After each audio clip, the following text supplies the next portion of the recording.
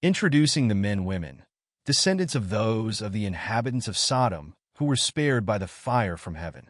La femme aura Gomorrah et l'homme aura Sodom. Alfred de Vigny. The reader will remember that, long before going that day, on the evening of which the Princess de Gomorrah was to give her party, to pay the Duke and Duchess the visit which I have just described, I had kept watch for their return and had made, in the course of my vigil, a discovery which, albeit concerning M. de Charlus in particular, was in itself so important that I have until now, until the moment when I could give it the prominence and treat it with the fullness that it demanded, postponed giving any account of it. I had, as I have said, left the marvelous point of vantage, so snugly contrived for me at the top of the house, commanding the broken and irregular slopes leading up to the Hotel de Berquigny, and gaily decorated in the Italian manner by the rose-pink campanile of the Marquis de Fricourt stables.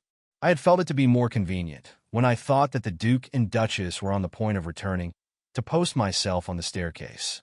I regretted somewhat the abandonment of my watchtower. But at that time of day, namely the hour immediately following luncheon, I had less cause for regret, for I should not then have seen, as in the morning, the fopmen of the Berquigny Tresham's household, converted by distance into minute figures in a picture, make their leisurely ascent of the abrupt precipice, feather brush in hand, behind the large, transparent flakes of mica which stood out so charmingly upon its ruddy bastions.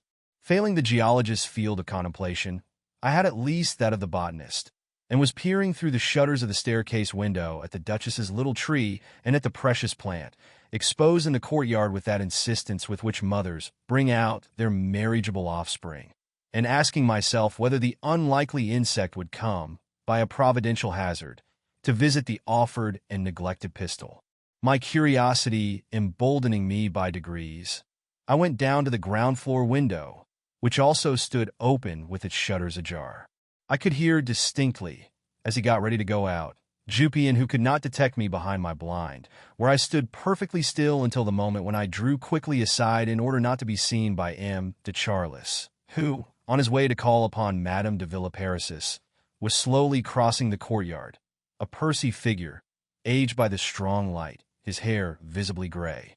Nothing short of an indisposition of Madame de Villeparisis, consequent on the illness of the Marquis de Fearboy, with whom he personally was at daggers drawn, could have made M. de Charlus pay a call, perhaps for the first time in his life, at that hour of the day. For with that eccentricity of the Gomorrahs, who, instead of conforming to the ways of society, used to modify them to suit their own personal habits not, they thought, social, and deserving in consequence the abasement before them of that thing of no value, society. Thus it was that Madame de Marsannes had no regular day, but was at home to her friends every morning between 10 o'clock and noon, the Baron, reserving those hours for reading, hunting for old curiosities, and so forth. Paid calls only between 4 and 6 in the afternoon. At 6 o'clock he went to the Jockey Club, or took a stroll in the Bois. A moment later, I again recoiled, in order not to be seen by Jupien. It was nearly time for him to start for the office, from which he would return only for dinner, and not even then always during the last week, his niece and her apprentices having gone to the country to finish a dress there for a customer. Then, realizing that no one could see me, I decided not to let myself be disturbed again, for fear of missing, should the miracle be fated to occur, the arrival, almost beyond the possibility of hope, across so many obstacles of distance, of adverse risks, of dangers, of the insect sent from so far as ambassador to the Virgin who had so long been waiting for him to appear. I knew that this expectancy was no more passive than in the male flower, whose stamens had spontaneously curved so that the insect might more easily receive their offering. Similarly, the female flower that stood here, if the insect came, would coquettishly arch her styles, and, to be more effectively penetrated by him, would imperceptibly advance, like a hypocritical but ardent damsel, to meet him halfway. The laws of the vegetable kingdom are themselves governed by other laws, increasingly exalted. If the visit of an insect, that is to say, the transportation of a seed of one flower is generally necessary for the fertilization of another, that is because autofecundation, the fertilization of a flower by itself, would lead, like a succession of intermarriages in the same family, to degeneracy and sterility. whereas the crossing effected by the insects gives to the subsequent generations of the same species a vigor unknown to their forebears. This invigoration may, however, prove excessive. The species develop out of all proportion. Then, as an antitoxin protects us against disease, as the thyroid gland regulates our adiposity, as defeat comes to punish pride, fatigue, indulgence, and as sleep in turn depends upon fatigue, so an exceptional act of autofecundation comes at a given point to apply its turn of the screw, its pull on the curb, brings back within normal limits the flower that has exaggerated its transgression of them. My reflections had followed a tendency, which I shall describe in due course, and I had already drawn from the visible stratagems of flowers a conclusion that bore upon a whole unconscious element of literary work when I saw M. de Charlus coming away from the marquise. Perhaps he had learned from his elderly relative herself, or merely from a servant, the great improvement, or rather her complete recovery from what had been nothing more than a slight indisposition. At this moment, when he did not suspect that anyone was watching him, his eyelids lowered as a screen against the sun, M. de Charlus had relaxed that tension in his face, deadened that artificial vitality, which the animation of his talk and the force of his will kept in evidence there as a rule. Pale as marble, his nose stood out firmly. His fine features no longer received from an expression deliberately assumed a different meaning, which altered the beauty of their modeling. Nothing more now than a Germanes. He seemed already carved in stone. He Ptolemyed the 15th in their chapel at Cambrai. These general features of a whole family took on, however, in the face of M. de Charlus a fineness more spiritualized, above all more gentle. I regretted for his sake that he should habitually adulterate with so many acts of violence, offensive oddities, tale-bearings, with such harshness, susceptibility, and arrogance, that he should conceal beneath a false brutality the amenity, the kindness which, at the moment of his emerging from Madame de Villeparisis, I could see displayed so innocently upon his face. Blinking his eyes in the sunlight, he seemed almost to be smiling. I found in his face seen thus in repose, and, so to speak, in its natural state, something so affectionate, so disarmed, that I could not help thinking how angry M. de Charlus would have been could he have known that he was being watched.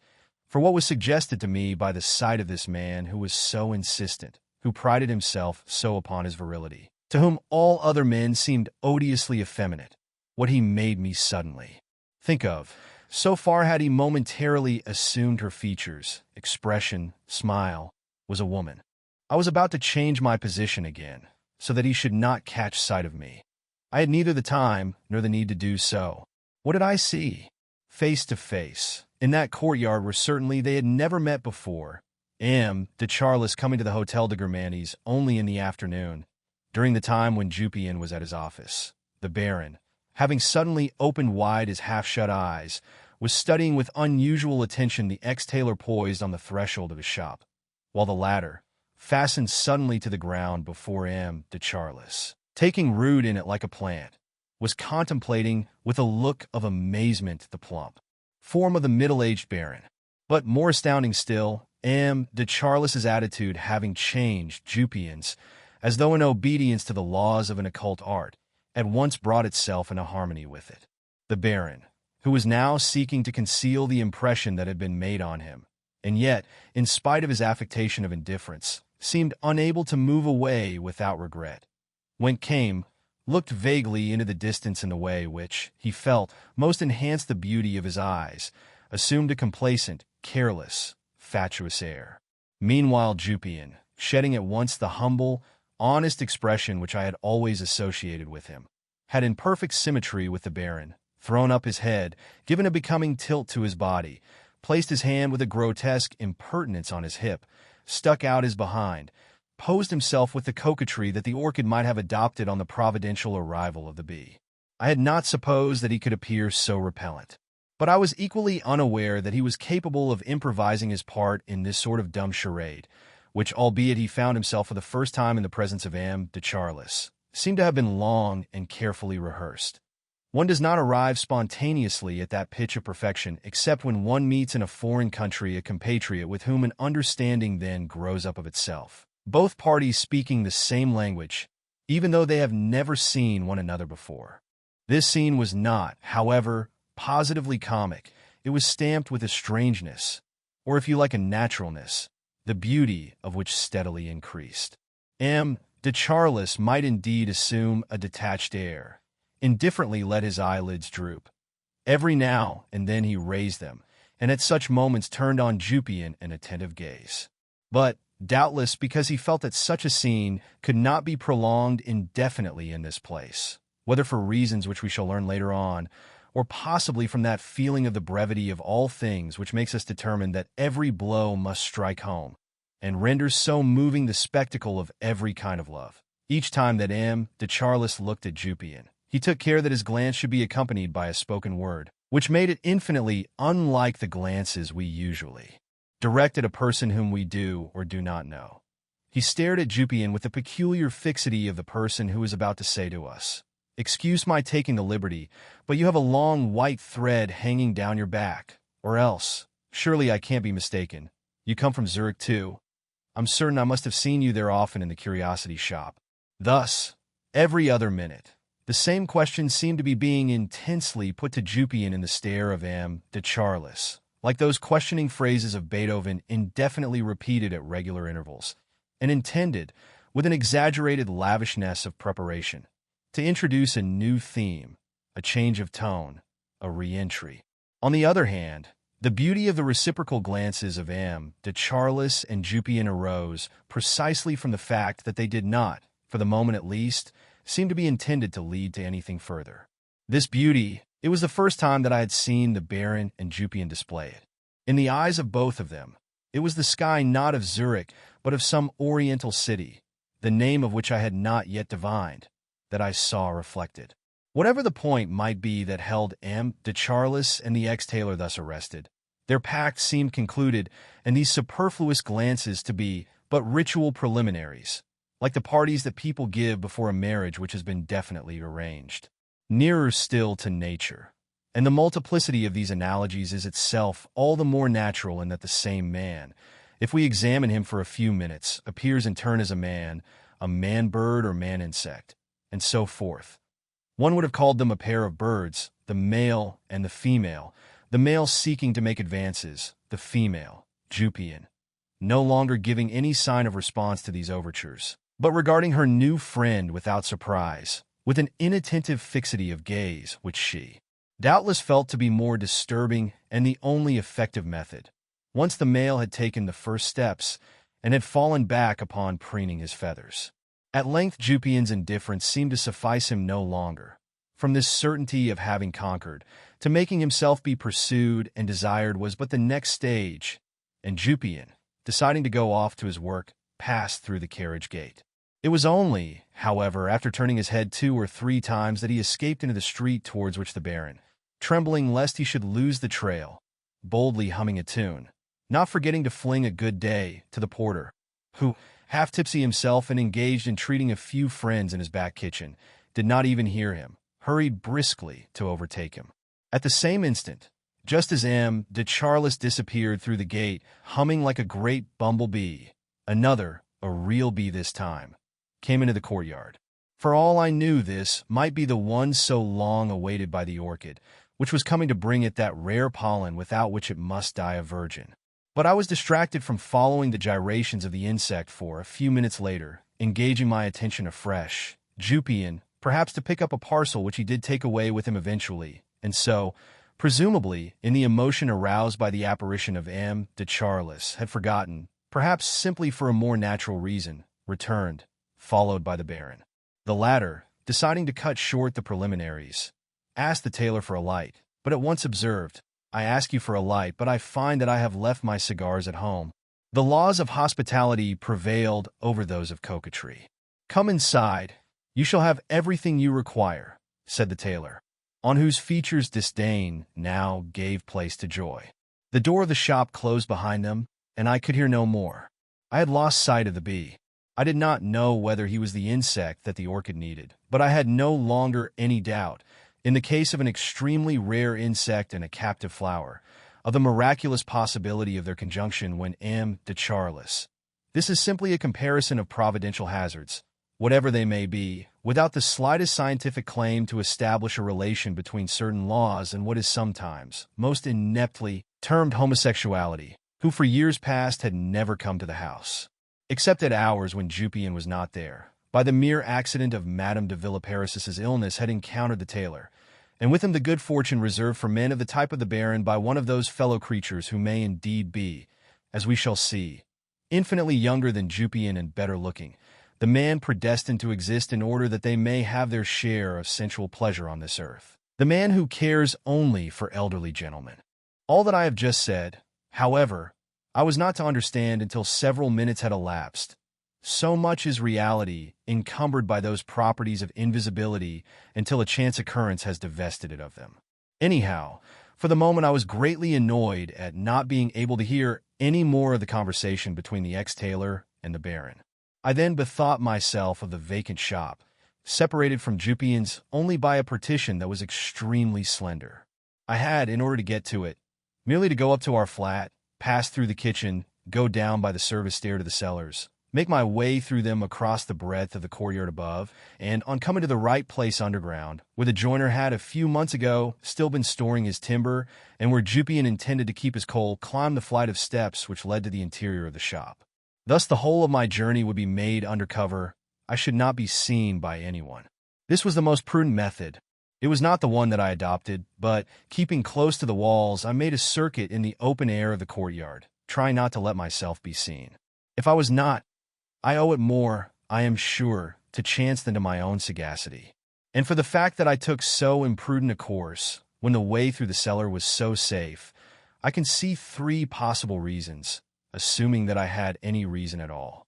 First of all, my impatience. Secondly, perhaps, a dim memory of the scene at Montjavain, when I stood concealed outside only Venuel's window. Certainly, the affairs of this sort of which I have been a spectator have always been presented in a setting of the most imprudent and least probable character, as if such revelations were to be the reward of an action full of risk, though in part clandestine. Lastly, I hardly dare, so childish does it appear, to confess the third reason, which was, I am quite sure, unconsciously decisive. Since, in order to follow, and see controverted, the military principles enunciated by St. Louis, I had followed in close detail the course of the Boer War, I had been led on from that to read again old accounts of explorations, narratives of travel. These stories had excited me, and I applied them to the events of my daily life to stimulate my courage.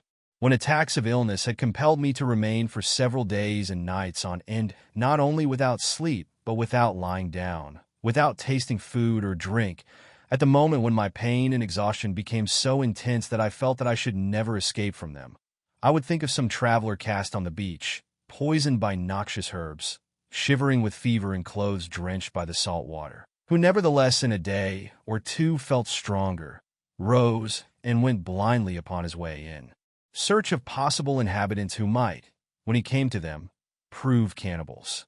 His example acted on me as a tonic, restored my hope, and I felt ashamed of my momentary discouragement.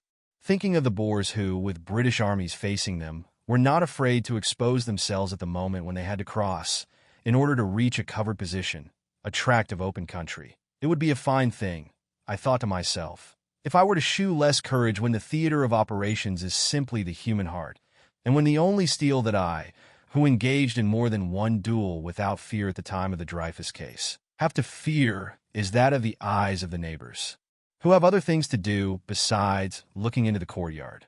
But when I was inside the shop, taking care not to let any plank in the floor make the slightest creak, as I found that the least sound in Jupian's shop could be heard from the other, I thought to myself how rash Jupian and M. de Charlus had been, and how wonderfully fortune had favored them. I did not dare move. The Germani's groom, taking advantage no doubt of his master's absence, had, as it happened, transferred to the shop in which I now stood a ladder which hitherto had been kept in the coach-house, and if I had climbed this I could have opened the ventilator above and heard as well as if I had been in Jupian's shop itself. But I was afraid of making a noise. Besides, it was unnecessary. I had not even cause to regret my not having arrived in the shop until several minutes had elapsed. For from what I heard at first in Jupian's shop, which was only a series of inarticulate sounds, I imagined that few words had been exchanged. It is true that these sounds were so violent that, if one set had not always been taken up an octave higher by a parallel plaint, I might have thought that one person was strangling another within a few feet of me, and that subsequently the murderer and his resuscitated victim were taking a bath to wash away the traces of the crime. I concluded from this later on that there is another thing as vociferous as pain, namely pleasure, especially when there is added to it. Failing the fear of an eventual parturition, which could not be present in this case, despite the hardly convincing example in the Golden Legend, an immediate afterthought of cleanliness. Finally, after about half an hour, during which time I climbed on tiptoe up my ladder so as to peep through the ventilator, which I did not open, a conversation began. Jupian refused with insistence the money that Baron de Charlus was pressing upon him. "Why do you have your chin shaved like that?" he inquired of the Baron in a cajoling tone. "It's so becoming a nice beard." "Ugh, it's disgusting," the Baron replied. Meanwhile, he still lingered upon the threshold and plied Jupian with questions about the neighborhood. "You don't know anything about the man who sells chestnuts at the corner. Not the one on the left, he's a horror, but the other way, a great, dark fellow? And the chemist opposite, he has a charming cyclist who delivers his parcels." These questions must have ruffled Jupian, for, drawing himself up with the scorn of a great courtesan who has been forsaken, he replied, "I can see you are completely heartless," uttered in a pained, frigid, affected tone. This reproach must have made its sting felt by Baron de Charlus, who, to counteract the bad impression made by his curiosity, addressed to Jupian, in too low a tone for me to be able to make out his words, a request the granting of which would doubtless necessitate their prolonging their sojourn in the shop, and which moved the tailor sufficiently to make him forget his annoyance. For he studied the Baron's face, plump and flushed beneath his gray hair, with the supremely blissful air of a person whose self-esteem has just been profoundly flattered, and deciding to grant Baron de Charlus the favor that he had just asked of him, after various remarks lacking in refinement such as, "Aren't you naughty?" said to the Baron with a smiling, emotional, superior, and grateful air, "All right, you big baby, come along." If I hark back to the question of the tram conductor, Baron de Charlus went on imperturbably, "It is because, apart from anything else, he might offer me some entertainment on my homeward journey. For it falls to my lot, now and then, like the caliph who used to roam the streets of Baghdad in the guise of a common merchant, to condescend to follow some curious little person whose profile may have taken my fancy." I made at this point the same observation that I had made on Bergat. If he should ever have to plead before a bench, he would employ not the sentences calculated to convince his judges, but such Bergatesque sentences as his peculiar literary temperament suggested to him and made him find pleasure in using. Similarly, Baron de Charlus, in conversing with the tailor, made use of the same language that he would have used to fashionable people of his own set, even exaggerating its eccentricities, whether because the shyness which he was striving to overcome drove him to an excess of pride, or by preventing him from mastering himself, for we are always less at our ease in the company of someone who is not of our station, forced him to unveil, to lay bare his true nature, which was, in fact, arrogant and a trifle mad, as Madame de Germanis had remarked. So as not to lose the trail, he went on, "I spring like a little usher, like a young and good-looking doctor, into the same car as the little person herself, of whom we speak in the feminine gender only so as to conform with the rules of grammar. As we say, in speaking of a prince, is His Highness enjoying her usual health? If she changes her car, I take, with possibly the germs of the plague, that incredible thing called a transfer, a number, and one which, albeit it is presented to me, is not always number one. I change carriages in this way as many as 3 or 4 times. I end up sometimes at 11 o'clock at night at the Orleans station and have to come home. Still, if it were only the Orleans station. Once, I must tell you, not having managed to get into conversation sooner, I went all the way to Orleans itself, in one of those frightful compartments where one has to rest one's eyes upon, between triangles of what is known as string work, photographs of the principal architectural features of the line. There was only one vacant seat. I had in front of me, as an historic edifice, a view of the Cathedral of Orleans, quite the ugliest in France, and as tiring a thing to have to stare at in that way against my will as if somebody had forced me to focus its towers in the lens of one of those optical penholders which give one ophthalmia. I got out of the train at Les Aubrais together with my young person, for whom alas is family, when I had imagined him to possess every defect except that of having a family. We're waiting on the platform. My sole consolation, as I waited for a train to take me back to Paris, was the house of Diane de Poitiers. She may indeed have charmed one of my royal ancestors. I should have preferred a more living beauty. That is why, as an antidote to the boredom of returning home by myself, I should rather like to make friends with a sleeping car attendant or the conductor of an omnibus. Now, don't be shocked, the Baron wound up. It is all a question of class. With what you call young gentlemen, for instance, I feel no desire actually to have them, but I am never satisfied until I have touched them. I don't mean physically, but touched a responsive chord. As soon as, instead of leaving my letters unanswered, a young man starts writing to me incessantly, when he is morally at my disposal, I grow calm again, or at least I should grow calm were I not immediately caught by the attraction of another. Rather curious, ain't it? Speaking of young gentlemen, those that come to the house here, do you know any of them? No, baby. Oh, yes, I do, a dark one, very tall with an eye dash. Glass, who keeps smiling and turning round. I don't know who you mean. Jupian filled in the portrait, but M. de Charlus could not succeed in identifying its subject, not knowing that the ex-tailor was one of those persons, more common than is generally supposed, who never remember the color of the hair of people they do not know well. But to me, who was aware of this infirmity in Jupian and substituted fair for dark, the portrait appeared to be an exact description of the Duc de Châtellerault. To return to young men, not of the lower orders, the Baron went on. At the present moment my head has been turned by a strange little fellow, an intelligent little who shews with regard to myself a prodigious want of civility. He has absolutely no idea of the prodigious personage that I am, and of the microscopic animalcule that he is in comparison. After all, what does it matter? The little ass may bray his head off before my august bishop's mantle. Bishop, cried Jupian, who had understood nothing of M. de Charlus's concluding remarks, but was completely taken aback by the word bishop. But that sort of thing doesn't go with religion, he said. I have 3 popes in my family, replied M. de Charlus, and enjoy the right to mantle and gules by virtue of a cardinalatial title. The niece of the cardinal, my great-uncle, having conveyed to my grandfather the title of duke which was substituted for it. I see, though, that metaphor leaves you deaf and French history cold. Besides, he added, less perhaps by way of conclusion than as a warning, this attraction that I feel towards the young people who avoid me, from fear of course, for only their natural respect stops their mouths from crying out to me that they love me, requires in them an outstanding social position. And again, their feint of indifference may produce, in spite of that, the directly opposite effect. Fatuously prolonged, it sickens me. To take an example from a class with which you are more familiar, when they were doing up my hotel, so as not to create jealousies among all the duchesses who were vying with one another for the honor of being able to say that they had given me a lodging, I went for a few days to an hotel, as they call inns nowadays.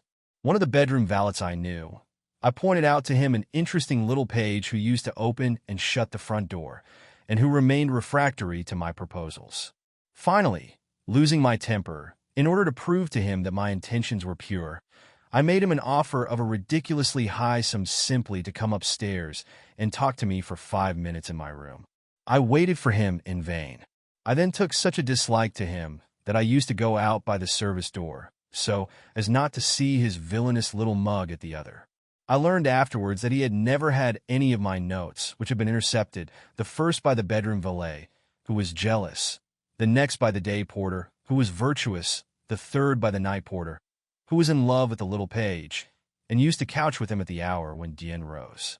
But my disgust persisted none the less, and were they to bring me the page, simply like a dish of venison on a silver platter, I should thrust him away with a retching stomach. But there's the unfortunate part of it. We have spoken of serious matters, and now all is over between us. There can be no more question of what I hope to secure. But you could render me great services, act as my agent. Why, no, the mere thought of such a thing restores my vigor, and I can see that all is by no means over. From the beginning of this scene a revolution, in my unsealed eyes, had occurred in M. de Charlus, as complete, as immediate as if he had been touched by a magician's wand. Until then, because I had not understood, I had not seen. The vice, we use the word for convenience only. The vice of each of us accompanies him through life after the manner of the familiar genius who was invisible to men so long as they were unaware of his presence. Our goodness, our meanness, our name, our social relations do not disclose themselves to the eye. We carry them hidden within us. Even Ulysses did not at once recognize Athena. But the gods are immediately perceptible to one another, as quickly like to like, and so too had de Charlus been to Jupian. Until that moment I had been, in the presence of de Charlus, in the position of an absent-minded man who, standing before a pregnant woman whose distended outline he has failed to remark, persists, while she smilingly reiterates, "Yes, I'm a little tired just now," in asking her indiscreetly, "Why? What is the matter with you?"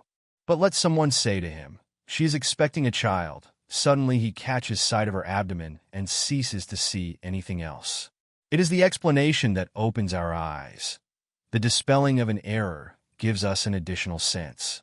Those of my readers who do not care to refer, for examples of this law, to the Messrs. de Charlus of their acquaintance, whom for long years they had never suspected, until the day when, upon the smooth surface of the individual just like everyone else, there suddenly appeared, traced in an ink hitherto invisible, the characters that compose the word dear to the ancient Greeks, have only, in order to convince themselves that the world which surrounds them appears to them at first naked bare, of 1,000 ornaments which it offers to the eyes of others better informed, to remind themselves how many times in the course of their lives they have found themselves on the point of making a blunder.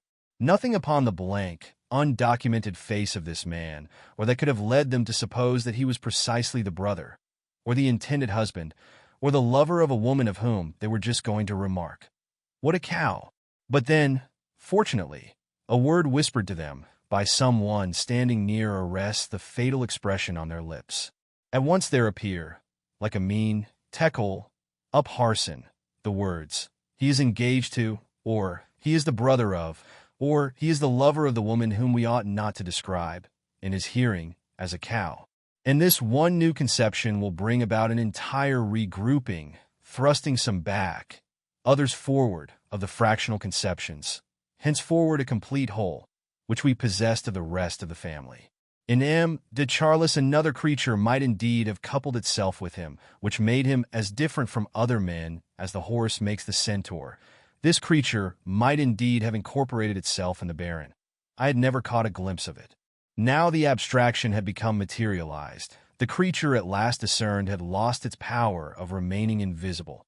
And the transformation of de Charlus into a new person was so complete that not only the contrasts of his face, of his voice, but in retrospect, the very ups and downs of his relations with myself, everything that hitherto had seemed to my mind incoherent, became intelligible, brought itself into evidence, just as a sentence which presents no meaning so long as it remains, broken up in letters scattered at random upon a table, expresses, if these letters be rearranged in the proper order, a thought which one can never afterwards forget.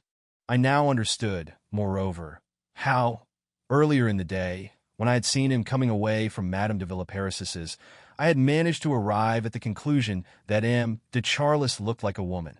He was one. He belonged to that race of beings, less paradoxical than they appear, whose ideal is manly simply because their temperament is feminine, and who in their life resemble in appearance only the rest of men. They're where each of us carries, inscribed in those eyes through which he beholds everything in the universe, a human outline engraved on the surface of the pupil. For them it is that not of a nymph, but of a youth.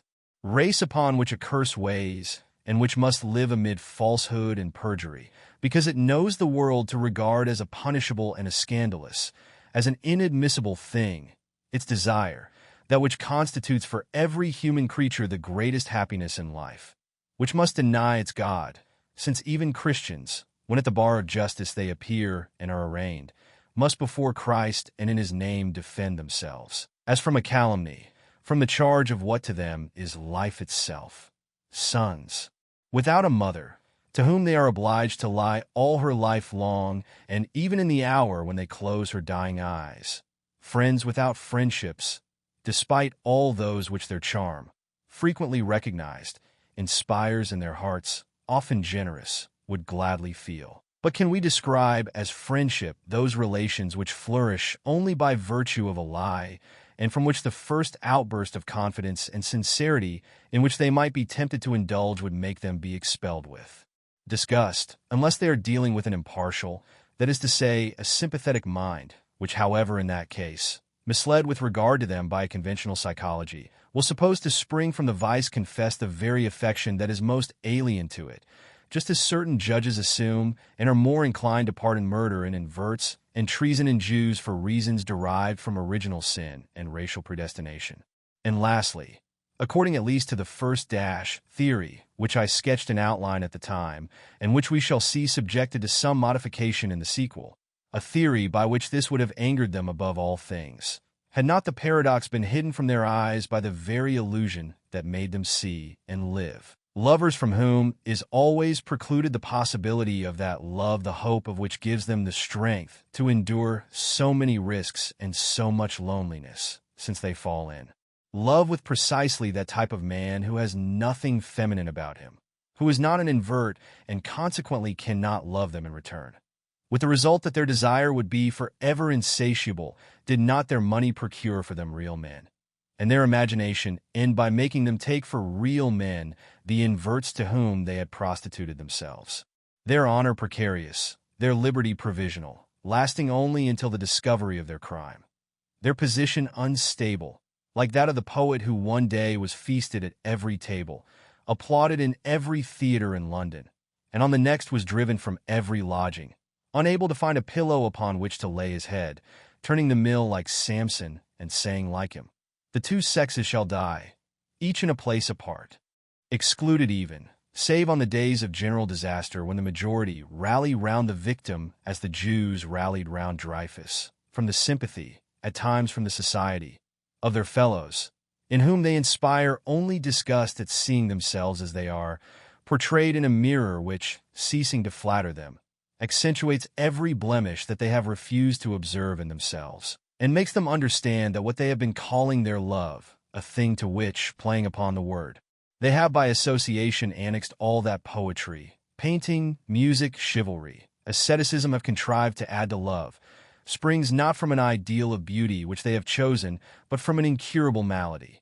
Like the Jews again, save some who will associate only with others of their race, and have always on their lips ritual words and consecrated pleasantries, shunning one another, seeking out those who are most directly their opposite, who do not desire their company, pardoning their rebuffs, moved to ecstasy by their condescension, but also brought into the company of their own kind by the ostracism that strikes them, the opprobrium under which they have fallen, having finally been invested by a persecution similar to that of Israel, with the physical and moral characteristics of a race, sometimes beautiful, often hideous, finding, in spite of all the mockery with which he who more closely blended with, better assimilated to the opposing race, is relatively, in appearance, the least inverted, heaps upon him who has remained more so, a relief in frequenting the society of their kind, and even some corroboration of their own life.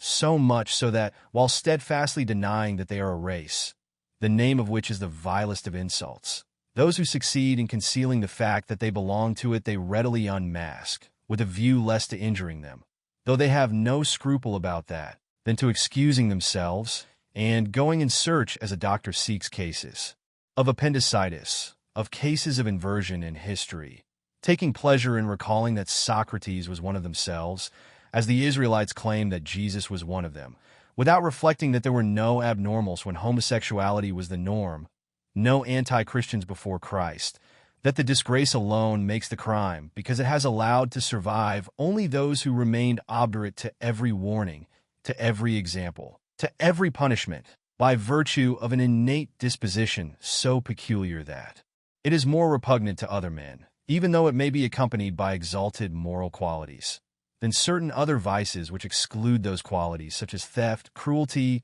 breach of faith, vices better understood, and so more readily excused by the generality of men.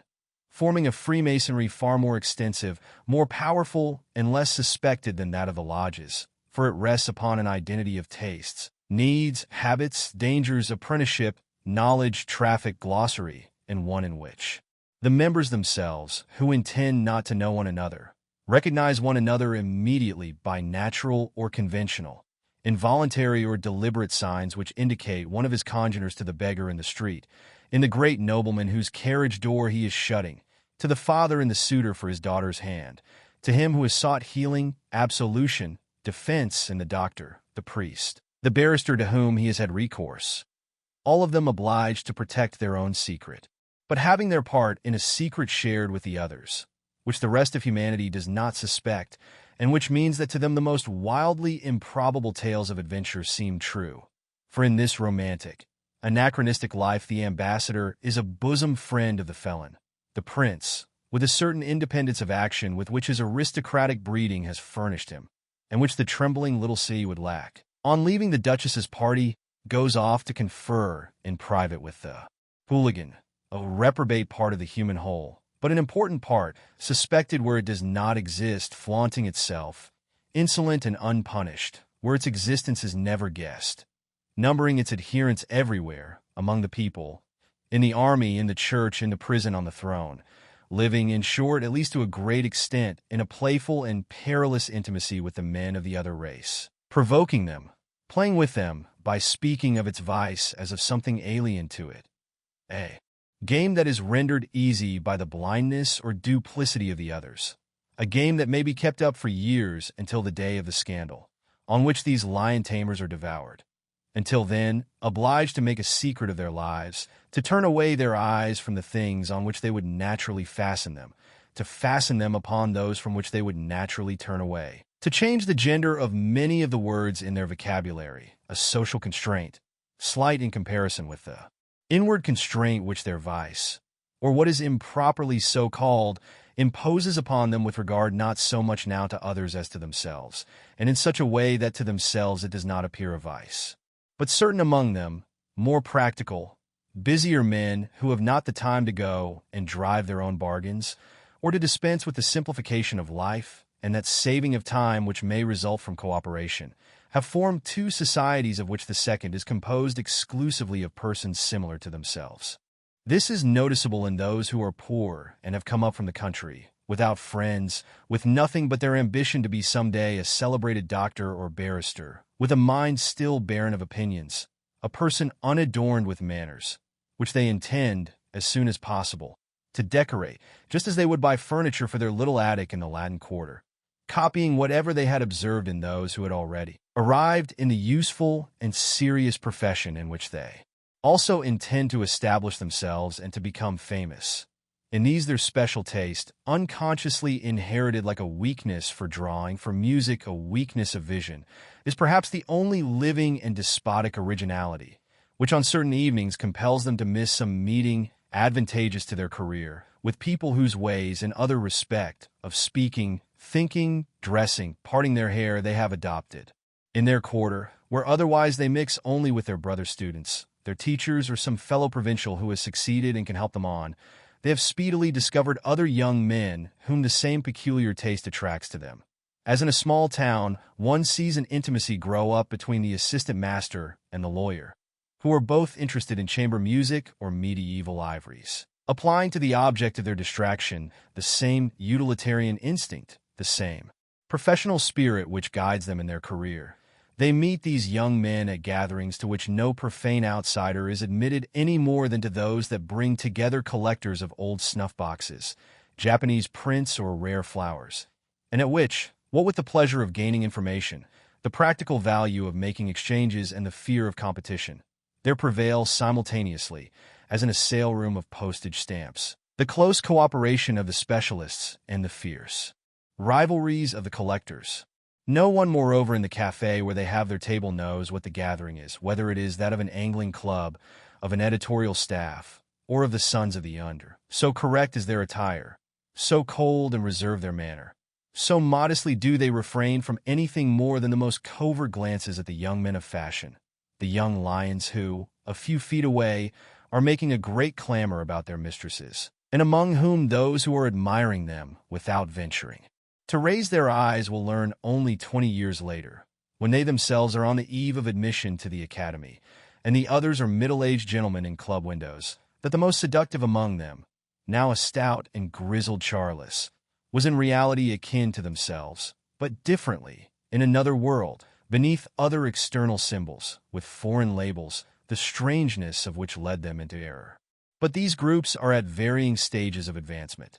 And just as the Union of the Left differs from the Socialist Federation or some Mendelssohnian musical club from the Schola Cantorum, on certain evenings, at another table, there are extremists who allow a bracelet to slip down from beneath a cuff, sometimes a necklace to gleam in the gap of a collar, who by their persistent stares, their cooings, their laughter, their mutual caresses, oblige a band of students to depart in hot haste, and are served with a civility beneath which indignation boils by a waiter who, as on the evenings when he has to serve dray fusards, would find pleasure in summoning the police did he not find profit in pocketing their gratuities.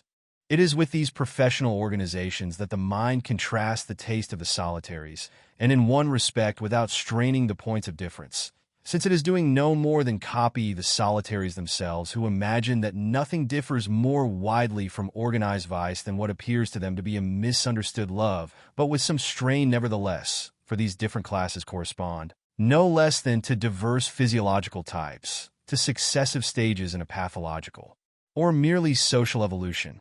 And it is, in fact, very rarely that one day or another, it is not in some such organization that the solitaries come to merge themselves, sometimes from simple weariness or for convenience, just as the people who have been most strongly opposed to such innovations end by having the telephone installed, inviting the hyenas to their parties, or dealing with cotton. They meet there, for that matter, with none too friendly a reception as a rule, for in their relatively pure lives, their want of experience, the saturation in dreams to which they have been reduced, have branded more strongly upon them those special marks of effeminacy which the professionals have sought to efface. And it must be admitted that, among certain of these newcomers, the woman is not only inwardly united to the man, but hideously visible, agitated as one sees them by a hysterical spasm, by a shrill laugh which convulses their knees and hands, looking no more like the common run of men than those monkeys with melancholy, shadowed eyes and prehensile feet who dress up in dinner jackets and black bow ties, so that these new recruits are judged by others, less chaste for all that themselves, to be compromising associates, and their admission is hedged with difficulties. They are accepted, nevertheless, and they benefit then by those facilities by which commerce, great undertakings have transformed the lives of individuals, and have brought within their reach commodities hitherto too costly to acquire and indeed hard to find, which now submerge them beneath the plethora of what by themselves they had never succeeded in discovering amid the densest crowds. But even with these innumerable outlets, the burden of social constraint is still too heavy for some, recruited principally among those who have not made a practice of self-control, and who still take to be rarer than it actually is their way of love. Let us leave out of consideration for the moment those who, the exceptional character of their inclinations making them regard themselves as superior to the other sex, look down upon women, make homosexuality the privilege of great genius and of glorious epochs of history, and, when they seek to communicate their taste to others, approach not so much those who seem to them to be predisposed towards it, as the morphinomaniac does with his morphia, as those who seem to them to be worthy of it, from apostolic zeal, just as others preach Zionism, conscientious objection to military service, Saint-Simonism, vegetarianism, or anarchy. Here is one who, should we intrude upon him in the morning, still in bed, will present to our gaze an admirable female head, so general is its expression and typical of the sex as a whole. His very hair affirms this, so feminine is its ripple. Unbrushed, it falls so naturally in long curls over the cheek that one marvels how the young woman, the girl, the Galatea, barely awakened to life, in the unconscious mass of this male body in which she is imprisoned, has contrived so ingeniously by herself, without instruction from anyone, to make use of the narrowest apertures in her prison wall to find what was necessary to her existence. No doubt the young man who sports this delicious head does not say, "I am a woman," even if, for any of the countless possible reasons, he lives with a woman, He can deny to her that he is himself one, can swear to her that he has never had intercourse with men. But let her look at him as we have just revealed him, lying back in bed in pajamas, his arms bare, his throat and neck bare also beneath the darkness of his hair. The pajama jacket becomes a woman's shift, the head that of a pretty Spanish girl. The mistress is astounded by these confidences offered to her gaze, truer than any spoken confidence could be, or indeed any action, which is actions indeed, if they have not already done so, cannot fail later on to confirm, for every creature follows the line of his own pleasure, and if this creature is not too vicious, he will seek it in a sex complementary to his own. And for the invert vice begins, not when he forms relations, for there are all sorts of reasons that may enjoin these, but when he takes his pleasure with women. The young man whom we have been attempting to portray was so evidently a woman that the women who looked upon him with longing were doomed, failing a special taste on their part, to the same disappointment as those who in Shakespeare's comedies are taken in by a girl in disguise who passes as a youth. The deception is mutual. The invert is himself aware of it. He guesses the disillusionment which, once the mask is removed, the woman will experience, and feels to what an extent this mistake as to sex is a source of poetical imaginings. Besides, even from his exacting mistress, in vain does he keep back the admission, if she, that is to say, be not herself a denizen of Gomorrah, I am a woman, when all the time with what stratagems, what agility, what obstinacy as of a climbing plant the unconscious but visible woman in him seeks the masculine organ. We have only to look at that head of curling hair on the white pillow to understand that if, in the evening, this young man slips through his guardian's fingers, in spite of anything that they, or he himself can do to restrain him, it will not be to go in pursuit of women. His mistress may chastise him, may lock him up. Next day, the man-woman will have found some way of attaching himself to a man, as the convolvulus throws out its tendrils wherever it finds a convenient post or rake. Why, when we admire in the face of this person a delicacy that touches our hearts, a gracefulness, a spontaneous affability such as men do not possess, should we be dismayed to learn that this young man runs after boxers? They are different aspects of an identical reality. And indeed, what repels us is the most touching thing of all, more touching than any refinement of delicacy, for it represents an admirable though unconscious effort on the part of nature. The recognition of his sex by itself, in spite of the sexual deception, becomes apparent, the unconfessed attempt to escape from itself towards what an initial error on the part of society has segregated from it. Some, those no doubt who have been most timid in childhood, are scarcely concerned with the material kind of the pleasure they receive, provided that they can associate it with a masculine face. Whereas others, whose sensuality is doubtless more violent, imperiously restrict their material pleasure within certain definite limitations. These live perhaps less exclusively beneath the sway of Saturn's outrider, since for them women are not entirely barred, as for the former sort, in whose eyes women would have no existence apart from conversation, flirtation, loves not of the heart but of the head. But the second sort seek out those women who love other women, who can procure for them a young man, enhance the pleasure which they feel on finding themselves in his company. Better still, they can, in the same fashion, enjoy with such women the same pleasure as with a man. Whence it arises that jealousy is kindled in those who love the first sort only by the pleasure which they may be enjoying with a man, which alone seems to their lovers a betrayal, since these do not participate in the love of women, have practiced it only as a habit, and so as to reserve for themselves the possibility of eventual marriage, representing to themselves so little the pleasure that it is capable of giving that they cannot be distressed by the thought that he whom they love is enjoying that pleasure, whereas the other sort often inspire jealousy by their love affairs with women. For in the relations which they have with her, they play, for the woman who loves her own sex, the part of another woman, and she offers them at the same time more or less what they find in other men, so that the jealous friend suffers from the feeling that he whom he loves is riveted to her who is to him almost a man, and at the same time feels his beloved almost escape him, because, to these women, he is something which the lover himself cannot conceive, a sort of woman. We need not pause here to consider those young fools who by a sort of arrested development, to tease their friends or to shock their families, proceed with a kind of frenzy to choose clothes that resemble women's dress, to redden their lips and blacken their eyelashes.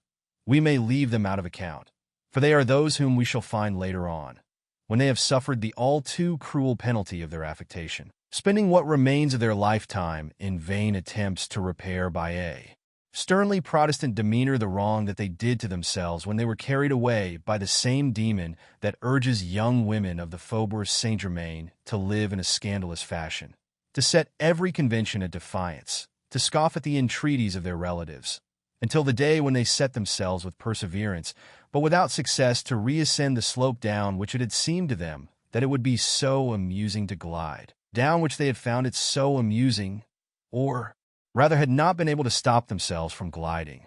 Finally, let us leave to a later volume the men who have sealed a pact with Gomorrah. We shall deal with them when M. de Charlus comes to know them.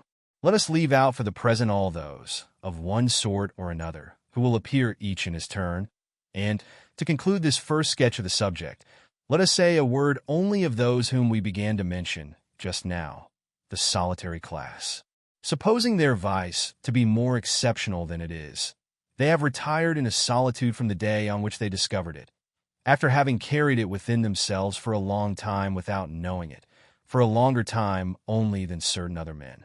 For no one can tell at first that he is an invert or a poet or a snob or a scoundrel.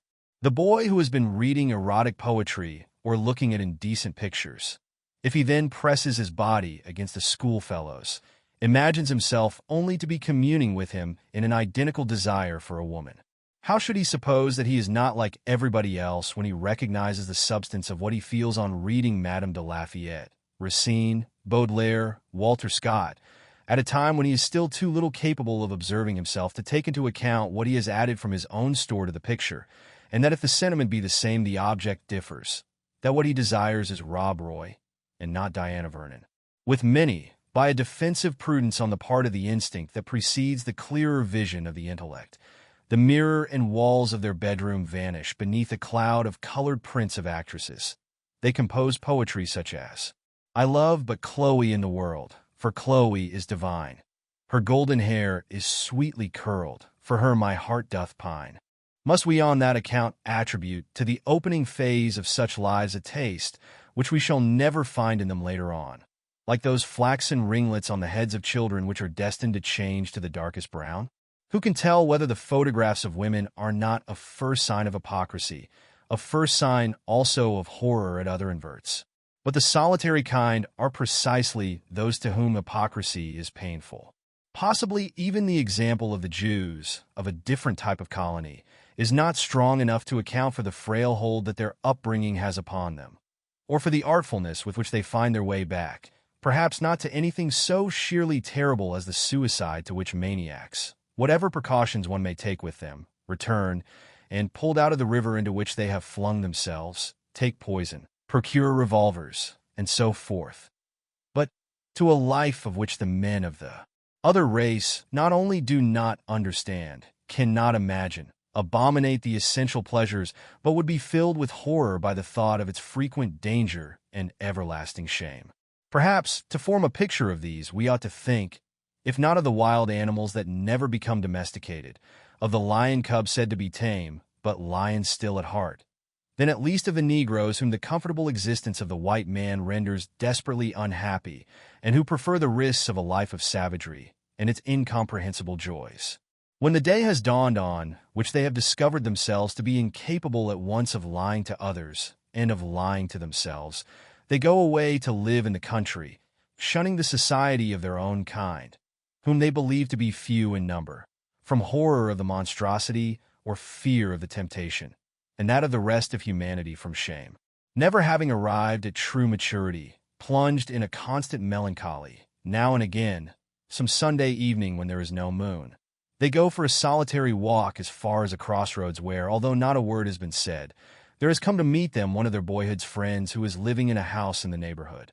And they begin again the pastimes of long ago, on the grass, in the night, neither uttering a word.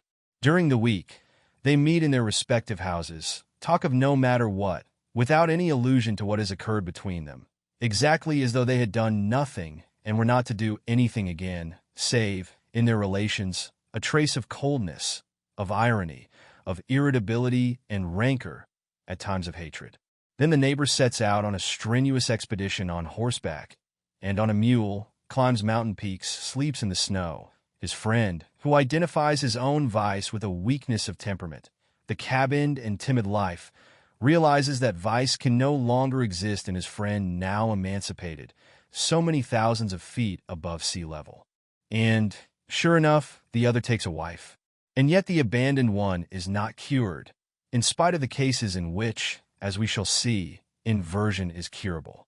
He insists upon going down himself every morning to the kitchen to receive the milk from the hands of the dairyman's boy, and on the evenings when desire is too strong for him, will go out of his way to set a drunkard on the right road or to adjust the dress of a blind man. No doubt the life of certain inverts appears at times to change. Their vice, as it is called, is no longer apparent in their habits, but nothing is ever lost. A missing jewel turns up again. When the quantity of a sick man's urine decreases, it is because he is perspiring more freely, but the excretion must invariably occur. One day this homosexual hears of the death of a young cousin, and from his inconsolable grief we learn that it was to this love, chaste possibly, and aimed rather at retaining esteem than at obtaining possession, that his desires have passed by a sort of virescence, as, in a budget, without any alteration in the total, certain expenditure is carried under another head. As is the case with invalids in whom a sudden attack of urticaria makes their chronic ailments temporarily disappear, this pure love for a young relative seems, in the invert, to have momentarily replaced, by metastasis, habits that will, one day or another, return to fill the place of the vicarious, cured malady. Meanwhile, the married neighbor of our recluse has returned. Before the beauty of the young bride and the demonstrative affection of her husband, on the day when their friend is obliged to invite them to dinner, he feels ashamed of the past. Already in an interesting condition, she must return home early, leaving her husband behind. He, when the time has come for him to go home also, asks his host to accompany him for part of the way. At first, no suspicion enters his mind, but at the crossroads he finds himself thrown down on the grass, with not a word said, by the mountaineer who is shortly to become a father. And their meetings begin again, and continue until the day when there comes to live not far off a cousin of the young woman, with whom her husband is now constantly to be seen. And he, if the twice-abandoned friend calls in the evening and endeavors to approach him, is furious, and repulses him with indignation that the other has not had the tact to foresee the disgust which he must henceforward inspire. Once, however, there appears a stranger, sent to him by his faithless friend, but being busy at the time, the abandoned one cannot see him, and only afterwards learns with what object his visitor came. Then the solitary languishes alone. He has no other diversion than to go to the neighboring watering place to ask for some information or other from a certain railway man there. But the latter has obtained promotion, has been transferred to the other end of the country.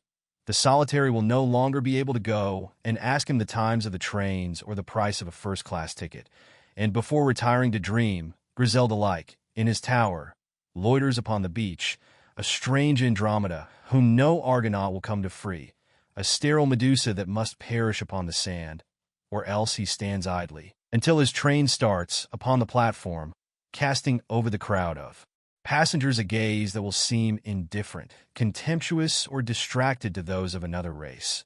But, like the luminous glow with which certain insects bedeck themselves in order to attract others of their species, or like the nectar which certain flowers offer to attract the insects that will fertilize them, would not deceive the almost undiscoverable sharer of a pleasure too singular, too hard to place, which is offered him. The colleague with whom our specialist could converse in the half-forgotten tongue, in which last, at the most, some seedy loafer upon the platform will put up a show of interest, but for pecuniary gain alone, like those people who, at the College de France, in the room in which the professor of Sanskrit lectures without an audience, attend his course, but only because the room itself is heated.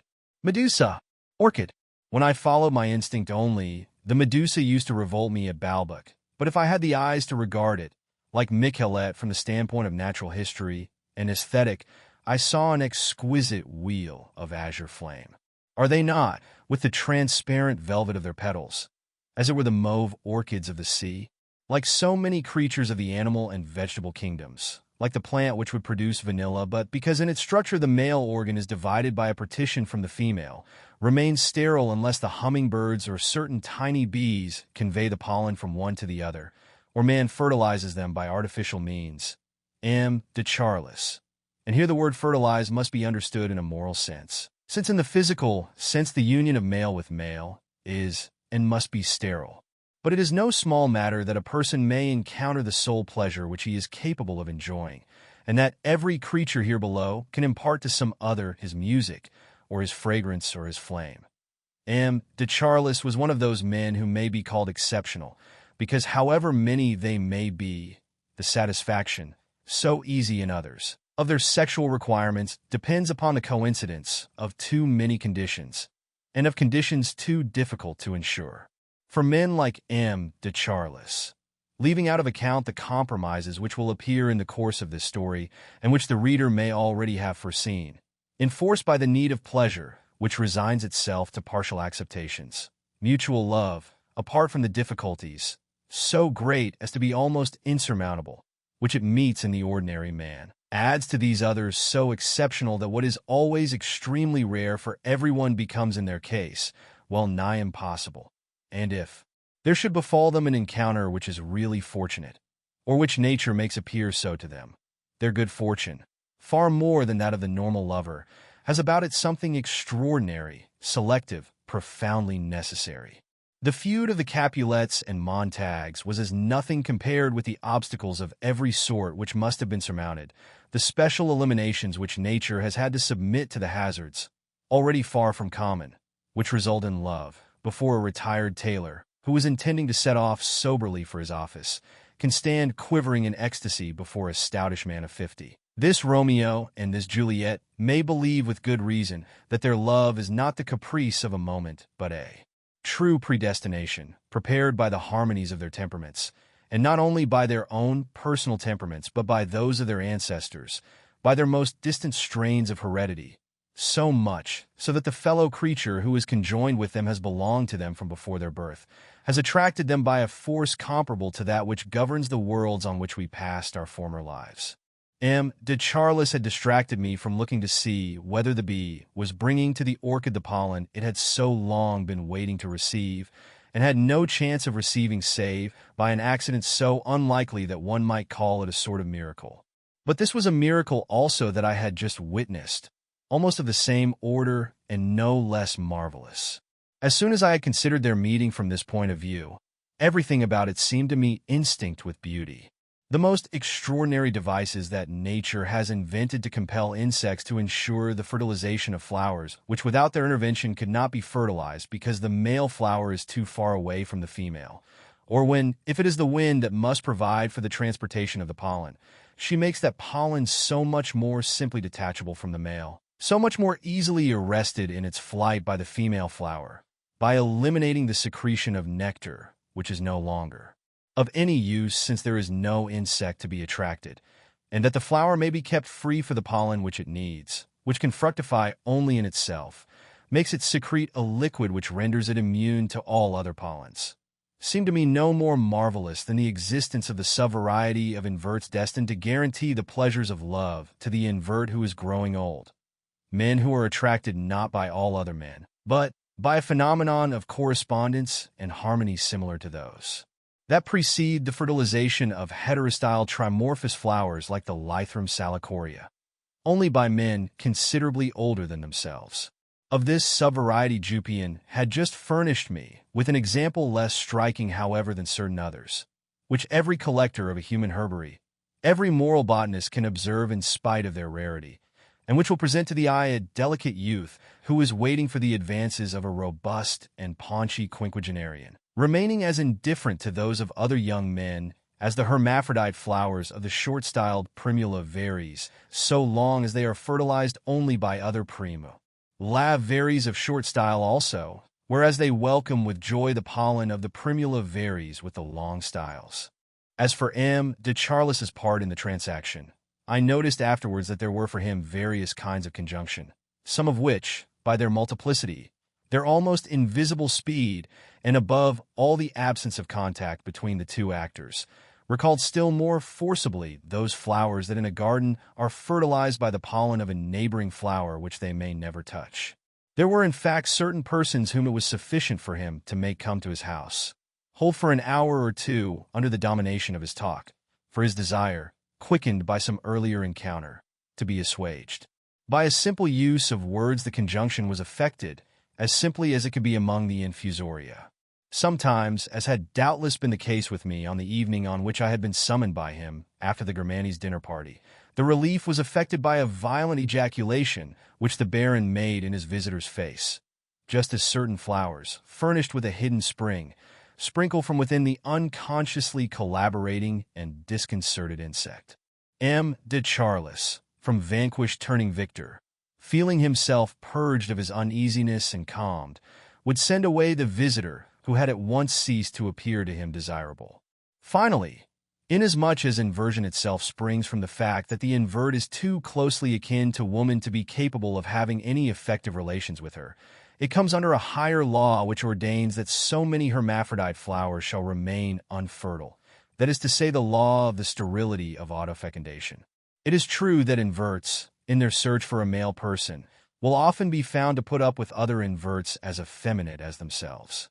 But it is enough that they do not belong to the female sex, of which they have in them an embryo which they can put to no useful purpose, such as we find in so many hermaphrodite flowers, and even in certain hermaphrodite animals, such as the snail, which cannot be fertilized by themselves, but can by other hermaphrodites. In this respect, the race of inverts, who eagerly connect themselves with Oriental antiquity or the Golden Age in Greece, might be traced back farther still, to those experimental epochs in which there existed neither dioecious plants nor monosexual animals, to that initial hermaphroditism of which certain rudiments of male organs in the anatomy of the woman and of female organs in that of the man seem still to preserve the trace. I found the pantomime, incomprehensible to me at first, of Jupian and M.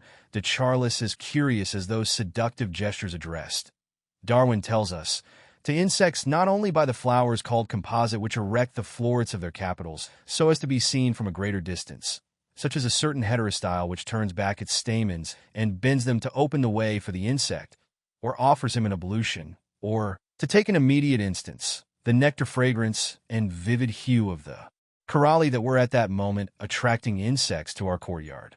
From this day onwards M. de Charlus was to alter the time of his visits to Madame de Villeparisis, not that he could not see Jupian elsewhere, and with greater convenience, but because to him, just as much as to me, the afternoon sunshine and the blossoming plant were, no doubt, linked together in memory. Apart from this, he did not confine himself to recommending the Jupians to Madame de Villeparisis, to the Duchesse de Germanes, to a whole brilliant list of patrons, who were all the more assiduous in their attentions to the young seamstress when they saw that the few ladies who had held out, or had merely delayed their submission, were subjected to the direst reprisals by the Baron, whether in order that they might serve as an example, or because they had aroused his wrath and had stood out against his attempted domination. He made Jupian's position more and more lucrative, until he definitely engaged him as his secretary and established him in the state in which we shall see him later on. Now, there is a happy man, if you like, that Jupian, said Françoise, who had a tendency to minimize or exaggerate people's generosity according as it was bestowed on herself or on others. Not that, in this instance, she had any need to exaggerate, nor for that matter did she feel any jealousy, being genuinely fond of Jupian. "Oh, he's such a good man, the Baron," she went on, "such a well-behaved, religious, proper sort of man. If I had a daughter to marry, and was one of the rich myself, I would give her to the Baron with my eyes shut. But, Françoise, my mother observed gently, she be well supplied with husbands, that daughter of yours. Don't forget you've already promised her to Jupian." "Ah, lordy now," replied Françoise, "there's another of them that would make a woman happy. It doesn't matter whether you're rich or poor. It makes no difference to your nature. The Baron and Jupian, they're just the same sort of person. However, I greatly exaggerated at the time, on the strength of this first revelation, the elective character of so carefully selected a combination. Admittedly, Every man of the kind of Baron de Charlus is an extraordinary creature since, if he does not make concessions to the possibilities of life, he seeks out essentially the love of a man of the other race. That is to say, a man who is a lover of women, and incapable consequently of loving him. In contradiction of what I had imagined in the courtyard, where I had seen Jupian turning towards Baron de Charlus like the orchid making overtures to the bee, these exceptional creatures whom we commiserate are a vast crowd, as we shall see in the course of this work, for a reason which will be disclosed only at the end of it, and commiserate themselves for being too many rather than too few. For the two angels who were posted at the gates of Sodom to learn whether its inhabitants, according to Genesis, had indeed done all the things the report of which had ascended to the eternal throne must have been. And of this one can only be glad, exceedingly ill-chosen by the Lord, who ought not to have entrusted the task to any but a sodomite. Such an one the excuse is, father of 6 children, I keep 2 mistresses, and so forth, could never have persuaded benevolently to lower his flaming sword and to mitigate the punishment. He would have answered, yes, and your wife lives in a torment of jealousy. But even when these women have not been chosen by you from Gomorrah, you spend your nights with a watcher of flocks upon Hebron. And he would at once have made him retrace his steps to the city which the rain of fire and brimstone was to destroy.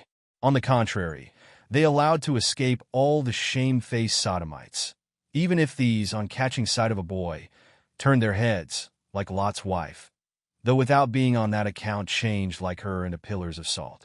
With the result that they engendered a numerous posterity with whom this gesture has continued to be habitual, like that of the dissolute women who, while apparently studying a row of shoes displayed in a shop window, turn their heads to keep track of a passing student. These descendants of the Sodomites, so numerous that we may apply to them that other verse of Genesis, if a man can number the dust of the earth, then shall thy seed also be numbered, have established themselves throughout the entire world. They have had access to every profession and pass so easily into the most exclusive clubs that, whenever a sodomite fails to secure election, the blackballs are, for the most part, cast by other sodomites who are anxious to penalize sodomy, having inherited the falsehood that enabled their ancestors to escape from the accursed city. It is possible that they may return there one day. Certainly, they form in every land an oriental colony, cultured, musical, malicious, which has certain charming qualities and intolerable defects. We shall study them with greater thoroughness in the course of the following pages, but I have thought it as well to utter here a provisional warning against the lamentable error of proposing, just as people have encouraged a Zionist movement, to create a sodomist movement and to rebuild Sodom. For no sooner had they arrived there than the sodomites would leave the town so as not to have the appearance of belonging to it, would take wives, keep mistresses in other cities where they would find, incidentally, every diversion that appealed to them. They would repair to Sodom only on days of supreme necessity, when their own town was empty, at those seasons when hunger drives the wolf from the woods. In other words, everything would go on very much as it does today in London, Berlin, Rome, Petrograd, or Paris. Anyhow, on the day in question, before paying my call on the Duchess, I did not look so far ahead, and I was distressed to find that I had, by my engrossment in the Jupian Charlus conjunction, missed perhaps an opportunity of witnessing the fertilization of the blossom by the bee. Chapter 1. As I was in no haste to arrive at this party at the Germanes, to which I was not certain that I had been invited, I remained sauntering out of doors, but the summer day seemed to be in no greater haste than myself to stir. Albeit it was after 9 o'clock, it was still the light of day that on the Place de la Concorde was giving the Luxor obelisk the appearance of being made of pink nougat. Then it diluted the tint and changed the surface to a metallic substance, so that the obelisk not only became more precious but seemed to have grown more slender and almost flexible. You imagined that you might have twisted it in your fingers, had perhaps already slightly distorted its outline. The moon was now in the sky like a section of orange delicately peeled, although slightly bruised. But presently she was to be fashioned of the most enduring gold. Sheltering alone behind her, a poor little star was to serve as sole companion to the lonely moon, while she, keeping her friend protected, but bolder and striding ahead, would brandish like an irresistible weapon, like an oriental symbol, her broad and marvelous crescent of gold. Outside the mansion of the Princesse de Gourmandise, I met the Duc de Châtellerault. I no longer remembered that half an hour earlier I had still been persecuted by the fear, which, for that matter, was speedily to grip me again, that I might be entering the house uninvited. We grow uneasy, and it is sometimes long after the hour of danger, which a subsequent distraction has made us forget, that we remember our uneasiness. I greeted the young Duke and made my way into the house. But here I must first of all record a trifling incident, which will enable us to understand something that was presently to occur. There was one person who, on that evening as on the previous evenings, had been thinking a great deal about the Duc de Châtellerault, without however suspecting who he was. This was the usher, styled at that time the Aubert of Madame de Gourmandise. M. de Châtellerault, so far from being one of the princess's intimate friends, albeit he was one of her cousins, had been invited to her house for the first time. His parents, who had not been on speaking terms with her for the last 10 years, had been reconciled to her within the last fortnight, and obliged to be out of Paris that evening, had requested their son to fill their place. Now, a few days earlier, the princess's usher had met in the Champs-Élysées a young man whom he had found charming, but whose identity he had been unable to establish. Not that the young man had not shown himself as obliging as he had been generous. All the favors that the usher had supposed that he would have to bestow upon so young a gentleman, he had on the contrary received. But M. de Châtellerault was as reticent as he was rash. He was all the more determined not to disclose his incognito since he did not know with what sort of person he was dealing. His fear would have been far greater, although quite unfounded, if he had known. He had confined himself to posing as an Englishman, and to all the passionate questions with which he was plied by the usher, desirous to meet again a person to whom he was indebted for so much pleasure and so ample a gratuity. The Duke had merely replied, from one end of the Avenue Gabriel to the other, "I do not speak French," albeit, in spite of everything, remembering his cousin Gilbert's maternal ancestry. The Duc de Gourmandise pretended to find a touch of Courvoisier in the drawing-room of the Princesse de Gourmandise Bavière.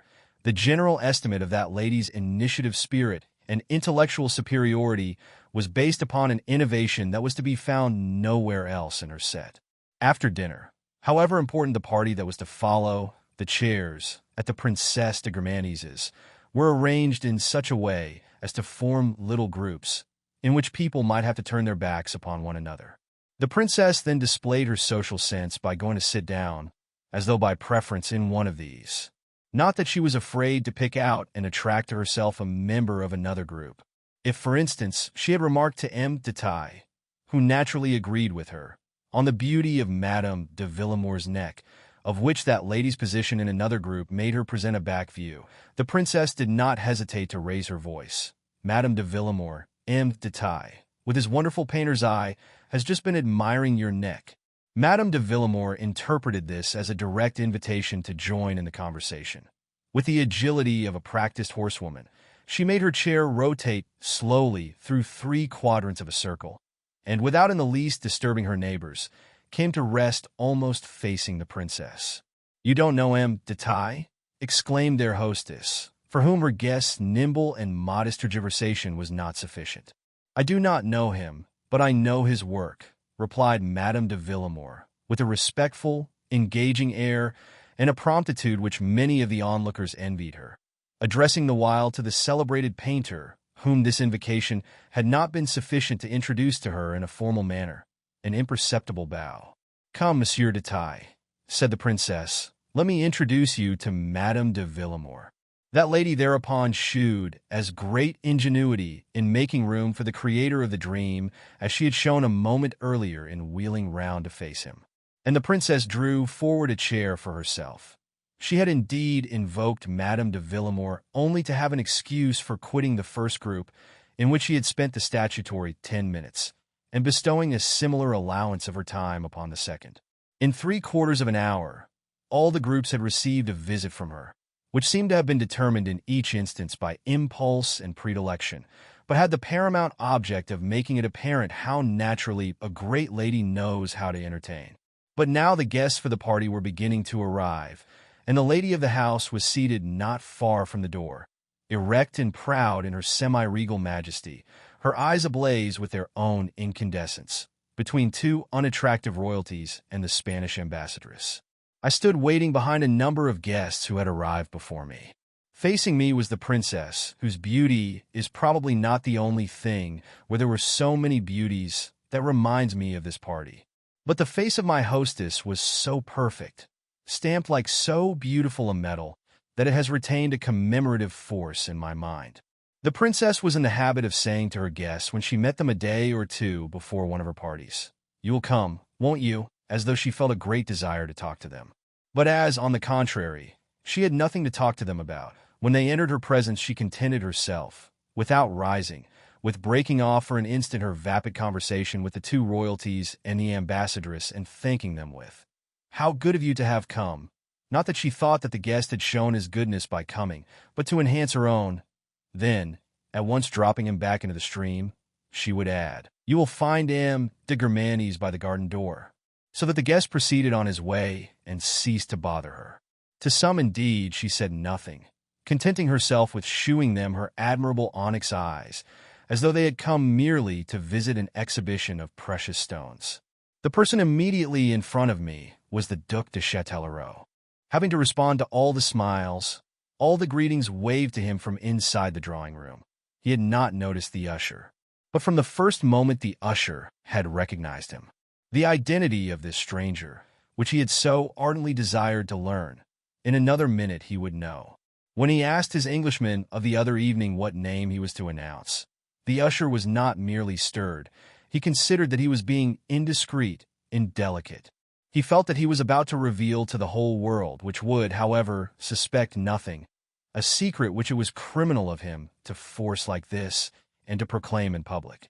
Upon hearing the guest's reply, Le Duc de Châtellerault, he felt such a burst of pride that he remained for a moment speechless. The Duke looked at him, recognized him, saw himself ruined, while the servant, who had recovered his composure and was sufficiently versed in heraldry to complete for himself an appellation that was too modest, shouted with a professional vehemence softened by an emotional tenderness, "Son Altesse Monsieur le Duc de Châtellerault." But it was now my turn to be announced. Absorbed in contemplation of my hostess, who had not yet seen me, I had not thought of the function, terrible to me, although not in the same sense as to M. de Châtellerault, of this usher garbed in black like a headsman, surrounded by a group of lackeys in the most cheerful livery, lusty fellows ready to seize hold of an intruder and cast him out of doors. The usher asked me my name. I told him it as mechanically as the condemned man allows himself to be strapped to the block. At once he lifted his head majestically, and, before I could beg him to announce me in a lowered tone, so as to spare my own feelings if I were not invited, and those of the Princess de Germanis if I were, shouted the disturbing syllables with a force capable of bringing down the roof.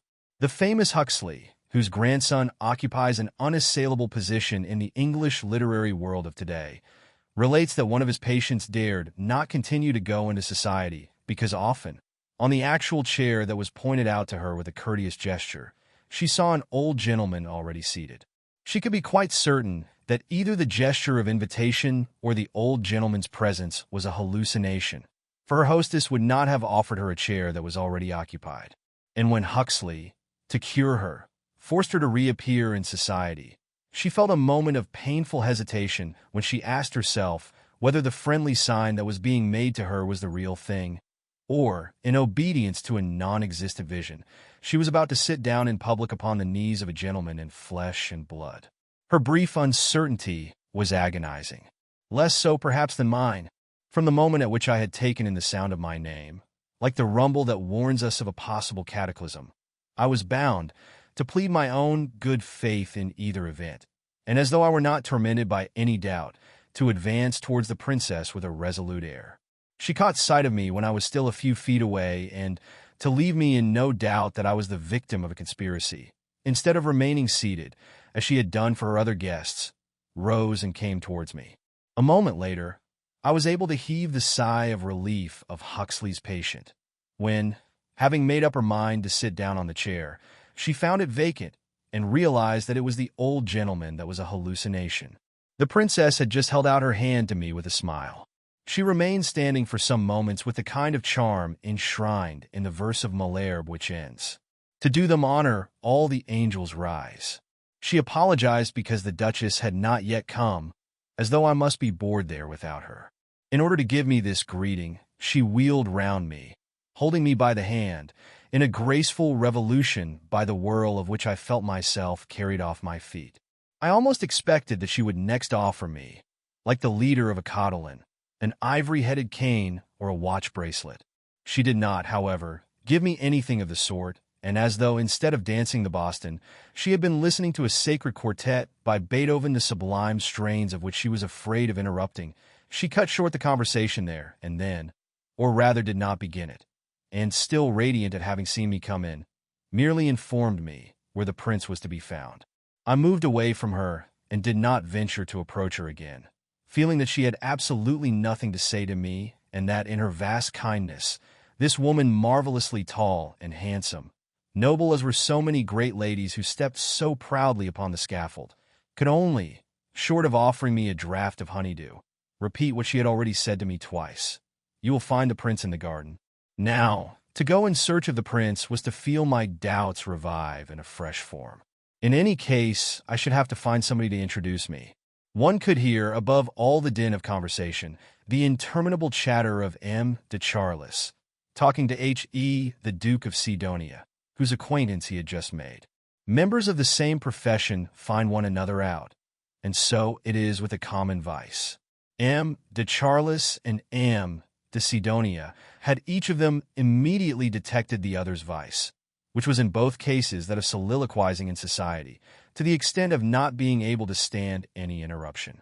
Having decided at once that, in the words of a famous sonnet, there was no help, they had made up their minds not to be silent, but each to go on talking without any regard to what the other might say.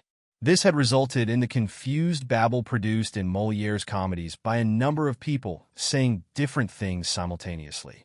The Baron, with his deafening voice, was moreover certain of keeping the upper hand, of drowning the feeble voice of M. de Sidonia, without however discouraging him, for whenever M. de Charlus paused for a moment to breathe, the interval was filled by the murmurs of the grandee of Spain, who had imperturbably continued his discourse. I could easily have asked M. de Charlus to introduce me to the Prince de Germanes, but I feared, and with good reason, that he might be cross with me. I had treated him in the most ungrateful fashion, by letting his offer pass unheeded for the second time, and by never giving him a sign of my existence since the evening when he had so affectionately escorted me home. And yet I could not plead the excuse of having anticipated the scene which I had just witnessed that very afternoon, enacted by himself and Jupian. I suspected nothing of the sort. It is true that shortly before this, when my parents reproached me with my laziness and with not having taken the trouble to write a line to M. de Charlus, I had violently reproached them with wishing me to accept a degrading proposal. But anger alone, and the desire to hit upon the expression that would be most offensive to them, had dictated this mendacious retort. In reality, I had imagined nothing sensual, nothing sentimental even, underlying the Baron's offers. I had said this to my parents with entire irresponsibility. But sometimes the future is latent in us without our knowledge, and our words which we suppose to be false forecast an imminent reality. M. de Charlus would doubtless have forgiven me my want of gratitude.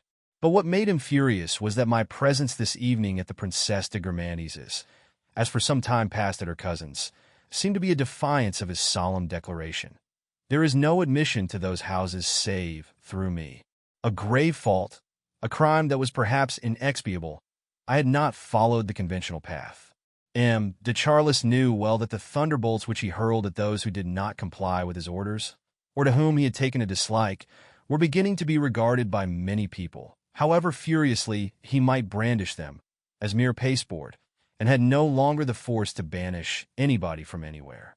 But he believed perhaps that his diminished power, still considerable, remained intact in the eyes of novices like myself. And so I did not consider it well advised to ask a favor of him at a party at which the mere fact of my presence seemed an ironical denial of his pretensions. I was buttonholed at that moment by a man of a distinctly common type, Professor E. He had been surprised to see me at the Germanes. I was no less surprised to see him there, for nobody had ever seen before or was ever to see again a person of his sort at one of the princess's parties. He had just succeeded in curing the prince, after the last rites had been administered, of a septic pneumonia, and the special gratitude that Madame de Germanis felt towards him was the reason for her thus departing from custom and inviting him to her house. As he knew absolutely nobody in the rooms, and could not wander about there indefinitely by himself, like a minister of death, having recognized me, he had discovered for the first time in his life that he had an infinite number of things to say to me, which enabled him to assume an air of composure, and this was one of the reasons for his advancing upon me. There was also another. He attached great importance to his never being mistaken in his diagnoses. Now his correspondence was so numerous that he could not always bear in mind, when he had seen a patient once only, whether the disease had really followed the course that he had traced for it. The reader may perhaps remember that immediately after my grandmother's stroke, I had taken her to see him, on the afternoon when he was having all his decorations stitched to his coat. After so long an interval, he no longer remembered the formal announcement which had been sent to him at the time. "Your grandmother is dead, isn't she?" he said to me in a voice in which a semi-certainty calmed a slight apprehension. "Ah, indeed. Well, from the moment I saw her my prognosis was extremely grave. I remember it quite well. It was thus that Professor learned or recalled the death of my grandmother, and I must say this to his credit, which is that of the medical profession as a whole, without perhaps feeling any satisfaction. The mistakes made by doctors are innumerable. They err habitually on the side of optimism as to treatment, of pessimism as to the outcome. Wine?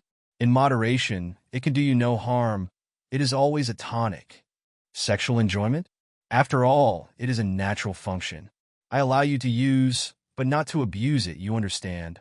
Excess in anything is wrong. At once, what a temptation to the patient to renounce those two life-givers, water and chastity. If, on the other hand, he has any trouble with his heart, albumin, and so forth, it never lasts for long. Disorders that are grave, but purely functional, are at once ascribed to an imaginary cancer. It is useless to continue visits which are powerless to eradicate an incurable malady. Let the patient, left to his own devices, thereupon subject himself to an implacable regime, and in time recover, or merely survive, and the doctor, to whom he touches his hat in the Avenue de l'Opera, when he supposes him to have long been lying in Père Lachaise, will interpret the gesture as an act of insolent defiance. An innocent stroll, taken beneath his nose and venerable beard, would arouse no greater wrath in the assize judge who, 2 years earlier, had sentenced the rascal, now passing him with apparent impunity, to death. Doctors, we do not here include them all, of course, and make a mental reservation of certain admirable exceptions, are in general more displeased, more irritated by the quashing of their sentence than pleased by its execution. This explains why Professor E, despite the intellectual satisfaction that he doubtless felt at finding that he had not been mistaken, was able to speak to me only with regret of the blow that had fallen upon us. He was in no hurry to cut short the conversation, which kept him in countenance and gave him a reason for remaining. He spoke to me of the great heat through which we were passing, but albeit he was a well-read man and capable of expressing himself in good French, said to me, "You are none the worse for this hyperthermia. The fact is that medicine has made some slight advance in knowledge since Moliere's days, but none in its vocabulary." My companion went on, "The great thing is to avoid the sudations that are caused by weather like this, especially in superheated rooms. You can remedy them, when you go home and feel thirsty, by the application of heat, by which he apparently meant hot drinks. Owing to the circumstances of my grandmother's death, the subject interested me, and I had recently read in a book by a great specialist that perspiration was injurious to the kidneys by making moisture pass through the skin when its proper outlet was elsewhere. I thought with regret of those dog days at the time of my grandmother's death, and was inclined to blame them for it. I did not mention this to Drivey, but of his own accord he said to me, "The advantage of this very hot weather in which perspiration is abundant is that the kidney is correspondingly relieved. Medicine is not an exact science." Keeping me engaged in talk, Professor E asked only not to be forced to leave me. But I had just seen, making a series of sweeping bows to right and left of the Princesse de Germanis, stepping back a pace first, the Marquis de Vaugabert. M. de Norpois had recently introduced me to him, and I hoped that I might find in him a person capable of introducing me to our host. The proportions of this work do not permit me to explain here in consequence of what incidents in his youth. M. de Vaugabert was one of the few men, possibly the only man, in society who happened to be in what is called at Sodom the confidence of M. de Charlus. But if our minister to the court of King Theodosius had certain defects in common with the Baron, they were only a very pale reflection. It was merely in an infinitely softened, sentimental, and simple form that he displayed those alternations of affection and hatred through which the desire to attract, and then the fear, equally imaginary, of being, if not scorned, at any rate unmasked, made the Baron pass. Made ridiculous by a chastity, a puritanicism, to which as a man of keen ambition he had, from the moment of passing his examination, sacrificed all pleasure. Above all, by his intellectual nullity, these alternations M. de Vaugabert did, nevertheless, display. But whereas in M. de Charlus the immoderate praises were proclaimed with a positive burst of eloquence, and seasoned with the subtlest, the most mordant banter which marked a man forever, by M. de Vaugabert, on the other hand, the affection was expressed with the banality of a man of the lowest intelligence, and of a public official, the grievances worked up generally into a complete indictment, as with the Baron, by a malevolence which, though relentless, was at the same time spiritless, and was all the more startling inasmuch as it was invariably a direct contradiction of what the minister had said 6 months earlier, and might soon perhaps be saying again. A regularity of change which gave an almost astronomic poetry to the various phases of M. de Vaugabert's life, albeit apart from this nobody, was ever less suggestive of a star. The greeting that he gave me had nothing in common with that which I should have received from M. de Charlus. To this greeting M. de Vaugabert, apart from the 1,000 mannerisms which he supposed to be indicative of good breeding and diplomacy, imparted a cavalier, brisk, smiling air, which should make him seem on the one hand to be rejoicing at being alive, at a time when he was inwardly chewing the mortification of a career with no prospect of advancement and with the threat of enforced retirement, and on the other hand young, virile, and charming, when he could see and no longer ventured to go and examine in the glass the lines gathering upon a face which he would have wished to keep full of seduction. Not that he would have hoped for effective conquests, the mere thought of which filled him with terror on account of what people would say, scandals, blackmail.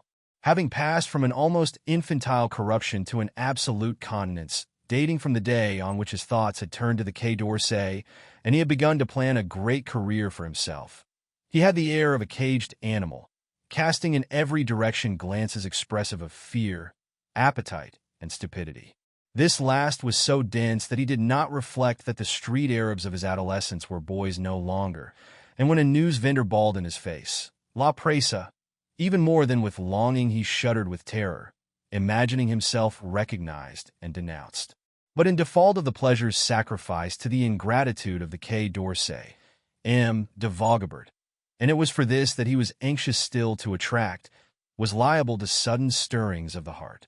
Heaven knows with how many letters he would overwhelm the ministry, what personal ruses he would employ, the drafts that he made upon the credit of Madame de Vaugabert, who, on account of her corpulence, her exalted birth, her masculine air, and above all the mediocrity of her husband, was reputed to be endowed with eminent capacities and to be herself for all practical purposes the minister. To introduce, without any valid reason, a young man destitute of all merit into the staff of the legation. It is true that a few years later, the insignificant attaché had only to appear, without the least trace of any hostile intention, to have shown signs of coldness towards his chief for the latter, supposing himself scorned or betrayed, to devote the same hysterical ardor to punishing him with which he had showered favors upon him in the past. He would move heaven and earth to have him recalled, and the director of political affairs would receive a letter daily. Why don't you hurry up and rid me of that lascar? Give him a dressing down in his own interest. What he needs is a slice of humble pie. The post of attaché at the court of King Theodosius was on this account far from enjoyable. But in all other respects, thanks to his perfect common sense as a man of the world, M. de Vaugabert was one of the best representatives of the French government abroad. When a man who was reckoned a superior person, a Jacobin, with an expert knowledge of all subjects, replaced him later on, it was not long before war broke out between France and the country over which that monarch reigned. M. de Vogobert, like M. de Charlus, did not care to be the first to give a greeting. Each of them preferred to respond, being constantly afraid of the gossip which the person to whom otherwise they might have offered their hand might have heard about them since their last meeting. In my case, M. de Vogobert had no need to ask himself this question. I had as a matter of fact gone up of my own accord to greet him, if only because of the difference in our ages. He replied with an air of wonder and delight, his eyes continuing to stray as though there had been a patch of clover on either side of me upon which he was forbidden to graze. I felt that it would be more becoming to ask him to introduce me to Madame de Vogobert before effecting that introduction to the prince which I decided not to mention to him until afterwards. The idea of making me acquainted with his wife seemed to fill him with joy, for his own sake as well as for hers, and he led me at a solemn pace towards the marquise.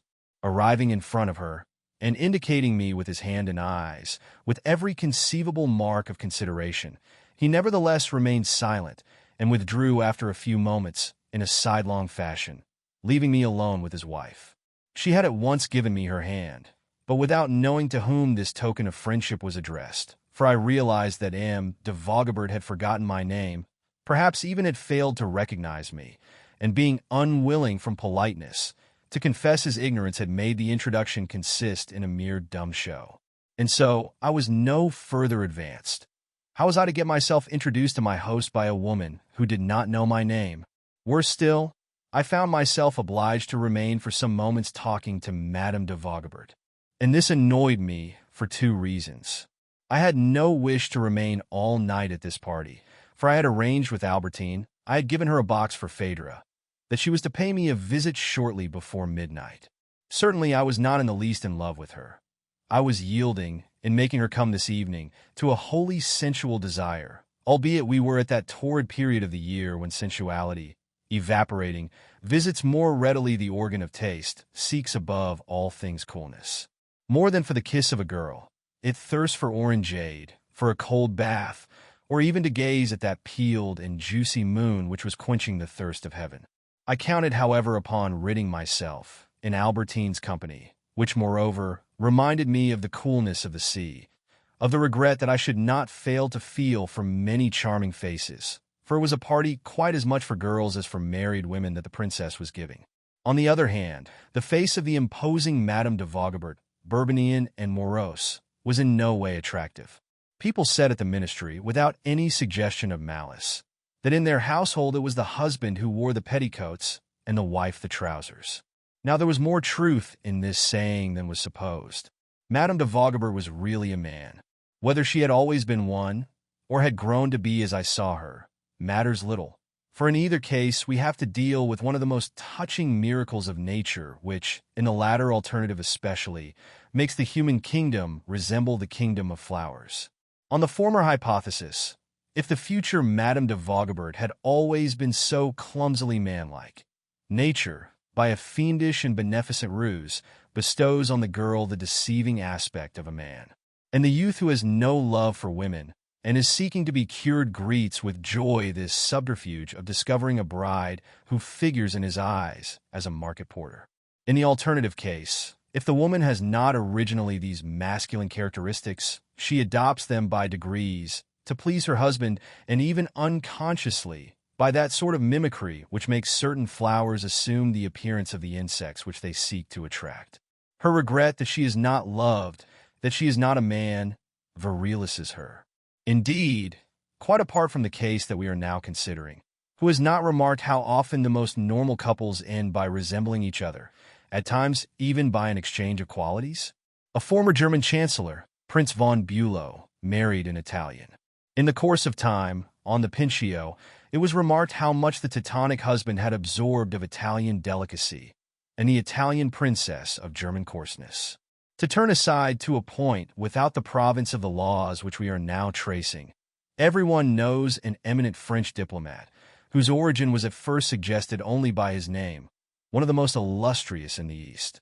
As he matured, as he grew old, There was revealed in him the Oriental whom no one had ever suspected, and now when we see him we regret the absence of the fez that would complete the picture.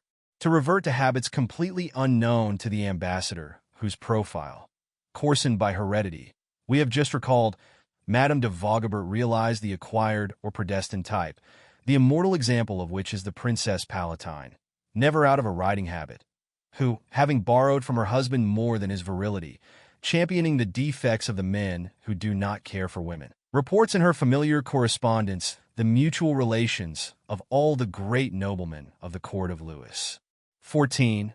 One of the reasons which enhance still farther the masculine air of women like Madame de Vogobert is that the neglect which they receive from their husbands, the shame that they feel at such neglect, destroy in them by degrees everything that is womanly. They end by acquiring both the good and the bad qualities which their husbands lack. The more frivolous, effeminate, indiscreet their husbands are, the more they grow into the effigy, devoid of charm, of the virtues which their husbands ought to practice. Traces of abasement, boredom, indignation, marred the regular features of Madame de Vogobert. Alas, I felt that she was regarding me with interest and curiosity as one of those young men who appealed to M. de Vogobert, and one of whom she herself would so much have liked to be, now that her husband, growing old, shewed a preference for youth. She was gazing at me with the close attention shown by provincial ladies who from an illustrated catalogue copy the tailor-made dress, so becoming to the charming person in the picture, actually the same person on every page, but deceptively multiplied into different creatures, thanks to the differences of pose and the variety of attire. The instinctive attraction which urged Madame de Vogobert towards me was so strong that she went the length of seizing my arm, so that I might take her to get a glass of orangeade. But I released myself, alleging that I must presently be going, and had not yet been introduced to our host. This distance between me and the garden door where he stood talking to a group of people was not very great. But it alarmed me more than if, in order to cross it, I should have to expose myself to a continuous hail of fire.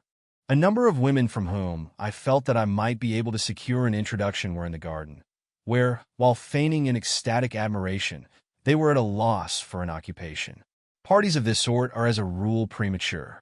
They have little reality until the following day, when they occupy the attention of the people who were not invited. A real author, devoid of the foolish self-esteem of so many literary people, if, when he reads an article by a critic who has always expressed the greatest admiration for his works, he sees the names of various inferior writers mentioned, but not his own, has no time to stop and consider what might be to him a matter for astonishment. His books are calling him. But a society woman has nothing to do, and on seeing in the Figaro, last night the Prince and Princess de Germanis gave a large party, etc., exclaims, "What? Only 3 days ago, I talked to Marie Gilbert for an hour, and she never said a word about it, and racks her brains to discover how she can have offended the Germanis." It must be said that, so far as the princess's parties were concerned, the astonishment was sometimes as great among those who were invited as among those who were not. For they would burst forth at the moment when one least expected them, and summoned in people whose existence Madame de Germanis had forgotten for years. And almost all the people in society are so insignificant that others of their sort adopt, in judging them, only the measure of their social success, cherish them if they are invited, if they are omitted to test them.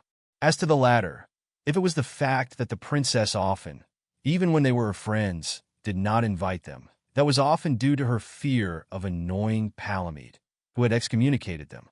And so I might be certain that she had not spoken of me to M. de Charlus, for otherwise I should not have found myself there.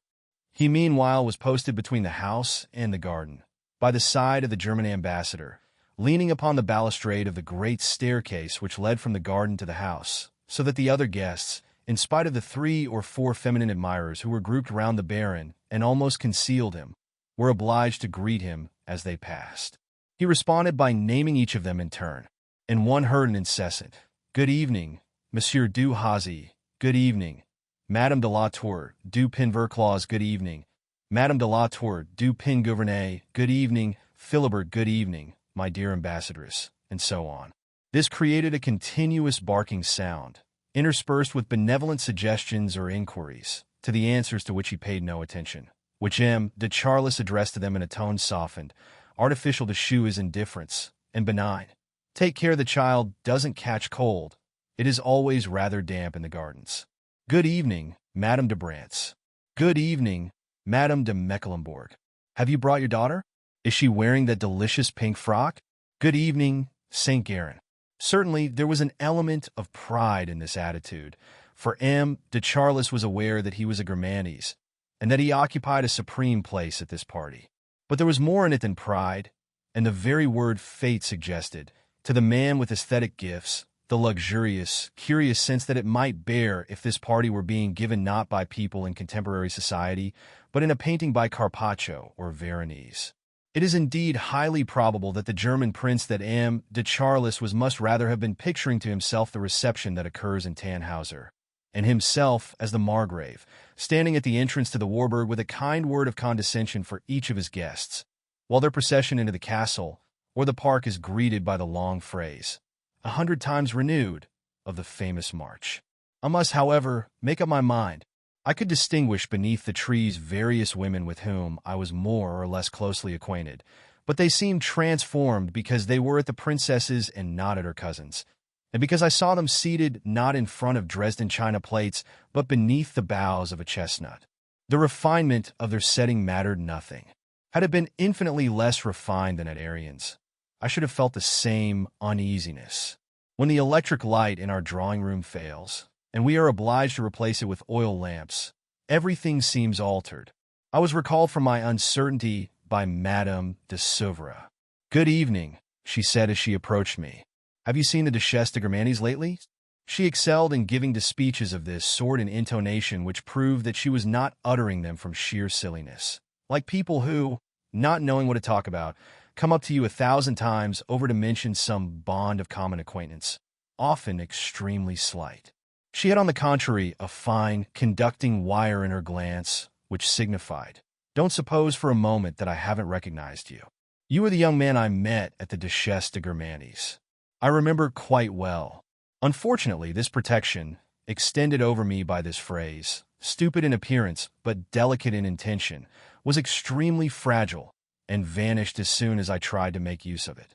Madame de Souvre had the art, if called upon to convey a request to some influential person, of appearing at the same time, in the petitioner's eyes, to be recommending him, and in those of the influential person not to be recommending the petitioner, so that her ambiguous gesture opened a credit balance of gratitude to her with the latter, without placing her in any way in debt to the former.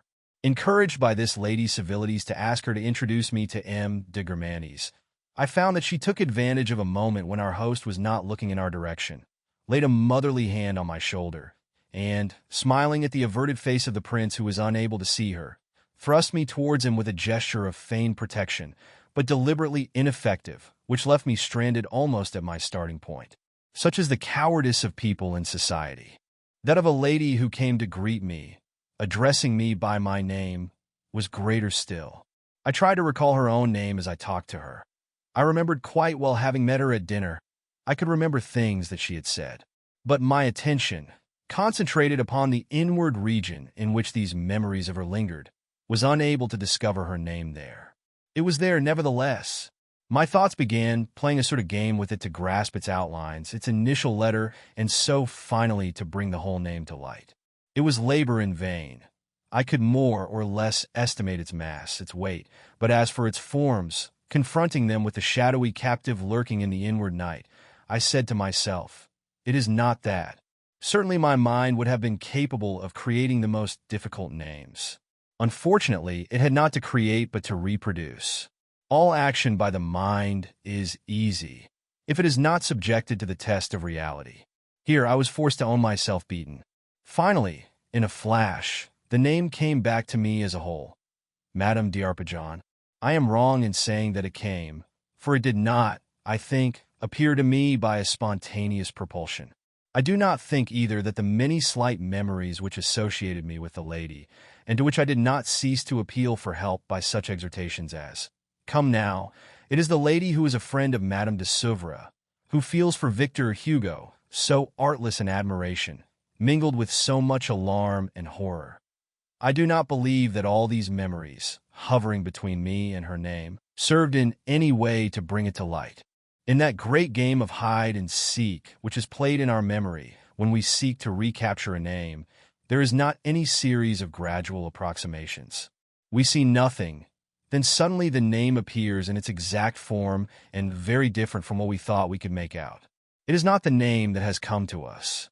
No, I believe rather that as we go on living, we pass our time in keeping away from the zone in which a name is distinct, and it was by an exercise of my will and attention which increased the acuteness of my inward vision that all of a sudden I had pierced the semi-darkness and seen daylight.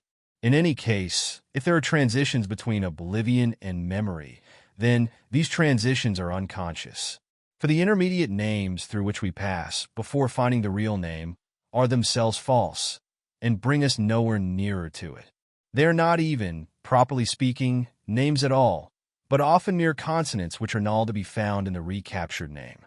And yet this operation of the mind passing from a blank to reality is so mysterious that it is possible after all that these false consonants are really handles, awkwardly held out to enable us to seize hold of the correct name.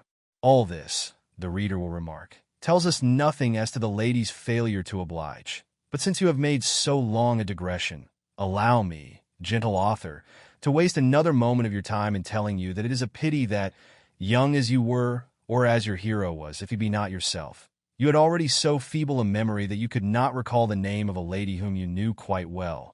It is indeed a pity, gentle reader, and sadder than you think when one feels the time approaching when names and words will vanish from the clear zone of consciousness, and when one must forever cease to name to oneself the people whom one has known most intimately. It is indeed a pity that one should require this effort, when one is still young, to recapture names which one knows quite well. But if this infirmity occurred only in the case of names barely known, quite naturally forgotten, names which one would not take the trouble to remember, the infirmity would not be without its advantages. And what are they, may I ask? Well, sir, that the malady alone makes us remark and apprehend, and allows us to dissect the mechanism of which otherwise we should know nothing. A man who, night after night, falls like a lump of lead upon his bed, and ceases to live until the moment when he wakes and rises, will such a man ever dream of making, I do not say great discoveries, but even minute observations upon sleep? He barely knows that he does sleep. A little insomnia is not without its value in making us appreciate sleep, in throwing a ray of light upon that darkness. A memory without fault is not a very powerful incentive to studying the phenomena of memory. In a word, did Madame d'Arpajon introduce you to the prince? No, but be quiet and let me go on with my story. Madame d'Arpajon was even more cowardly than Madame de Souvre, but there was more excuse for her cowardice. She knew that she had always had very little influence in society. This influence, such as it was, had been reduced still farther by her connection with the Duc de Guermantes, his desertion of her dealt at the final blow. The resentment which she felt at my request that she should introduce me to the prince produced a silence which, she was artless enough to suppose, conveyed the impression that she had not heard what I said. She was not even aware that she was knitting her brows with anger. Perhaps, on the other hand, she was aware of it, did not bother about the inconsistency, and made use of it for the lesson which she was thus able to teach me without undue rudeness. I mean a silent lesson, but none the less eloquent for that. Apart from this, Madame d'Arpajon was extremely annoyed. Many eyes were raised in the direction of a Renaissance balcony at the corner of which, instead of one of those monumental statues which were so often used as ornaments at that period, there leaned, no less sculptural than they, the magnificent Marquise de Sigisduc, who had recently succeeded Madame d'Arpajon in the heart of Baron de Charlus. Beneath the flimsy white tulle which protected her from the cool night air, one saw the supple form of a winged Victory. I had no recourse left save to M. de Charlus, who had withdrawn to a room downstairs which opened on the garden. I had plenty of time, as he was pretending to be absorbed in a fictitious game of whist which enabled him to appear not to notice people, to admire the deliberate, artistic simplicity of his evening coat which, by the merest trifles which only a tailor's I could have picked out, had the air of a harmony in black and white by Whistler. Black, white and red, rather, for M. de Charlus was wearing, hanging from a broad ribbon pinned to the lapel of his coat, the cross, in white, black, and red, enamel, of a knight of the religious order of Malta. At that moment the Baron's game was interrupted by Madame de Gallardin, leading her nephew, the Vicomte de Courvoisier, a young man with an attractive face and an impertinent air. "Cousin," said Madame de Gallardin, "allow me to introduce my nephew Adalbert." "Adalbert, you remember the famous Palamede of whom you have heard so much?" "Good evening, Madame de Gallardin," M. de Charlus replied, and he added, without so much as a glance at the young man, "Good evening, sir," with a truculent air and in a tone so violently discourteous that everyone in the room was stupefied. Perhaps M. de Charlus, knowing that Madame de Gallardin had her doubts as to his morals and guessing that she had not been able to resist, for once in a way, the temptation to allude to them, was determined to nip in the bud any scandal that she might have embroidered upon a friendly reception of her nephew, making at the same time a resounding profession of indifference with regard to young men in general. Perhaps he had not considered that the said Adalbert had responded to his aunt's speech with a sufficiently respectful air, perhaps, desirous of making headway in time to come with so attractive a cousin.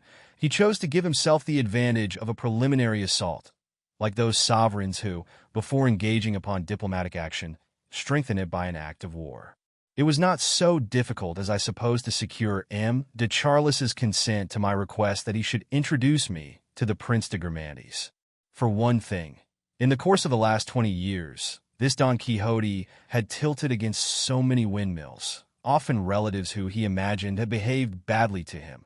He had so frequently banned people as being impossible to have in the house from being invited by various male or female Grammantes, that these were beginning to be afraid of quarreling with all the people they knew and liked, of condemning themselves to a lifelong deprivation of the society of certain newcomers whom they were curious to meet, by espousing the thunderous but unexplained rancors of a brother-in-law or cousin who expected them to abandon for his sake wife, brother, children.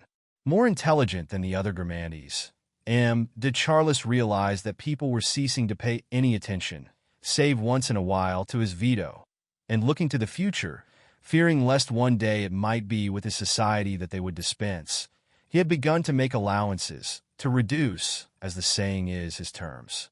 Furthermore, if he had the faculty of ascribing for months, for years on end, an identical life to a detested person, to such an one he would not have tolerated their sending an invitation, and would have fought, rather, like a trooper, against a queen, the status of the person who stood in his way ceasing to count for anything in his eyes.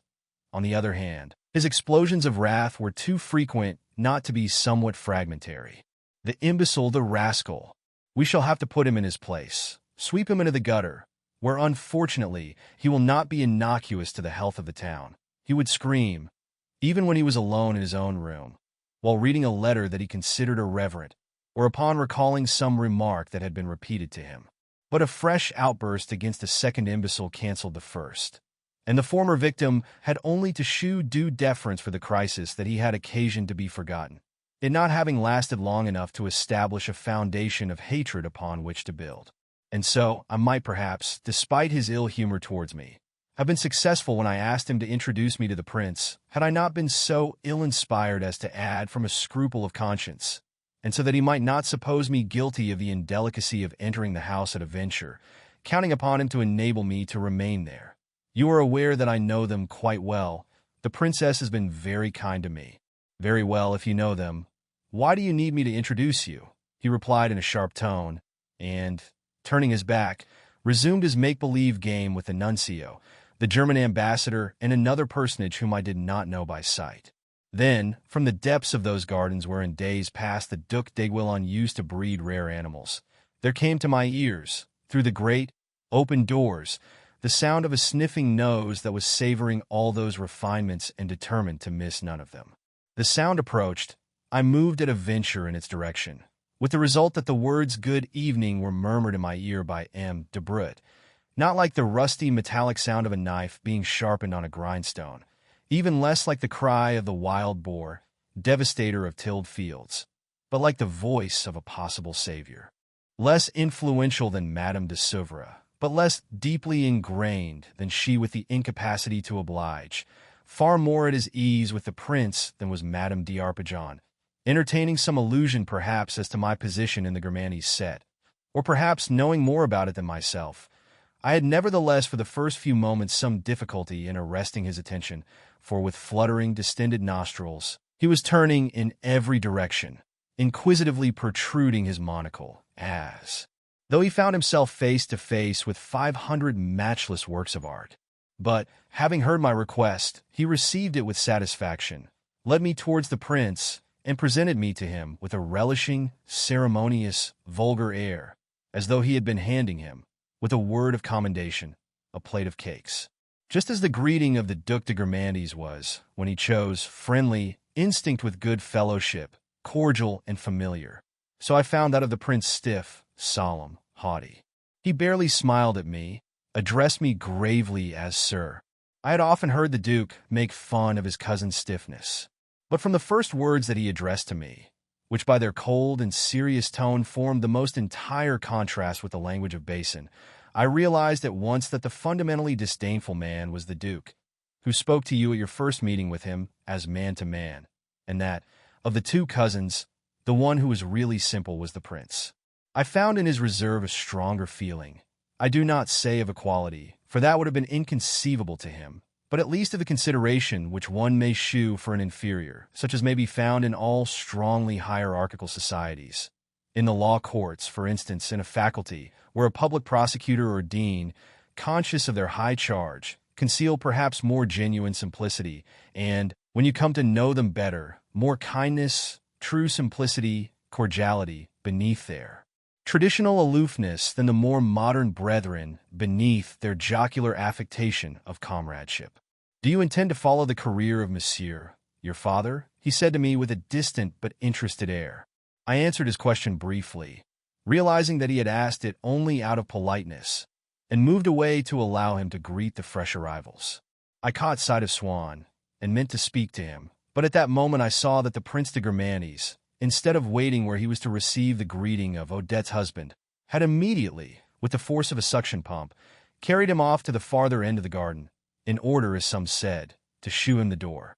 So entirely absorbed in the company that I did not learn until 2 days later, from the newspapers, that a Czech orchestra had been playing throughout the evening, and that Bengal lights had been burning in constant succession.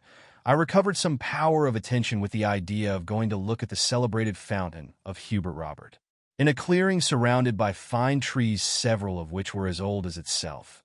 Set in a place apart, one could see it in the distance, slender, immobile, stiffened, allowing the breeze to stir only the lighter fall of its pale and quivering plume. The 18th century had refined the elegance of its lines, but by fixing the style of the jet, seemed to have arrested its life. At this distance, one had the impression of a work of art rather than the sensation of water. The moist cloud itself that was perpetually gathering at its crest preserved the character of the period like those that in the sky assemble round the palaces of Versailles. But from a closer view, one realized that, while it respected, like the stones of an ancient palace, the design traced for it beforehand, it was a constantly changing stream of water that, springing upwards and seeking to obey the architect's traditional orders, performed them to the letter only by seeming to infringe them, its thousand separate bursts succeeding only at a distance in giving the impression of a single flow. This was in reality as often interrupted as the scattering of the fall, whereas from a distance it had appeared to me unyielding, solid, unbroken in its continuity. From a little nearer, one saw that this continuity, apparently complete, was assured, at every point in the ascent of the jet, wherever it must otherwise have been broken, by the entering into line, by the lateral incorporation of a parallel jet which mounted higher than the first and was itself, at an altitude greater but already a strain upon its endurance, relieved by a third. Seen close at hand, drops without strength fell back from the column of water, crossing on their way their climbing sisters and, at times torn, caught in an eddy of the night air, disturbed by this ceaseless flow, floated a while before being drowned in the basin. They teased with their hesitations, with their passage in the opposite direction, and blurred with their soft vapor the vertical tension of that stem, bearing aloft an oblong cloud composed of 1,000 tiny drops, but apparently painted in an unchanging, golden brown which rose, unbreakable, constant, urgent, swift, to mingle with the clouds in the sky. Unfortunately, a gust of wind was enough to scatter it obliquely on the ground. At times, indeed, a single jet, disobeying its orders, swerved and, had they not kept a respectful distance, would have drenched to their skins the incautious crowd of gazers. One of these little accidents, which could scarcely occur save when the breeze freshened for a moment, was distinctly unpleasant. Somebody had told Madame d'Arpajon that the Duc de Gourmandise, who as a matter of fact had not yet arrived, was with Madame de Sigis in one of the galleries of pink marble to which one ascended by the double colonnade, hollowed out of the wall, which rose from the brink of the fountain.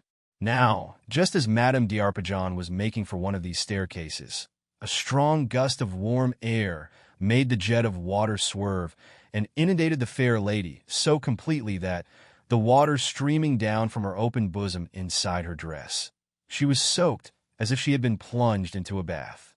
Whereupon, a few feet away, a rhythmical roar resounded, loud enough to be heard by a whole army, and at the same time protracted in periods as though it were being addressed not to the army as a whole, but to each unit in turn. It was the Grand Duke Vladimir, who was laughing wholeheartedly upon seeing the immersion of Madame d'Arpajon, one of the funniest sights, as he was never tired of repeating afterwards, that he had ever seen in his life. Some charitable persons having suggested to the Muscovite that a word of sympathy from himself was perhaps deserved and would give pleasure to the lady who, notwithstanding her tale of 40 winters fully told, wiping herself with her scarf without appealing to anyone for help, was stepping clear in spite of the water that was maliciously spilling over the edge of the basin. The Grand Duke, who had a kind heart, felt that he must say a word in season, and, before the last military tattoo of his laughter had altogether subsided, one heard a fresh roar, more vociferous even than the last. "Bravo, old girl!" he cried, clapping his hands as though at the theater. Madame d'Arpajon was not at all pleased that her dexterity should be commended at the expense of her youth. And when someone remarked to her, in a voice drowned by the roar of the water, over which nevertheless rose the princely thunder, "I think His Imperial Highness said something to you." "No, it was to Madame de Souvre," was her reply. I passed through the gardens and returned by the stair, upon which the absence of the prince, who had vanished with Swann, enlarged the crowd of guests round M. de Charlus, just as, when Louis XIV was not at Versailles, there was a more numerous attendance upon Monsieur, his brother. I was stopped on my way by the Baron, while behind me 2 ladies and a young man came up to greet him. "It is nice to see you here," he said to me, as he held out his hand. "Good evening, Madame de la Tremoille. Good evening, my dear Hermione." But doubtless the memory of what he had said to me as to his own supreme position in the Hotel Gourmandise made him wish to appear to be feeling, with regard to a matter which annoyed him, but which he had been unable to prevent, a satisfaction which his high and mighty impertinence and his hysterical excitement immediately invested in a cloak of exaggerated irony.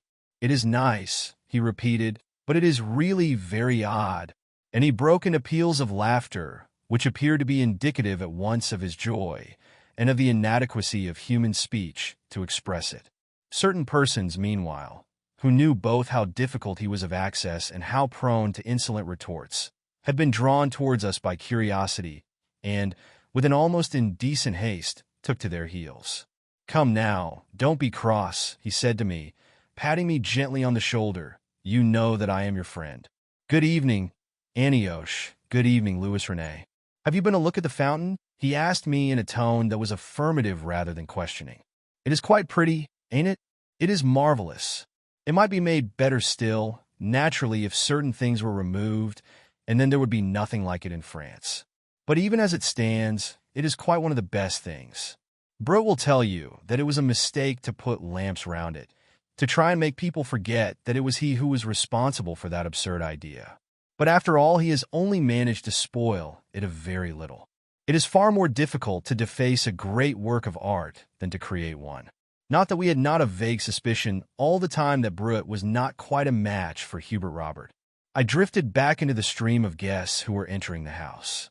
"Have you seen my delicious cousin Arion lately?"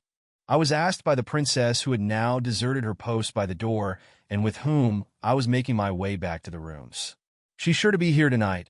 I saw her this afternoon," my hostess added. "She promised me to come.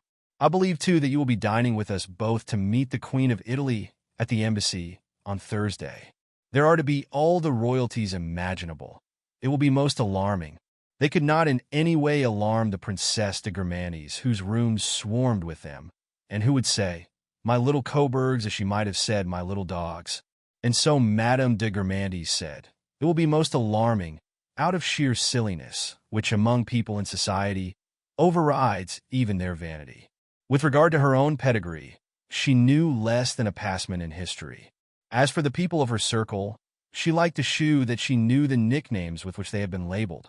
Having asked me whether I was dining, the week after, with the Marquise de la Pommelière, who was often called La Pomme, the princess, having elicited a reply in the negative, remained silent for some moments. Then, without any other motive than a deliberate display of instinctive erudition, banality, and conformity to the prevailing spirit, she added, "She's not a bad sort, the Pomme." While the princess was talking to me, it so happened that the Duc and Duchesse de Gomorrah made their entrance.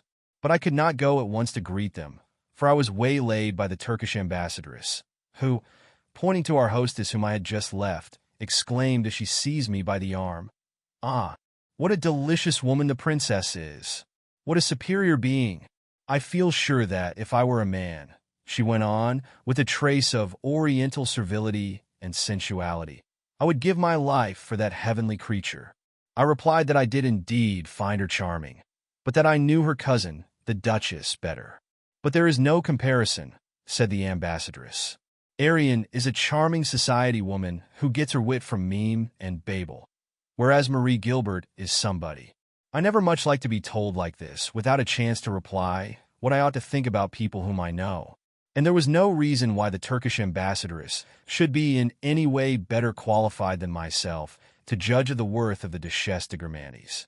On the other hand, and this explained also my annoyance with the ambassadress, the defects of a mere acquaintance, and even of a friend, are to us real poisons, against which we are fortunately mithridated.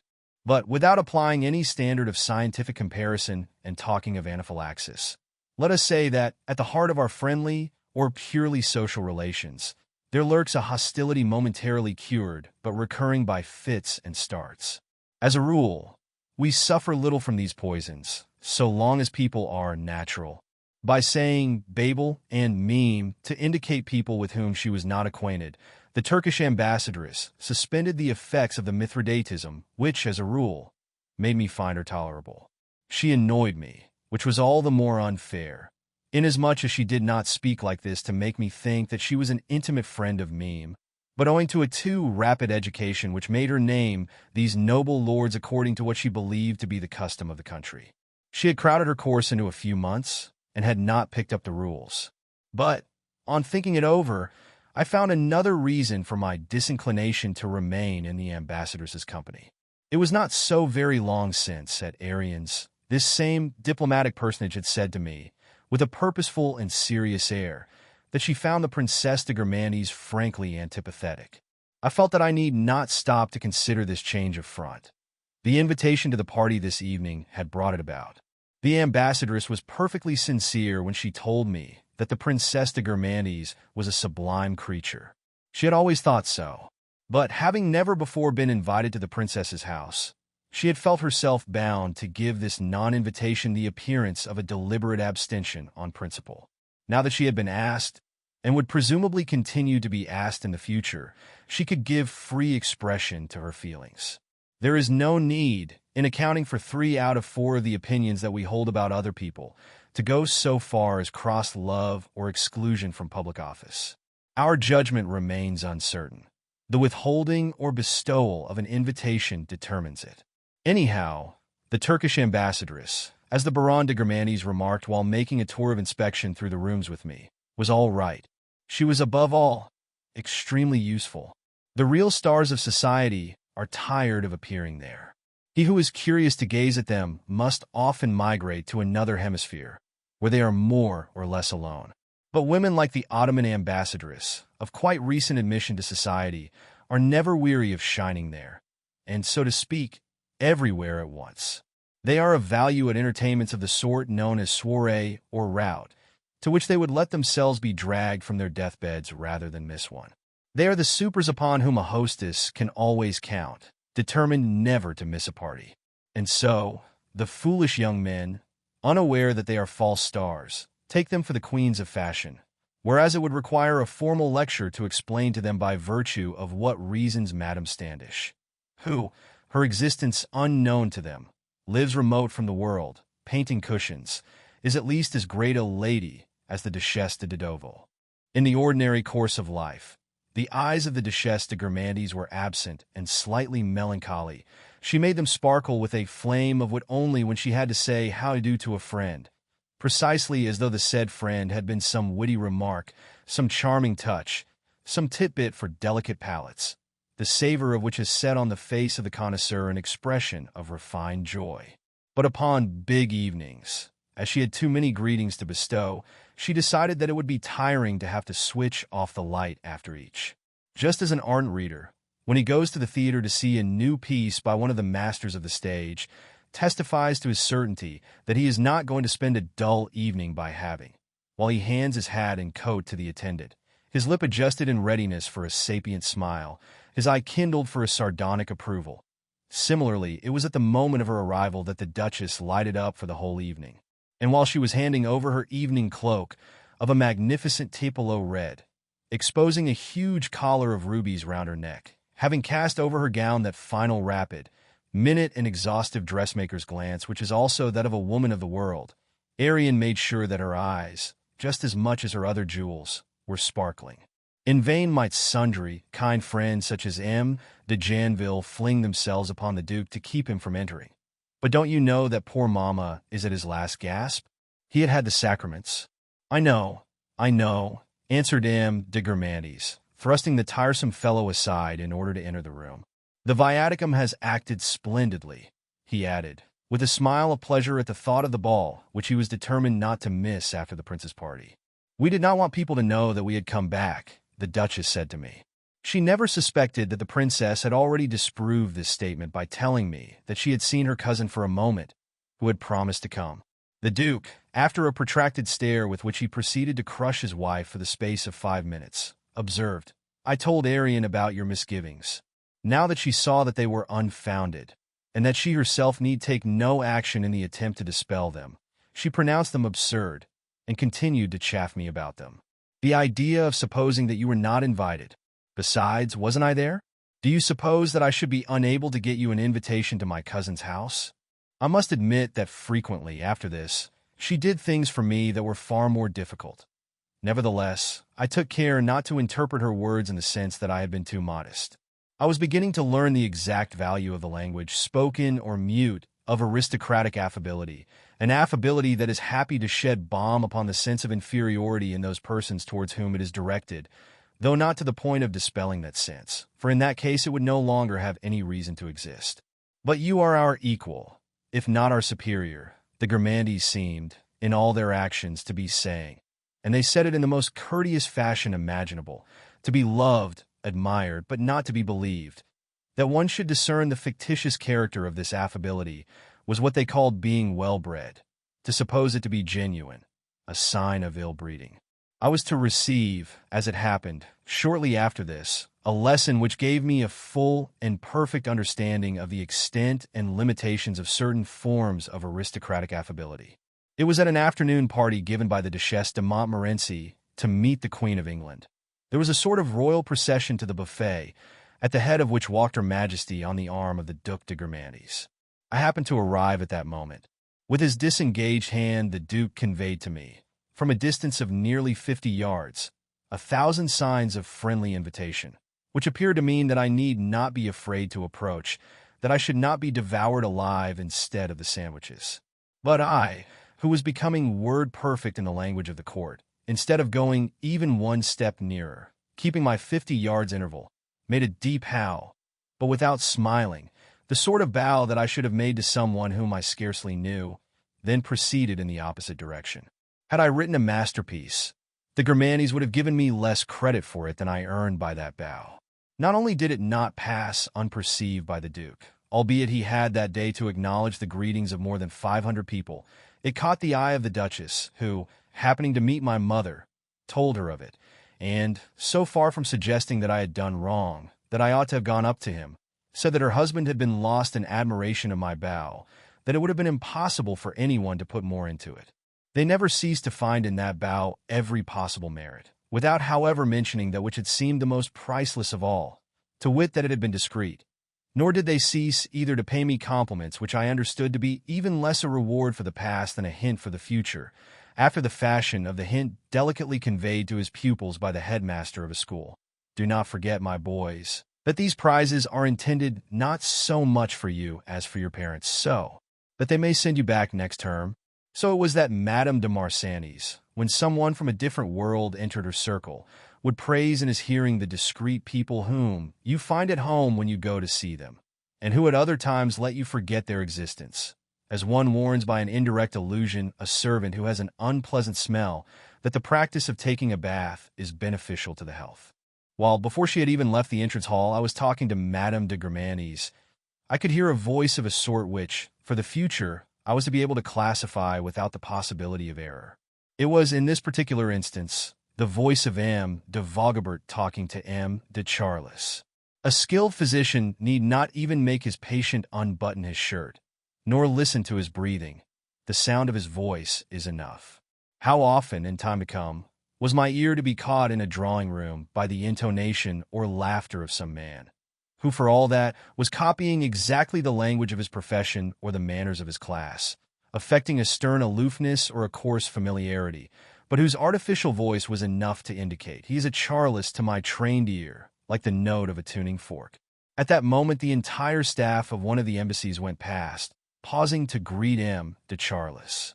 For all that my discovery of the sort of malady in question dated only from that afternoon, when I had surprised M. de Charlus with Jupian, I should have had no need, before giving a diagnosis, to put questions, to auscultate. But M. de Vogobert, when talking to M. de Charlus, appeared uncertain. And yet he must have known what was in the air after the doubts of his adolescence. The invert believes himself to be the only one of his kind in the universe. It is only in later years that he imagines, another exaggeration, that the unique exception is the normal man. But, ambitious and timorous, M. de Vogobert had not for many years past surrendered himself to what would to him have meant pleasure. The career of diplomacy had had the same effect upon his life as a monastic profession. Combined with his assiduous frequentation of the School of Political Sciences, it had vowed him from his 20th year to the chastity of a professing Christian. And so, as each of our senses loses its strength and vivacity, becomes atrophied when it is no longer exercised, M. de Vogobert, just as the civilized man is no longer capable of the feats of strength, of the acuteness of hearing of the cave dweller, had lost that special perspicacy which was rarely at fault in M. de Charlus. And at official banquets, whether in Paris or abroad, the minister plenipotentiary was no longer capable of identifying those who, beneath the disguise of their uniform, were at heart his congeners. Certain names mentioned by M. de Charlus, indignant if he himself was cited for his peculiarities, but always delighted to give away those of other people, caused M. de Vogobert an exquisite surprise. Not that, after all these years, he dreamed of profiting by any windfall. But these rapid revelations, similar to those which in Racine's tragedies inform Athalie and Abner, that Jos is of the house of David, that Esther, enthroned in the purple, comes of a Yiddish stock, changing the aspect of the legation, or of one or another department of the Ministry of Foreign Affairs, rendered those palaces as mysterious, in retrospect, as the Temple of Jerusalem or the throne room at Susa. At the sight of the youthful staff of this embassy advancing in a body to shake hands with M. de Charlus, M. de Vogobert assumed the astonished air of Elise exclaiming, in Esther, "Great heavens! What a swarm of innocent beauties issuing from all sides presents itself to my gaze! How charming a modesty is depicted on their faces!" Then, a thirst for more definite information, He cast at M. de Charlus a smiling glance, fatuously interrogative and concupiscent. "Why, of course they are," said M. de Charlus with the knowing air of a learned man speaking to an ignoramus. From that instant M. de Vogobert, greatly to the annoyance of M. de Charlus, could not tear his eyes from these young secretaries whom the ex-ambassador to France, an old stager, had not chosen blindfold. M. de Vogobert remained silent. I could only watch his eyes. But, being accustomed from my childhood to apply, even to what is voiceless, the language of the classics, I made M. de Vogobert's eyes repeat the lines in which Esther explains to Elise that Mardochai, in his zeal for his religion, has made it a rule that only those maidens who profess it shall be employed about the queen's person. And now his love for our nation has peopled this palace with daughters of Shaun, young and tender flowers wafted by fate, transplanted like myself beneath a foreign sky. In a place set apart from profane eyes, he, the worthy ambassador, devotes his skill and labor to shaping them. At length M. de Vogobert spoke, otherwise than with his eyes. "Who knows," he said sadly, "that in the country where I live the same thing does not exist also?" "It is probable," replied M. de Charlus, starting with King Theodosius. "Not that I know anything definite about him." "Oh dear, no. Nothing of that sort." "Then he has no right to look it so completely. Besides, he has all the little tricks. He had that, my dear manner, which I detest more than anything in the world. I should never dare to be seen walking in the street with him. Anyhow, you must know what he is. They all call him the White Wolf. You are entirely mistaken about him. He is quite charming, all the same. The day on which the agreement with France was signed, the king kissed me. I have never been so moved. That was the moment to tell him what you wanted. Oh, good heavens! What an idea! If he were even to suspect such a thing. But I have no fear in that direction." A conversation which I could hear, for I was standing close by, and which made me repeat to myself, "The king unto this day knows not who I am, and this secret keeps my tongue still enchained." This dialogue, half mute, half spoken, had lasted but a few moments, and I had barely entered the first of the drawing rooms with the Duchesse de Guermantes when a little dark lady, extremely pretty, stopped her. "I've been looking for you everywhere. D'Annunzio saw you from a box in the theater. He has written the Princesse de T. a letter in which he says that he never saw anything so lovely. He would give his life for 10 minutes conversation with you. In any case, even if you can't or won't, the letter is in my possession. You must fix a day to come and see me. There are some secrets which I cannot tell you here. I see you don't remember me," she added, turning to myself. "I met you at the Princesse de Parme's, where I had never been. The Emperor of Russia is anxious for your father to be sent to Petersburg. If you could come in on Monday, Izvolsky himself will be there. He will talk to you about it. I have a present for you, my dear," she went on, returning to the Duchess, "which I should not dream of giving to anyone but you. The manuscripts of 3 of Ibsen's plays, which he sent to me by his old attendant. I shall keep one and give you the other 2.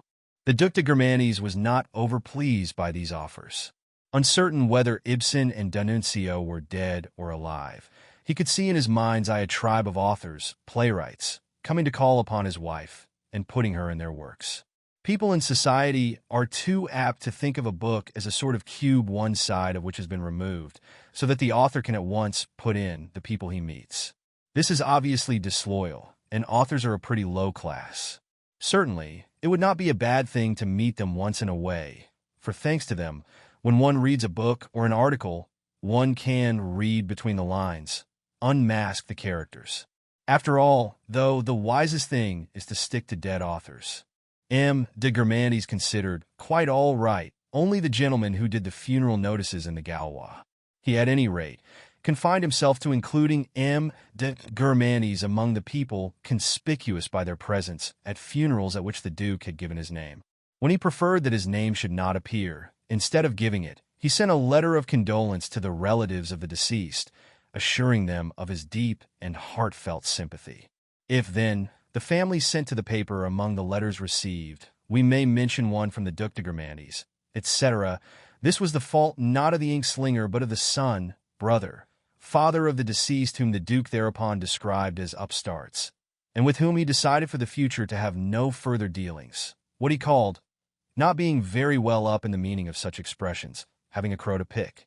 In any event, the names of Ibsen and D'Annunzio, and his uncertainty as to their survival, brought a frown to the brows of the Duke, who was not far enough away from us to escape hearing the various blandishments of Madame Timoleon d'Amicourt.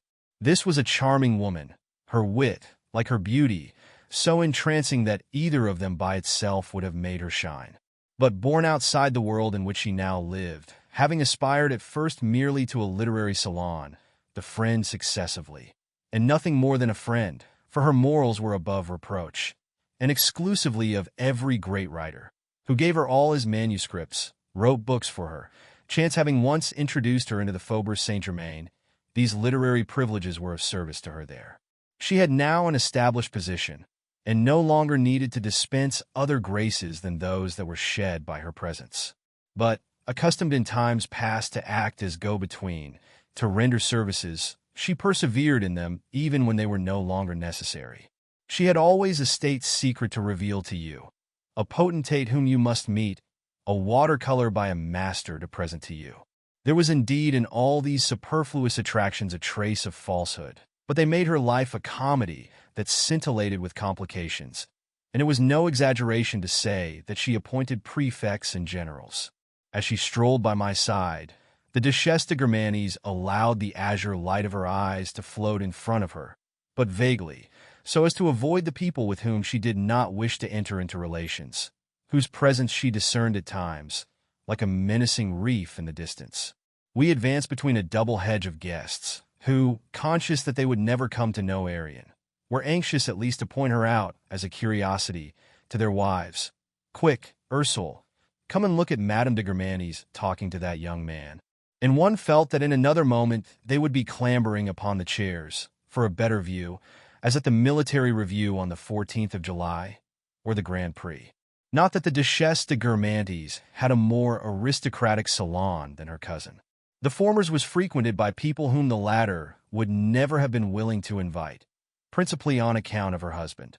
She would never have been at home to Madame Alphonse de Rothschild, who, an intimate friend of Madame de la Tremoille and of Madame de Sagan, as was Arion herself, was constantly to be seen in the house of the last named. It was the same with Baron Hirsch, whom the Prince of Wales had brought to see her, but not to the princess, who would not have approved of him, and also with certain outstandingly notorious Bonapartists or even Republicans, whom the Duchess found interesting, but whom the prince, a convinced royalist, would not have allowed inside his house. His anti-Semitism, also being founded on principle, did not yield before any social distinction, however strongly accredited, and if he was at home to Swann, whose friend he had been since their boyhood, being, however, the only one of the Guermantes who addressed him as Swann and not as Charles, this was because, knowing that Swann's grandmother, a Protestant married to a Jew, had been the Duc de Berry's mistress, he endeavored, from time to time, to believe in the legend which made out Swann's father to be a natural son of that prince.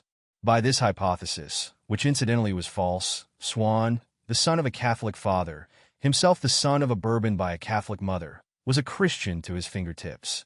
"What? You don't know these glories," said the Duchess, referring to the rooms through which we were moving. But, having given its due meed of praise to her cousin's palace, she hastened to add that she 1,000 times preferred her own humble den.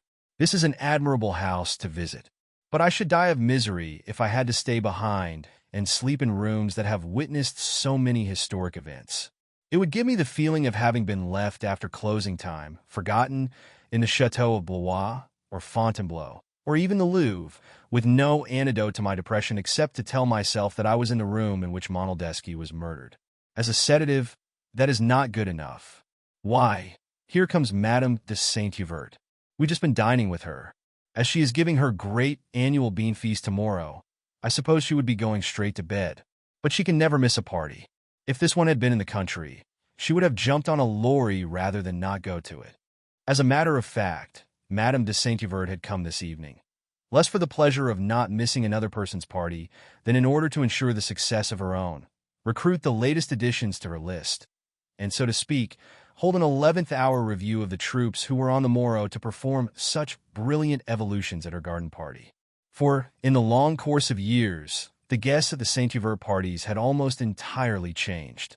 The female celebrities of the Gourmandi's world, formerly so sparsely scattered, had loaded with attentions by their hostess, begun gradually to bring their friends.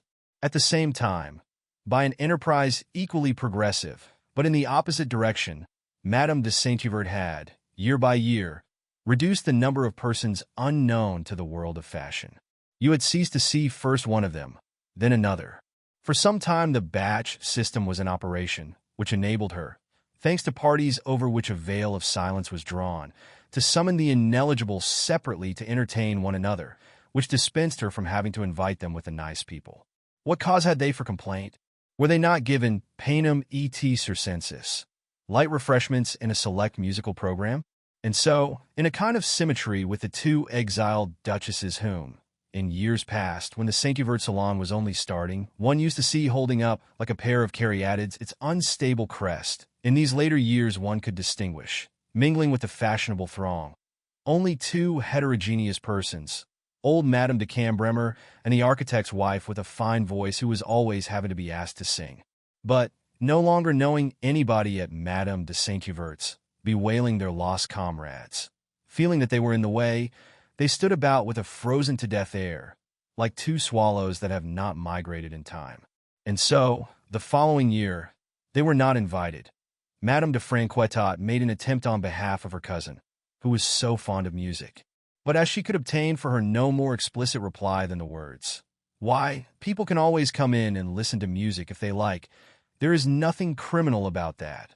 Madame de Cambremer did not find the invitation sufficiently pressing and abstained. Such a transformation having been effected by Madame de Saint-Hubert from a leper hospice to a gathering of great ladies, the latest form, apparently in the height of fashion, that it had assumed, it might seem odd that the person who on the following day was to give the most brilliant party of the season should need to appear overnight to address a last word of command to her troops. But the fact was that the preeminence of Madame de Saint-Hubert's drawing room existed only for those whose social life consists entirely in reading the accounts of afternoon and evening parties in the Gaulois or Figaro, without ever having been present at one. To these worldlings who see the world only as reflected in the newspapers, the enumeration of the British, Austrian, etc. ambassadresses, of the Duchesses d'Uzes, de la Tremoille, etc., etc., was sufficient to make them instinctively imagine the Saint-Hubert drawing room to be the first in Paris, whereas it was among the last. Not that the reports were mendacious. The majority of the persons mentioned had indeed been present, but each of them had come in response to entreaties, civilities, services, and with the sense of doing infinite honor to Madame de Saint-Hubert. Such drawing rooms, shunned rather than sought after, to which people are so to speak roped in, deceive no one but the fair readers of the society column. They pass over a really fashionable party, the sort at which the hostess, who could have had all the duchesses in existence, they being athirst to be numbered among the elect, invites only 2 or 3 and does not send any list of her guests to the papers. And so these hostesses, ignorant or contemptuous of the power that publicity has acquired today, are considered fashionable by the Queen of Spain, but are overlooked by the crowd, because the former knows and the latter does not know who they are. Madame de Saint-Hubert was not one of these women, and with an eye to the main chance, had come to gather up for the morrow everyone who had been invited. M. de Charlus was not among these. He had always refused to go to her house. But he had quarreled with so many people that Madame de Saint-Hubert might put this down to his peculiar nature. Assuredly, if it had been only Aryan, Madame de Saint-Hubert need not have put herself to the trouble, for the invitation had been given by word of mouth, and what was more, accepted with that charming, deceiving grace in the exercise of which those academicians are unsurpassed, from whose door the candidate emerges with a melting heart, never doubting that he can count upon their support. But there were others as well. The Prince d'Agrigent, would he come? And Madame de Durfort? And so, with an eye to business, Madame de Saint-Hubert had thought it expedient to appear on the scene in person, insinuating with some, imperative with others. To all alike she hinted in veiled words at inconceivable attractions which could never be seen anywhere again, and promised each that he should find at her party the person he most wished, or the personage he most wanted to meet. And this sort of function with which she was invested on one day in the year, like certain public offices in the ancient world, of the person who was to give on the morrow the biggest garden party of the season, conferred upon her a momentary authority. Her lists were made up and closed, so that while she wandered slowly through the princess's rooms to drop into one ear after another, "You won't forget about me tomorrow," she had the ephemeral glory of turning away her eyes, while continuing to smile, if she caught sight of some horrid creature who was to be avoided, or some country squire for whom the bond of a schoolboy friendship had secured admission to Gilbert's, and whose presence at her garden party would be no gain. She preferred not to speak to him, so as to be able to say later on, "I issued my invitations verbally, and unfortunately I didn't see you anywhere." And so she, a mere Saint-Hubert, set to work with her gimlet eyes to pick and choose among the guests at the princess's party. And she imagined herself, in so doing, to be every inch a Duchesse de Guermantes. It must be admitted that the latter lady had not, either, whatever one might suppose, the unrestricted use of her greetings and smiles. To some extent, no doubt, when she withheld them, it was deliberately. "But the woman bores me to tears," she would say. "Am I expected to talk to her about her party for the next hour?" A duchess of swarthy complexion went past, whom her ugliness and stupidity and certain irregularities of behavior had exiled not from society as a whole but from certain small and fashionable circles.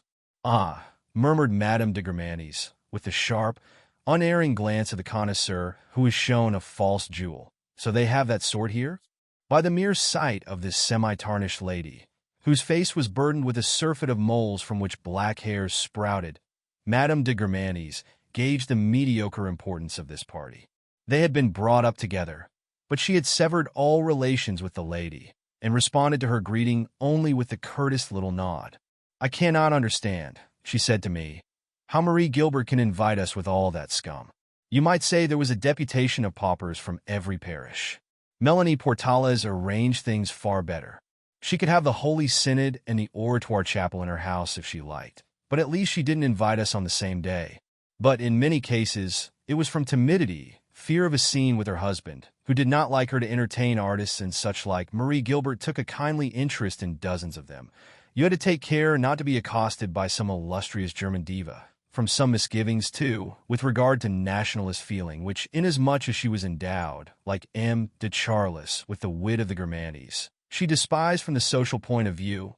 People were now, for the greater glory of the general staff, sending a plebeian general into dinner before certain dukes, but to which, nevertheless, as she knew that she was considered unsound in her views, she made liberal concessions, even dreading the prospect of having to offer her hand to Swann in these anti-Semitic surroundings. With regard to this, her mind was soon set at rest, for she learned that the prince had refused to have Swann in the house, and had had a sort of an altercation with him. There was no risk of her having to converse in public with poor Charles, whom she preferred to cherish in private. "And who in the world is that?" Madame de Guermantes exclaimed, upon seeing a little lady with a slightly lost air, in a black gown so simple that you would have taken her for a pauper, greet her, as did also the lady's husband, with a sweeping bow. She did not recognize the lady and, in her insolent way, drew herself up as though offended and stared at her without responding. "Who is that person, Basin?" she asked with an air of astonishment, while M. de Guermantes, to atone for Arian's impoliteness, was bowing to the lady and shaking hands with her husband. "Why, it is Madame de Chassepierre. You are most impolite. I have never heard of anybody called Chassepierre. Old Mother Chamlevalt's nephew. I haven't the faintest idea what you're talking about. Who is the woman, and why does she bow to me? But you know her perfectly. She's Madame de Charleval's daughter, Henriette Montmorency." "Oh, but I knew her mother quite well. She was charming, extremely intelligent. What made her go and marry all these people I never heard of?" "You say that she calls herself Madame de Chassepierre," she said, isolating each syllable of the name with a questioning air, and as though she were afraid of making a mistake. "It is not so ridiculous as you appear to think, to call oneself Chassepierre. Old Chassepierre was the brother of the aforesaid Chanlevalt, of Madame de Senecourt, and of the Vicomtesse de Merleralt. They're a good family." "Oh, do stop," cried the Duchess, who, like a lion tamer, never cared to appear to be allowing herself to be intimidated by the devouring glare of the animal. Basin, you are the joy of my life. I can't imagine where you picked up those names, but I congratulate you on them. If I did not know Chassepierre, I have at least read Balzac. You are not the only one, and I have even read Labiche. I can appreciate Chanlevault. I do not object to Charlevoix, but I must confess that Merleau is a masterpiece. However, let us admit that Chassepierre is not bad either. You must have gone about collecting them. It's not possible. You mean to write a book? She turned to myself. You ought to make a note of Charlevoix and Merleau. You will find nothing better. He will find himself in the dock and will go to prison. You are giving him very bad advice, Arian. I hope, for his own sake, that he has younger people than me at his disposal if he wishes to ask for bad advice, especially if he means to follow it. But if he means to do nothing worse than write a book, at some distance from us, a wonderful, proud young woman stood out delicately from the throng in a white dress, all diamonds and tulle. Madame de Germanis watched her talking to a whole group of people fascinated by her grace. Your sister is the belle of the ball, as usual. She is charming tonight, she said, as she took a chair, to the Prince de Chimay who went past. Colonel de Froberville, the general of that name was his uncle, came and sat down beside us, as did M. de Brut, while M. de Vaugebert, after hovering about us, by an excess of politeness which he maintained even when playing tennis, when, by dint of asking leave of the eminent personages present before hitting the ball, he invariably lost the game for his partner, returned to M. de Charlus, until that moment almost concealed by the huge skirt of the Comtesse Mole, whom he professed to admire above all other women, and, as it happened, at the moment when several members of the latest diplomatic mission to Paris were greeting the Baron. At the sight of a young secretary with a particularly intelligent air, M. de Vaugebert fastened on M. de Charlus a smile upon which there bloomed visibly one question only. M. de Charlus would, no doubt, readily have compromised someone else, but to feel himself compromised by this smile formed on another person's lips, which, moreover, could have but one meaning, exasperated him. I know absolutely nothing about the matter. I beg you to keep your curiosity to yourself. It leaves me more than cold. Besides, in this instance, you are making a mistake of the first order. I believe this young man to be absolutely the opposite. Here M. de Charlus, irritated at being thus given away by a fool, was not speaking the truth. The secretary would, had the Baron been correct, have formed an exception to the rule of his embassy. It was, as a matter of fact, composed of widely different personalities, many of them extremely second-rate, so that if one sought to discover what could have been the motive of the selection that had brought them together, the only one possible seemed to be inversion. By setting at the head of this little diplomatic Sodom an ambassador who, on the contrary, ran after women with the comic exaggeration of an old buffer in a review, who made his battalion of male impersonators toe the line, the authorities seemed to have been obeying the law of contrasts. In spite of what he had beneath his nose, he did not believe in inversion. He gave an immediate proof of this by marrying his sister to a charged affair whom he believed, quite mistakenly, to be a womanizer. After this, he became rather a nuisance, and was soon replaced by a fresh excellency who ensured the homogeneity of the party. Other embassies sought to rival this one, but could never dispute the prize, as in the matriculation examinations, where a certain school always heads the list, and more than 10 years had to pass before, heterogeneous attaches having been introduced into this too perfect whole, another might at last wrest the grim trophy from it and march at the head. Reassured as to her fear of having to talk to Swann, Madame de Germanis felt now merely curious as to the subject of the conversation he had had with their host. "Do you know what it was about?" the Duke asked M. de Brut. "I did hear," the other replied, "that it was about a little play which the writer Bergot produced at their house. It was a delightful show, as it happens, but it seems the actor made up as Gilbert, whom, as it happens, Master Bergot had intended to take off." "Oh, I should have loved to see Gilbert taken off," said the Duchess, with a dreamy smile. "It was about this little performance," M. de Brut went on, thrusting forward his rodent jaw, "that Gilbert demanded an explanation from Swann, who merely replied what everyone thought very witty. 'Why, not at all. It wasn't the least bit like you. You are far funnier.' It appears, though, M. de Brut continued, that the little play was quite delightful. Madame Mole was there. She was immensely amused. "What, does Madame Mole go there?" said the Duchess in astonishment. "Ah, that must be Mime's doing. That is what always happens, in the end, to that sort of house. One fine day, everybody begins to flock to it. And I, who have deliberately remained aloof, upon principle, find myself left to mope alone in my corner. Already, since M. de Brut's speech, the Duchesse de Guermantes, with regard if not to Swann's house, at least to the hypothesis of encountering him at any moment, had, as we see, adopted a fresh point of view. The explanation that you have given us, said Colonel de Froberville to M. de Brut, is entirely unfounded. I have good reason to know. The prince purely and simply gave Swann a dressing down and would have him to know, as our forebears used to say, that he was not to shew his face in the house again, seeing the opinions he flaunts. And, to my mind, my Uncle Gilbert was right 1,000 times over. Not only in giving Swann a piece of his mind, he ought to have finished 6 months ago with an out-and-out Dreyfusard. Poor M. de Vaugabert, changed now from a too cautious tennis player to a mere inert tennis ball, which is tossed to and fro without compunction, found himself projected towards the Duchesse de Guermantes, to whom he made obeisance. He was none too well received. Arian living in the belief that all the diplomats, or politicians, of her world were nincompoops.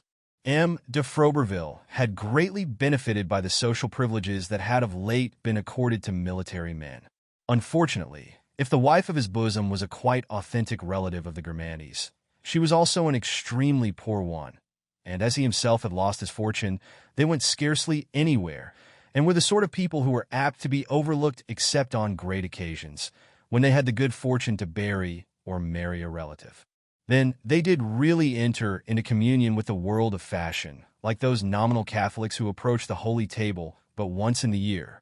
Their material situation would indeed have been deplorable had not Madame de Saint-Hubert, faithful to her affection for the late General de Froberville, done everything to help the household, providing frocks and entertainments for the 2 girls.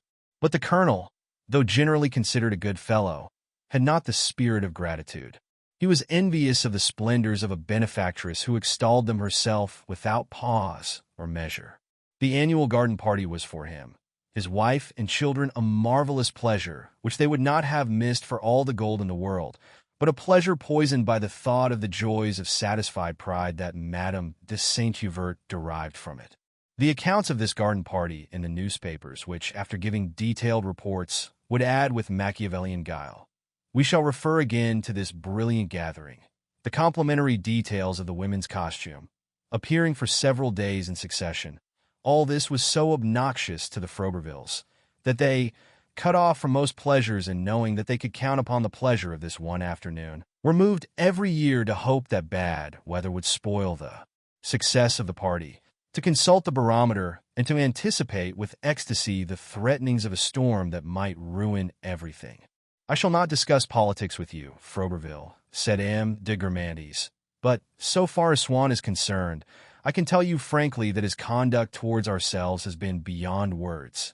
Introduced into society in the past by ourselves by the Duc de Chartres, they tell me now that he is openly a Dreyfusard. I should never have believed it of him. An epicure, a man of practical judgment, a collector, who goes in for old books, a member of the jockey, a man who enjoys the respect of all that know him, who knows all the good addresses, and used to send us the best port wine you could wish to drink, a dilettante, the father of a family. Oh, I have been greatly deceived. I do not complain for myself. It is understood that I am only an old fool, whose opinion counts for nothing, mere ragtag and bobtail. But if only for Arian's sake, he ought to have openly disavowed the Jews and the partisans of the man Dreyfus. Yes, after the friendship my wife has always shown him, went on the Duke, who evidently considered that to denounce Dreyfus as guilty of high treason, whatever opinion one might hold in one's own conscience as to his guilt, constituted a sort of thank-offering for the manner in which one had been received in the Faubourg Saint-Germain. He ought to have disassociated himself. For, you can ask Arian, she had a real friendship for him. The Duchess, thinking that an ingenuous, calm tone would give a more dramatic and sincere value to her words, said in a schoolgirl voice, as though she were simply letting the truth fall from her lips, merely giving a slightly melancholy expression to her eyes. It is quite true. I have no reason to conceal the fact that I did feel a sincere affection for Charles. There, you see, I don't have to make her say it. And after that, he carries his ingratitude to the point of being a Dreyfusard. Talking of Dreyfusards, I said, it appears Prince Vaughan is one. Ah, I am glad you reminded me of him, exclaimed M. de Germanes. I was forgetting that he had asked me to dine with him on Monday. But whether he is a Dreyfusard or not is entirely immaterial, since he is a foreigner. I don't give two straws for his opinion. With a Frenchman, it is another matter. It is true that Swann is a Jew. But, until today, forgive me, Froberville, I have always been foolish enough to believe that a Jew can be a Frenchman, that is to say, an honorable Jew, a man of the world. Now, Swann was that in every sense of the word. Ah well, he forces me to admit that I have been mistaken, since he has taken the side of this Dreyfus, who, guilty or not, never moved in his world. He cannot ever have met him, against a society that had adopted him, had treated him as one of ourselves. It goes without saying, we were all of us prepared to vouch for Swann. I would have answered for his patriotism as for my own. Ah, he is rewarding us very badly. I must confess that I should never have expected such a thing from him. I thought better of him. He was a man of intelligence in his own line, of course. I know that he had already made that insane, disgraceful marriage. By which token, shall I tell you someone who was really hurt by Swann's marriage? My wife. Arian often has what I might call an affectation of insensibility, but at heart she feels things with extraordinary keenness. Madame de Germanes, delighted by this analysis of her character, listened to it with a modest air, but did not utter a word, from a scrupulous reluctance to acquiesce in it, but principally from fear of cutting it short. M. de Germanes might have gone on talking for an hour on this subject. She would have sat as still, or even stiller than if she had been listening to music. Very well. I remember, when she heard of Swann's marriage, she felt hurt. She considered that it was wrong in a person to whom we had given so much friendship. She was very fond of Swann. She was deeply grieved. Am I not right, Arian? Madame de Germanes felt that she ought to reply to so direct a challenge, upon a point of fact, which would allow her unobtrusively to confirm the tribute which, she felt, had come to an end. In a shy and simple tone, and with an air all the more studied in that it sought to shew genuine feeling, she said with a meek reserve, "It is true, Basin is quite right. Still, that was not quite the same. After all, love is love, although, in my opinion, it ought to confine itself within certain limits. I might excuse a young fellow, a mere boy, for letting himself be caught by an infatuation. But Swann, a man of intelligence, of proved refinement, a good judge of pictures, an intimate friend of the Duc de Chartres, of Gilbert himself." The tone in which M. de Germanes said this was, for that matter, quite inoffensive, without a trace of the vulgarity which he too often shewed.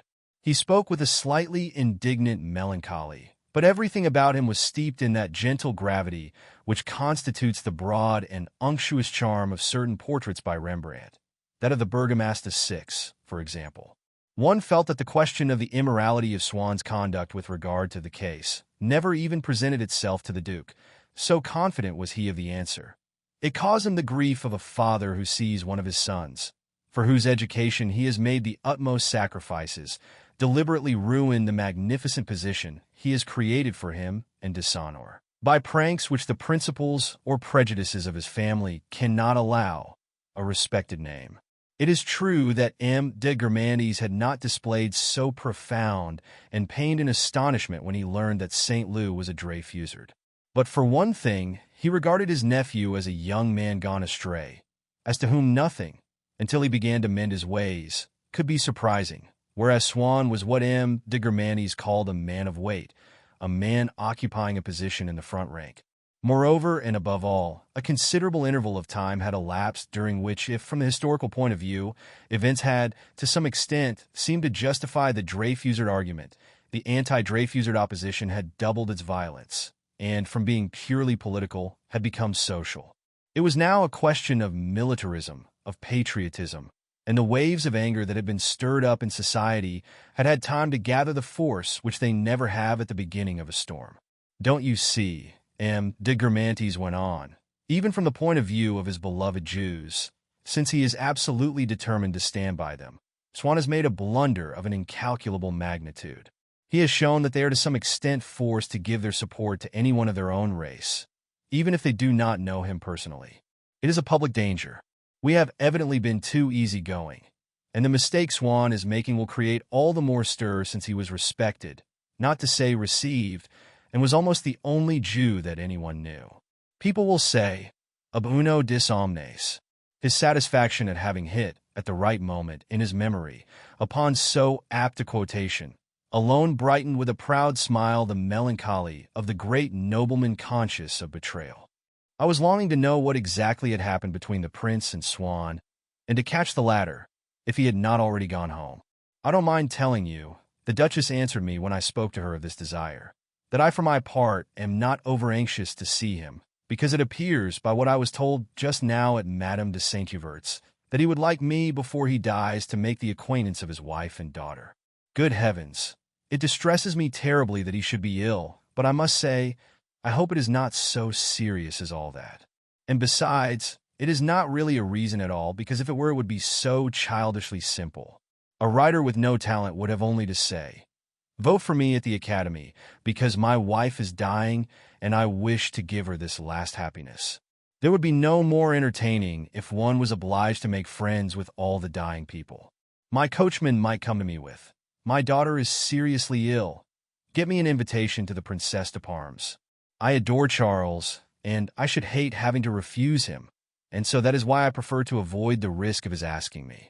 I hope with all my heart that he is not dying, as he says, but really, if it has to happen, it would not be the moment for me to make the acquaintance of those two creatures who have deprived me of the most amusing of my friends for the last 15 years, with the additional disadvantage that I should not even be able to make use of their society to see him, since he would be dead.'" Meanwhile, M. de Brut had not ceased to ruminate the contradiction of his story by Colonel de Froberville. "I do not question the accuracy of your version, my dear fellow," he said, "but I had mine from a good source. It was the Prince de la Tour d'Auvergne who told me. I am surprised that an educated man like yourself should still say Prince de la Tour d'Auvergne." The Duc de Guermantes broke in. "You know that he is nothing of the kind. There is only one member of that family left. Ariane's uncle, the Duc de Bouillon, the brother of Madame de Villeparisis?" I asked, remembering that she had been Marie de Bouillon. "Precisely. Ariane, Madame de Lambersac, is bowing to you." And indeed, one saw at certain moments form and fade like a shooting star a faint smile directed by the Duchesse de Lambersac at somebody whom she had recognized. But this smile, instead of taking definite shape in an active affirmation, in a language mute but clear, was drowned almost immediately in a sort of ideal ecstasy which expressed nothing, while her head drooped in a gesture of blissful benediction, recalling the inclination towards the crowd of communicants of the head of a somewhat senile prelate. There was not the least trace of senility about Madame de Lambersac, but I was acquainted already with this special type of old-fashioned distinction. At Cambrai and in Paris, all my grandmother's friends were in the habit of greeting one another at a social gathering with a seraphic air, as if they had caught sight of some one of their acquaintance in church at the moment of the elevation or during a funeral, and were casting him a gentle good morning which ended in prayer. At this point a remark made by M. de Guermantes was to complete the likeness that I was tracing. "But you have seen the Duc de Bouillon," he said to me. "He was just going out of my library this afternoon as you came in, a short person with white hair. It was the person whom I had taken for a man of business from Cambrai, and yet, now that I came to think it over, I could see the resemblance to Madame de Villeparisis. The similarity between the evanescent greetings of the Duchesse de Lambersac and those of my grandmother's friends had first aroused my interest, by shewing me how in all narrow and exclusive societies, be they those of the minor gentry or of the great nobility, the old manners persist, allowing us to recapture, like an archaeologist, what might have been the standard of upbringing and the side of life which it reflects. In the days of the Vicomte d'Arlincourt and Loisa Puget, better still now, The perfect conformity in appearance between a man of business from Cambrai of his generation and the Duc de Bouillon reminded me of what had already struck me so forcibly when I had seen Saint Luc's maternal grandfather, the Duc de la Rochefoucauld, in a daguerreotype in which he was exactly similar, in dress, air, and manner, to my great-uncle, that's social. And even individual differences are merged when seen from a distance in the uniformity of an epoch. The truth is that the similarity of dress, and also the reflection, from a person's face, of the spirit of his age occupy so much more space than his caste, which bulks largely only in his own self-esteem and the imagination of other people. That in order to discover that a great nobleman of the time of Louis Philippe differs less from a citizen of the time of Louis Philippe than from a great nobleman of the time of Louis XV, it is not necessary to visit the galleries of the Louvre. At that moment, a Bavarian musician with long hair, whom the Princesse de Guermantes had taken under her wing, bowed to Ariane.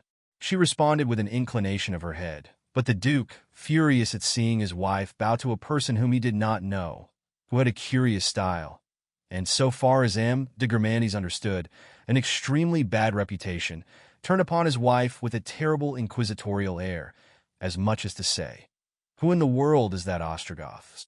Poor Madame de Guermantes' position was already distinctly complicated, and if the musician had felt a little pity for this martyred wife, he would have made off as quickly as possible. But, whether from a desire not to remain under the humiliation that had just been inflicted on him in public, before the eyes of the Duke's oldest and most intimate friends, whose presence there had perhaps been responsible to some extent for his silent bow, and to shew that it was on the best of grounds, and not without knowing her already, that he had greeted the Duchesse de Guermantes, or else in obedience to the obscure but irresistible impulse to commit a blunder which drove him, at a moment when he ought to have trusted to the spirit, to apply the whole letter of the law, the musician came closer to Madame de Guermantes and said to her, "Madame la Duchesse, I should like to request the honor of being presented to the Duke." Madame de Guermantes was indeed in a quandary. But after all, she might well be a forsaken wife. She was still Duchesse de Guermantes, and could not let herself appear to have forfeited the right to introduce to her husband the people whom she knew. "Basin," she said, "allow me to present to you M. Deerweck. I need not ask whether you are going to Madame de Saint-Hubert's tomorrow," Colonel de Froberville said to Madame de Guermantes, to dispel the painful impression produced by M. de Herweck's ill-timed request. "The whole of Paris will be there." Meanwhile, turning with a single movement, and as though he were carved out of a solid block towards the indiscreet musician, the Duc de Guermantes, fronting his suppliant, monumental, mute wrath like Jupiter Tonans, remained motionless like this for some seconds, his eyes ablaze with anger and astonishment, his waving locks seeming to issue from a crater. Then, as though carried away by an impulse which alone enabled him to perform the act of politeness that was demanded of him, and after appearing by his attitude of defiance to be calling the entire company to witness that he did not know the Bavarian musician, clasping his white-gloved hands behind his back, he jerked his body forward and bestowed upon the musician a bow so profound, instinct with such stupefaction and rage, so abrupt, so violent, that the trembling artist recoiled, stooping, as he went, so as not to receive a formidable but in the stomach. "Well, the fact is, I shall not be in Paris," the Duchess answered Colonel de Froberville. "I may as well tell you, though I ought to be ashamed to confess such a thing, that I have lived all these years without seeing the windows at Montfort-de-la-Maurie. It is shocking, but there it is. And so, to make amends for my shameful ignorance, I decided that I would go and see them tomorrow." M. de Brut smiled a subtle smile. He quite understood that, if the Duchess had been able to live all these years without seeing the windows at Montfort-de-la-Maurie, this artistic excursion did not all of a sudden take on the urgent character of an expedition hot foot and might without danger, after having been put off for more than 25 years, be retarded for 24 hours. The plan that the Duchess had formed was simply the Guermantes' way of issuing the decree that the Saint-Hubert establishment was definitely not a really nice house, but a house to which you were invited that you might be utilized afterwards in the account in the Gaulois, a house that would set the seal of supreme smartness upon those, or at any rate upon her, should there be but one, who did not go to it. The delicate amusement of M. de Brut, enhanced by that poetical pleasure which people in society felt when they saw Madame de Charlus do things which their own inferior position did not allow them to imitate, but the mere sight of which brought to their lips the smile of the peasant furrowed to the soil when he sees freer and more fortunate men pass by above his head. This delicate pleasure could in no way be compared with the concealed but frantic ecstasy that was at once felt by M. de Froberville. The efforts that this gentleman was making so that people should not hear his laughter had made him turn as red as a turkey cock, in spite of which it was only with a running interruption of hiccups of joy that he exclaimed in a pitying tone, "Oh, poor Aunt Saint-Hubert! She will take to her bed. No, the unhappy woman is not to have her duchess. What a blow! Why, it is enough to kill her," he went on, convulsed with laughter. And in his exhilaration, he could not help stamping his feet and rubbing his hands, smiling out of one eye and with the corner of her lips at M. de Froberville, whose amiable intention she appreciated, but found the deadly boredom of his society quite intolerable. Madame de Charlus decided finally to leave him. "Listen, I shall be obliged to bid you good night," she said to him as she rose with an air of melancholy resignation, and as though it had been a bitter grief to her. Beneath the magic spell of her blue eyes, her gently musical voice made one think of the poetical lament of a fairy. "Basin wants me to go and talk to Marie for a little." In reality, she was tired of listening to Froberville, who did not cease to envy her going to Montfort-l'Amaury, when she knew quite well that he had never heard of the windows before in his life. Nor for that matter would he for anything in the world have missed going to the Saint-Hubert party. "Goodbye. I've barely said a word to you. It is always like that at parties. We never see the people. We never say the things we should like to say, but it is the same everywhere in this life. Let us hope that when we are dead things will be better arranged. At any rate, we shall not always be having to put on low dresses. And yet, one never knows. We may perhaps have to display our bones and worms on great occasions. Why not? Look, there goes old Rampillon. Do you see any great difference between her and a skeleton in an open dress? It is true that she has every right to look like that, for she must be at least 100. She was already one of those sacred monsters before whom I refused to bow the knee when I made my first appearance in society. I thought she had been dead for years, which for that matter would be the only possible explanation of the spectacle she presents. It is impressive and liturgical, quite Camposanto. The Duchess had moved away from Froberville. He came after her. "Just one word in your ear." Slightly annoyed. "Well, what is it now?" she said to him stiffly. And he, having been afraid lest at the last moment she might change her mind about Montfort-l'Amaury. "I did not like to mention it for Madame de Saint-Hubert's sake, so as not to get her into trouble. But since you don't intend to be there, I may tell you that I am glad for your sake, for she has measles in the house." "Oh, good gracious," said Arion, who had a horror of illnesses. "But that wouldn't matter to me. I've had them already. You can't get them twice. So the doctors say. I know people who've had them 4 times. Anyhow, you are warned." As for himself, these fictitious measles would have needed to attack him in reality and to chain him to his bed before he would have resigned himself to missing the Saint-Hubert party to which he had looked forward for so many months. He would have the pleasure of seeing so many smart people there, the still greater pleasure of remarking that certain things had gone wrong, and the supreme pleasures of being able for long afterwards to boast that he had mingled with the former, and, while exaggerating or inventing them, of deploring the latter. I took advantage of the Duchess's moving to rise also in order to make my way to the smoking room and find out the truth about Swann. "Do not believe a word of what Babel told us," she said to me. "Little Mole would never poke her nose into a place like that. They tell us that to draw us. Nobody ever goes to them, and they're never asked anywhere either. He admits it himself. We spend the evenings alone by our own fireside. As he always says, we, not like royalty, but to include his wife. I do not press him. But I know all about it," the Duchess added. "We passed 2 young men whose great and dissimilar beauty took its origin from one and the same woman. They were the 2 sons of Madame de Charlus, the latest mistress of the Duc de Charlus. Both were resplendent with their mother's perfections, but each in his own way. To one had passed, rippling through a virile body, the royal presence of Madame de Charlus and the same pallor, ardent, flushed, and sacred, flooded the marble cheeks of mother and son.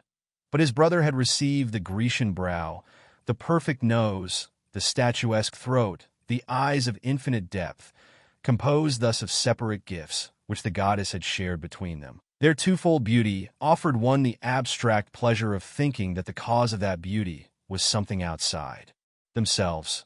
One would have said that the principal attributes of their mother were incarnate in two different bodies. That one of the young men was his mother's stature and her complexion, the other her gaze, like those divine beings who were no more than the strength and beauty of Jupiter or Minerva. Full of respect for M. de Charlus, of whom they said, "He is a great friend of our parents," the elder nevertheless thought that it would be wiser not to come up and greet the Duchess, of whose hostility towards his mother he was aware, though without perhaps understanding the reason for it. And at the sight of us he slightly averted his head. The younger, who copied his brother in everything, because being stupid and short-sighted to boot, he did not venture to own a personal opinion, inclined his head at the same angle, and the pair slipped past us towards the card-room, one behind the other, like a pair of allegorical figures. Just as I reached this room, I was stopped by the Marquise de Charlus, still beautiful, but almost foaming at the mouth. Of decently noble birth, she had sought and made a brilliant match in marrying M. de Charlus, whose great-grandmother had been an Aumale Lorraine. But no sooner had she tasted this satisfaction than her natural cantankerousness gave her a horror of people in society which did not cut her off absolutely from social life. Not only, at a party, did she deride everyone present, her derision of them was so violent that mere laughter was not sufficiently bitter, and changed into a guttural hiss. "Ah," she said to me, pointing to the Duchesse de Charlus, who had now left my side and was already some way off. "What defeats me is that she can lead this sort of existence." Was this the speech of a righteously indignant saint, astonished that the Gentiles did not come of their own accord to perceive the truth, or that of an anarchist athirst for carnage? In any case, there could be no possible justification for this apostrophe. In the first place, the existence led by Madame de Charlus differed hardly perceptibly, except in indignation, from that led by Madame de Charlus. Madame de Charlus was stupefied when she saw the Duchess capable of that mortal sacrifice, attendance at one of Marie Gilbert's parties. It must be said in this particular instance that Madame de Charlus was genuinely fond of the princess, who was indeed the kindest of women, and knew that, by attending her party, she was giving her great pleasure.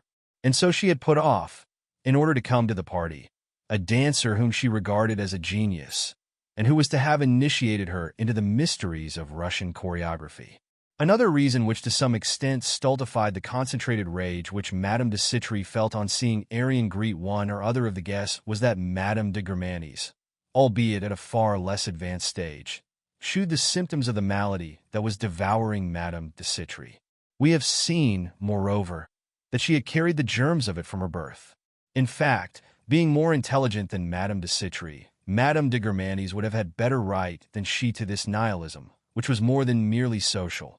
But it is true that certain good qualities help us rather to endure the defects of our neighbor than they make us suffer from them. And a man of great talent will normally pay less attention to other people's folly than would a fool. We have already described at sufficient length the nature of the Duchess's wit to convince the reader that, if it had nothing in common with great intellect, it was at least wit, a wit adroit in making use, like a translator, of different grammatical forms. Now nothing of this sort seemed to entitle Madame de Charlus to look down upon qualities so closely akin to her own.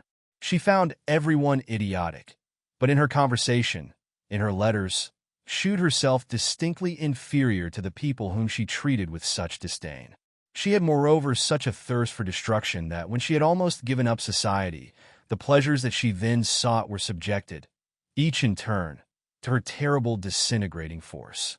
After she had given up parties for musical evenings, she used to say, "You like listening to that sort of thing, to music? Good gracious, it all depends on what it is. It can be simply deadly. Oh, Beethoven, what a bore!" With Wagner, then with Frank Debussy, she did not even take the trouble to say the word barb, but merely passed her hand over her face with a tonsorial gesture. Presently, everything became boring. Beautiful things are such a bore. Oh, pictures. They're enough to drive one mad. How right you are. It is such a bore having to write letters. Finally, it was life itself that she declared to be rasanti, leaving her hearers to wonder where she applied the term.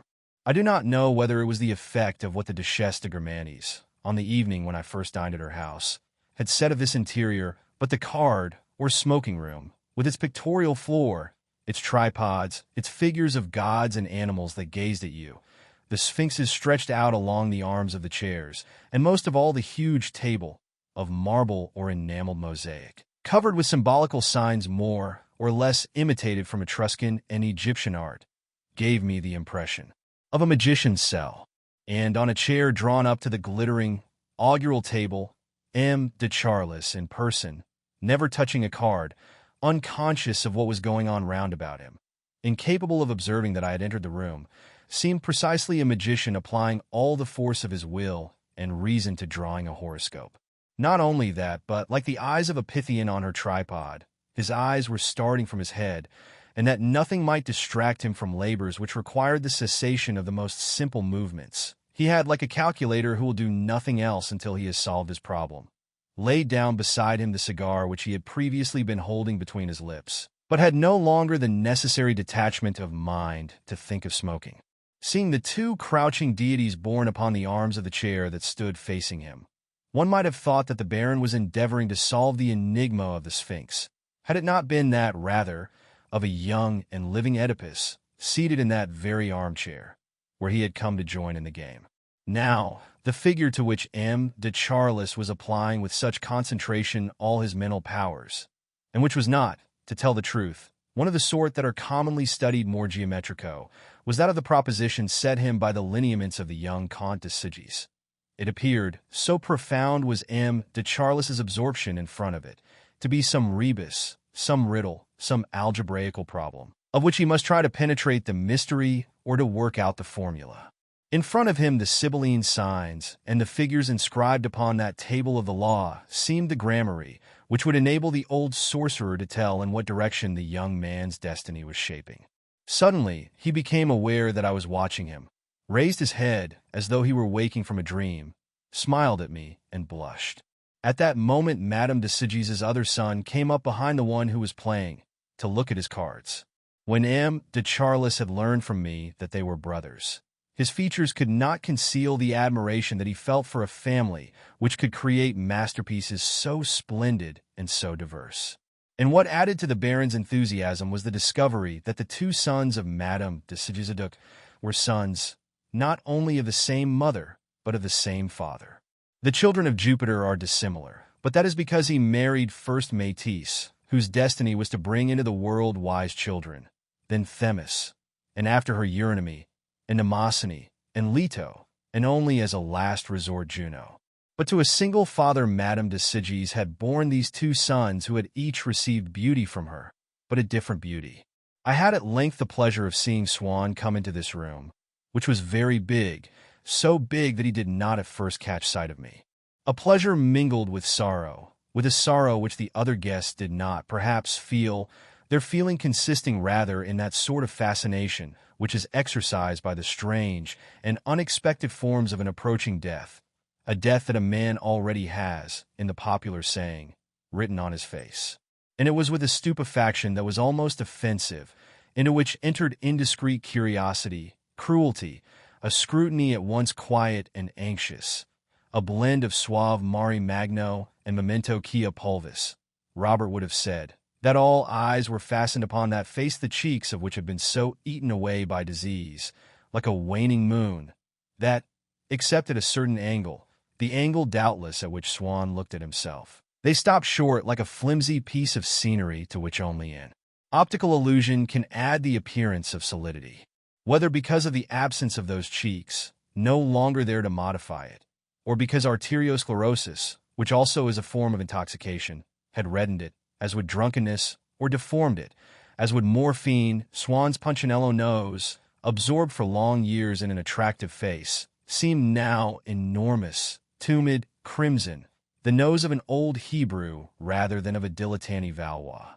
Perhaps, too, in him, in these last days, the race was making appear more pronounced the physical type that characterizes it, at the same time as the sentiment of a moral solidarity with the rest of the Jews, a solidarity which Swann seemed to have forgotten throughout his life, in which, one after another, his mortal illness, the Dreyfus case, and the anti-Semitic propaganda had revived. There are certain Israelites, superior people for all that and refined men of the world, in whom there remain in reserve and in the wings, ready to enter at a given moment in their lives. As in a play, a bounder and a prophet. Swann had arrived at the age of the prophet, certainly, with his face from which, by the action of his disease, whole segments had vanished, as when a block of ice melts and slabs of it fall off bodily. He had greatly altered. But I could not help being struck by the discovery how far more he had altered in relation to myself. This man, excellent, cultivated, whom I was far from annoyed at meeting, I could not bring myself to understand how I had been able to invest him long ago in a mystery so great that his appearance in the Champs-Élysées used to make my heart beat so violently that I was too bashful to approach his silk-lined cape, that at the door of the flat in which such a being dwelt, I could not ring the bell without being overcome by boundless emotion and dismay. All this had vanished not only from his home, but from his person, and the idea of talking to him might, or might not be agreeable to me, but had no effect whatever upon my nervous system. And besides, how he had altered since that very afternoon, when I had met him, after all, only a few hours earlier, in the Duc de Guermantes' study. Had he really had a scene with the prince, and had it left him crushed? The supposition was not necessary. The slightest efforts that are demanded of a person who is very ill quickly become for him an excessive strain. He is only to be exposed, when already tired, to the heat of a crowded drawing-room, for his countenance to decompose and turn blue, as happens in a few hours with an overripe pear or milk that is ready to turn. Besides, Swann's hair was worn thin in patches, and, as Madame de Guermantes remarked, needed attention from the furrier, looked as if it had been camphor, and camphor badly. I was just crossing the room to speak to Swann when unfortunately a hand fell upon my shoulder. "Hello, old boy. I am in Paris for 48 hours. I called at your house. They told me you were here, so that it is to you that my aunt is indebted for the honor of my company at her party. It was St. Lou. I told him how greatly I admired the house. Yes, it makes quite a historic edifice. Personally, I think it appalling. We mustn't go near my Uncle Palamede, or we shall be caught. Now that Madame Mole has gone, for it is she that is ruling the roost just now, he is quite at a loose end. It seems it was as good as a play. He never let her out of his sight for a moment, and only left her when he had put her safely into her carriage. I bear my uncle no ill will, only I do think it odd that my family council, which has always been so hard on me, should be composed of the very ones who have led giddy lives themselves, beginning with the giddiest of the lot.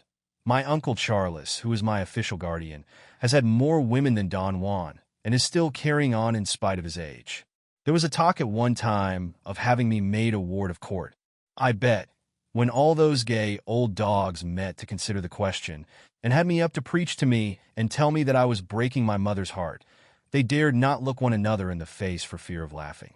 Just think of the fellows who formed the council.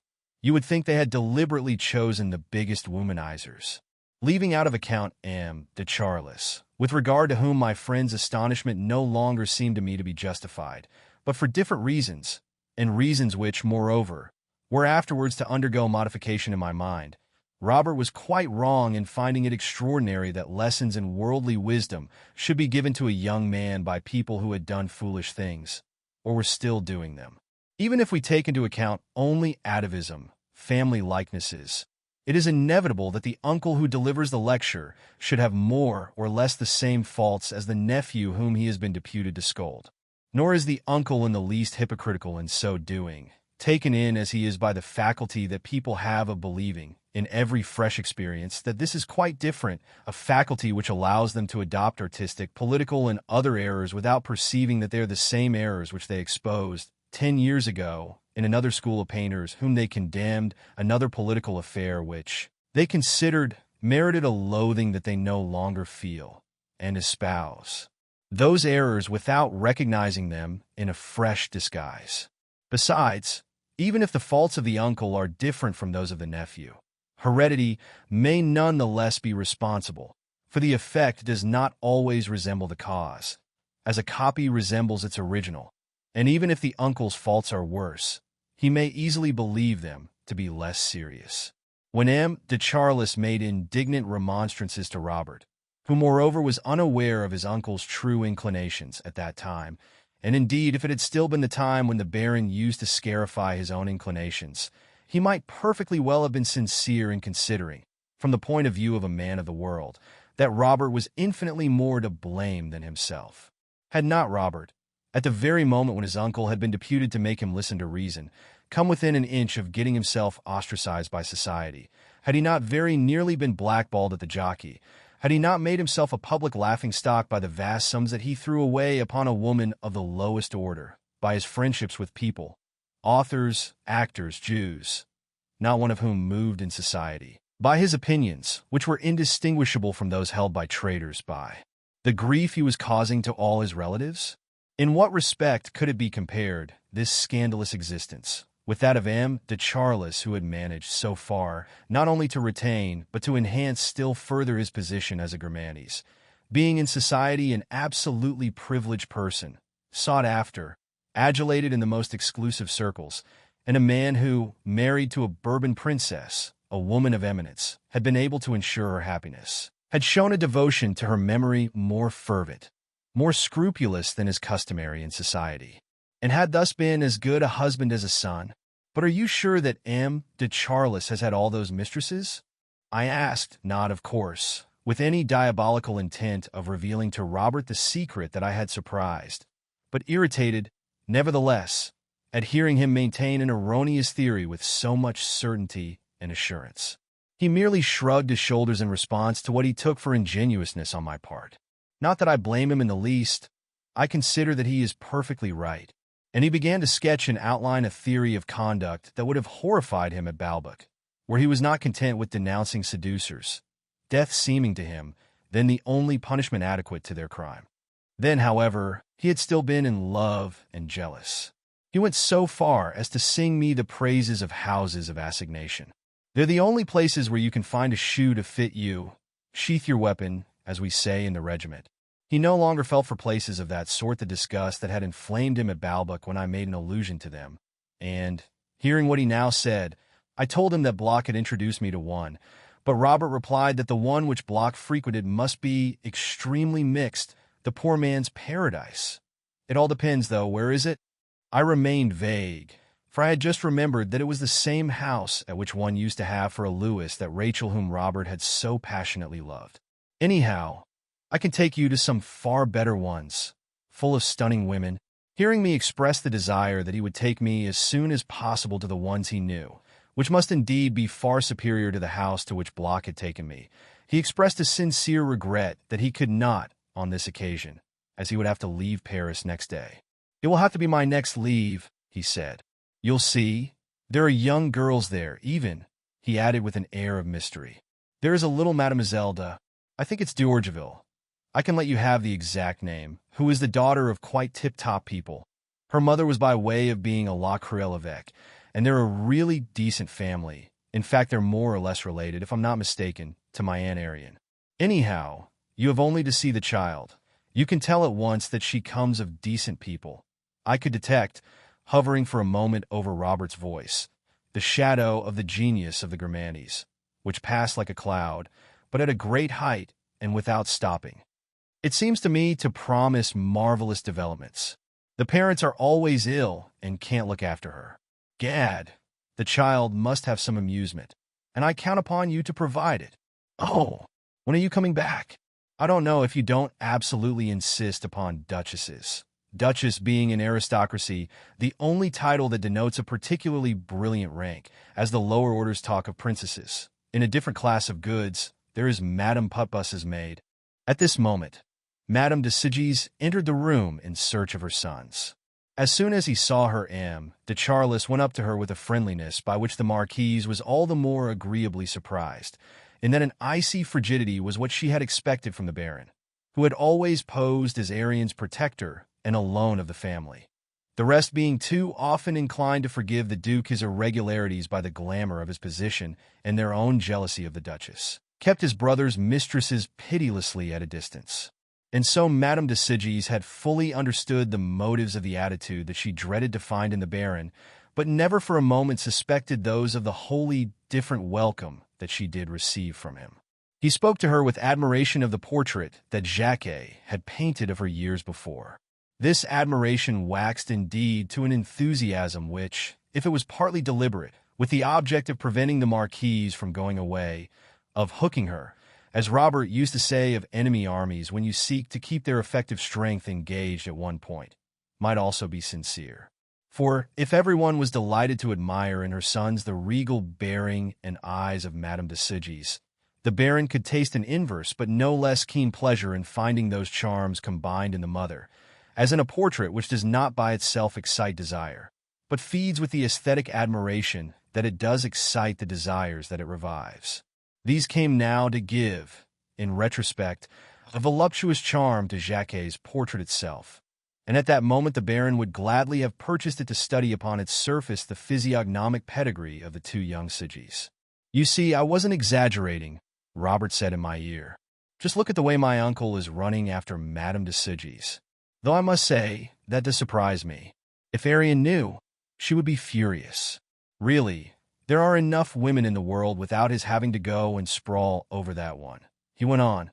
Like everybody who is not in love, he imagined that one chose the person whom one loved after endless deliberations and on the strength of various qualities and advantages. Besides, while completely mistaken about his uncle, whom he supposed to be devoted to women, Robert, in his rancor, spoke too lightly of Baron de Charlus. We are not always somebody's nephew with impunity. It is often through him that a hereditary habit is transmitted to us sooner or later. We might indeed arrange a whole gallery of portraits, named like the German comedy, Uncle and Nephew, in which we should see the uncle watching jealously, albeit unconsciously, for his nephew to end by becoming like himself. I go so far as to say that this gallery would be incomplete were we not to include in it the uncles who are not really related by blood, being the uncles only of their nephews' wives. The Messrs. de Charlus are indeed so convinced that they themselves are the only good husbands, what is more, the only husbands of whom their wives are not jealous, that generally, out of affection for their niece, they make her marry another Charlus, which tangles the skein of family likenesses, and, to affection for the niece, is added at times affection for her betrothed as well. Such marriages are not uncommon, and are often what are called happy. What were we talking about? Oh yes, that big, fair girl, Madame Putbus's maid. She goes with women too, but I don't suppose you mind that. I can tell you frankly, I have never seen such a gorgeous creature. I imagine her rather Giorgione? Wildly Giorgione. Oh, if I only had a little time in Paris. What wonderful things there are to be done. And then one goes on to the next. For love is all rot. Mind you, I've finished with all that. I soon discovered, to my surprise, that he had equally finished with literature, whereas it was merely with regard to literary men that he had struck me as being disillusioned at our last meeting. "They're practically all a pack of scoundrels," he had said to me, a saying that might be explained by his justified resentment towards certain of Rachel's friends. They had indeed persuaded her that she would never have any talent if she allowed Robert, scion of an alien race, to acquire an influence over her, and with her used to make fun of him, to his face, at the dinners to which he entertained them. But in reality, Robert's love of letters was in no sense profound, did not spring from his true nature, was only a byproduct of his love of Rachel, and he had got rid of it, at the same time as of his horror of voluptuaries and his religious respect for the virtue of women. There is something very strange about those two young men. "Look at that curious passion for gambling, Marquise," said Madame de Charlus, drawing Madame de Charlus's attention to her own sons, as though he were completely unaware of their identity. "They must be a pair of Orientals. They have certain characteristic features. They are perhaps Turks," he went on, so as both to give further support to his feign of innocence and to exhibit a vague antipathy, which, when in due course it gave place to affability, would prove that the latter was addressed to the young men solely in their capacity as sons of Madame de Charlus, having begun only when the Baron discovered who they were. Perhaps to Madame de Charlus, whose insolence was a natural gift which he delighted in exercising, took advantage of the few moments in which he was supposed not to know the name of these two young men to have a little fun at Madame de Charlus's expense, and to indulge in his habitual sarcasm, as Scapin takes advantage of his master's disguise to give him a sound drubbing. "They are my sons," said Madame de Charlus, with a blush which would not have colored her cheeks had she been more discerning, without necessarily being more virtuous. She would then have understood that the air of absolute indifference or of sarcasm which M. de Charlus displayed toward the young man was no more sincere than the wholly superficial admiration which he shewed for a woman did not express his true nature. The woman to whom he could go on indefinitely, paying the prettiest compliments, might well be jealous of the look which, while talking to her, he shot at a man whom he would pretend afterwards not to have noticed. For that look was not of the sort which M. de Charlus kept for women, a special look, springing from the depths, which even at a party could not help straying innocently in the direction of the young man, like the look in a tailor's eye which betrays his profession by immediately fastening upon your attire. "Oh, how very strange," replied M. de Charlus, not without insolence, as though his mind had to make a long journey to arrive at a reality so different from what he had pretended to suppose. "But I don't know them," he added, fearing lest he might have gone a little too far in the expression of his antipathy, and have thus paralyzed the Marquise's intention to let him make their acquaintance. "Would you allow me to introduce them to you?" Madame de Charlus inquired timidly. "Why, good gracious, just as you please. I shall be delighted. I am perhaps not very entertaining company for such young people." M. de Charlus intoned with the air of hesitation and coldness of a person who is letting himself be forced into an act of politeness. "Arnulphy, Victurnien, come here at once," said Madame de Charlus. Victurnien rose with decision. Arnulphy, though he could not see where his brother was going, followed him meekly. "It's the son's turn now," muttered St. Lou. "It's enough to make one die with laughing. He tries to curry favor with every one, down to the dog in the yard. It is all the funnier, as my uncle detests pretty boys. And just look how seriously he is listening to them. If it had been I who tried to introduce them to him, he would have given me what for. Listen, I shall have to go and say how d'ye do to Arian. I have so little time in Paris that I want to try and see all the people here that I ought to leave cards on. What a well-bred air they have. What charming manners," M. de Charlus was saying. "You think so?" Madame de Charlus replied, highly delighted. Swann, having caught sight of me, came over to St. Lou and myself. His Jewish gaiety was less refined than his witticisms as a man of the world. "Good evening," he said to us. "Heavens! All three of us together. People will think it is a meeting of the syndicate. In another minute they'll be looking for the safe." He had not observed that M. de Bucerfuel was just behind his back and could hear what he said. The general could not help wincing. We heard the voice of M. de Charlus close beside us. "What? You are called Victurnien, after the Cabinet d'Antiques," the Baron was saying, to prolong his conversation with the two young men. "By Balzac, yes," replied the elder Charlus, who had never read a line of that novelist's work, but to whom his tutor had remarked, a few days earlier, upon the similarity of his Christian name and dies Grignans. Madame de Charlus was delighted to see her son shine, and at M. de Charlus's ecstasy before such a display of learning.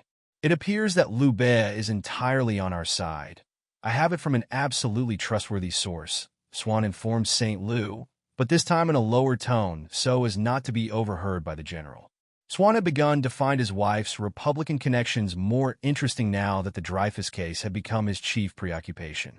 "I tell you this because I know that your heart is with us." "Not quite to that extent. You are entirely mistaken," was Robert's answer. "It's a bad business, and I'm sorry I ever had a finger in it. It was no affair of mine. If it were to begin over again, I should keep well clear of it. I am a soldier, and my first duty is to support the army. If you will stay with M. Swann for a moment, I shall be back presently. I must go and talk to my aunt." But I saw that it was with M. Ambersac that he went to talk, and was distressed by the thought that he had lied to me about the possibility of their engagement. My mind was set at rest when I learned that he had been introduced to her half an hour earlier by Madame de Marsannes, who was anxious for the marriage, the Ambersacs being extremely rich. "At last," said M. de Charlus to Madame de Charlus, "I find a young man with some education, who has read, who knows what is meant by Balzac. And it gives me all the more pleasure to meet him, where that sort of thing has become most rare, in the house of one of my peers, one of ourselves," he added, laying stress upon the words. It was all very well for the Gomorrahs to profess to regard all men as equal, on the great occasions when they found themselves among people who were born, especially if they were not quite so well born as themselves, whom they were anxious and able to flatter. They did not hesitate to trot out old family memories. At one time, the Baron went on, the word aristocrat meant the best people in intellect and heart. Now, here is the first person I find among Purcells who has ever heard of Victurnien Dies Grignan. I am wrong in saying the first. There are also a Polignac and a Montesquieu, added M. de Charlus, who knew that this twofold association must inevitably thrill the Marquise. However, your sons have every reason to be learned. Their maternal grandfather had a famous collection of 18th century stuff. I will shew you mine if you will do me the pleasure of coming to luncheon with me one day," he said to the young Victurnien. "I can shew you an interesting edition of the Cabinet d'Antiques with corrections in Balzac's own hand. I shall be charmed to bring the two Victurniens face to face." I could not bring myself to leave Swann. He had arrived at that stage of exhaustion in which a sick man's body becomes a mere retort in which we study chemical reactions. His face was mottled with tiny spots of Prussian blue, which seemed not to belong to the world of living things, and emitted the sort of odor which, at school, after the experiments, makes it so unpleasant to have to remain in a science classroom. I asked him whether he had not had a long conversation with the Prince de Gomorrah, and if he would tell me what it had been about. "Yes," he said, "but go for a moment first with M. de Charlus and Madame de Sigis. I shall wait for you here." Indeed, M. de Charlus, having suggested to Madame de Sigis that they should leave this room which was too hot, and go and sit for a little in another, had invited not the two sons to accompany their mother, but myself. In this way, he made himself appear, after he had successfully hooked them, to have lost all interest in the two young men. He was moreover paying me an inexpensive compliment, Madame de Sigis being in distinctly bad odor. Unfortunately, no sooner had we sat down in an alcove from which there was no way of escape than Madame de Saint-Hubert, but for the Baron's jibes, came past. She perhaps to mask or else openly to shew her contempt for the ill will which she inspired in M. de Charlus, and above all to shew that she was on intimate terms with a woman who was talking so familiarly to him, gave a disdainfully friendly greeting to the famous beauty, who acknowledged it, peeping out of the corner of her eye at M. de Charlus with a mocking smile. But the alcove was so narrow that Madame de Saint-Hubert, when she tried to continue, behind our backs, her canvass of her guests for the morrow, found herself a prisoner, and had some difficulty in escaping, a precious moment which M. de Charlus, anxious that his insolent wit should shine before the mother of the two young men, took good care not to let slip. A silly question which I had put to him, without malice aforethought, gave him the opportunity for a hymn of triumph, of which the poor Saint-Hubert, almost immobilized behind us, could not have lost a word. "Would you believe it, this impertinent young man," he said, indicating me to Madame de Sigis, "asked me just now, without any sign of that modesty which makes us keep such expeditions private, if I was going to Madame de Saint-Hubert's, which is to say, I suppose if I was suffering from the colic. I should endeavor, in any case, to relieve myself in some more comfortable place than the house of a person who, if my memory serves me, was celebrating her centenary when I first began to go about town, though not, of course, to her house. And yet who could be more interesting to listen to? What a host of historic memories, seen and lived through in the days of the First Empire and the Restoration, and secret history, too, which could certainly have nothing of the saint about it, but must be decidedly verdant if we are to judge by the amount of kicks still left in the old trot shanks. What would prevent me from questioning her about those passionate times is the acuteness of my olfactory organ. The proximity of the lady is enough. I say to myself all at once, "Oh, good Lord, someone has broken the lid of my cesspool," when it is simply the Marquise opening her mouth to emit some invitation. And you can understand that if I had the misfortune to go to her house, the cesspool would be magnified into a formidable sewage cart. She bears a mystic name, though, which has always made me think with jubilation, although she has long since passed the date of her jubilee, of that stupid line of poetry called deliquescent. Ah, green, how green my soul was on that day. But I require a cleaner sort of verdure.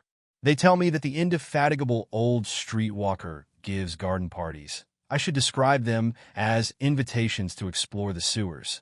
"Are you going to wallow there?" he asked Madame de Charlus, who this time was annoyed. Wishing to pretend for the Baron's benefit that she was not going, and knowing that she would give days of her life rather than miss the Saint-Hubert party, she got out of it by taking a middle course, that is to say, uncertainty.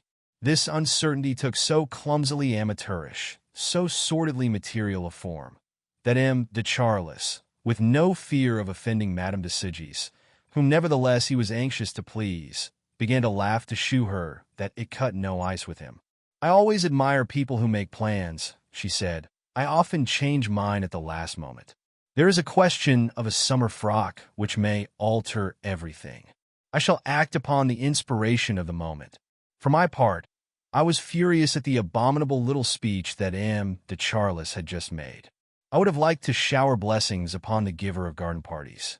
Unfortunately, in the social as in the political world, the victims are such cowards that one cannot for long remain indignant with their tormentors." Madame de Saint-Hubert, who had succeeded in escaping from the alcove to which we were barring the entry, brushed against the Baron inadvertently as she passed him, and by a reflex action of snobbishness which wiped out all her anger, perhaps even in the hope of securing an opening, at which this could not be the first attempt, exclaimed, "Oh, I beg your pardon, Monsieur de Charlus.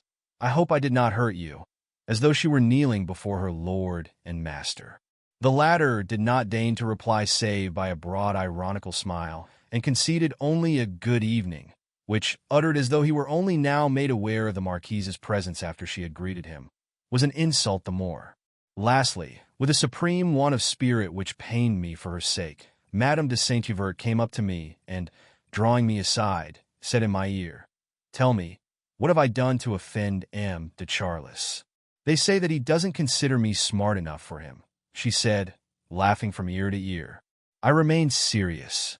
For one thing, I thought it stupid of her to appear to believe, or to wish other people to believe, that nobody really was as smart as herself. For another thing, people who laugh so heartily at what they themselves have said, when it is not funny, dispense us accordingly, by taking upon themselves the responsibility for the mirth, from joining in it. Other people assure me that he is cross because I do not invite him, but he does not give me much encouragement. He seems to avoid me. This expression struck me as inadequate. Try to find out, and come and tell me tomorrow. And if he feels remorseful and wishes to come too, bring him. I shall forgive and forget. Indeed, I shall be quite glad to see him, because it will annoy Madame de Charlus. I give you a free hand. You have the most perfect judgment in these matters, and I do not wish to appear to be begging my guests to come. In any case, I count upon you absolutely. It occurred to me that Swann must be getting tired of waiting for me. I did not wish, moreover, to be too late in returning home, because of Albertine, and, taking leave of Madame de Charlus and M. de Charlus, I went in search of my sick man in the card-room. I asked him whether what he had said to the prince in their conversation in the garden was really what M. de Brut, whom I did not name, had reported to us about a little play by Bergot. He burst out laughing.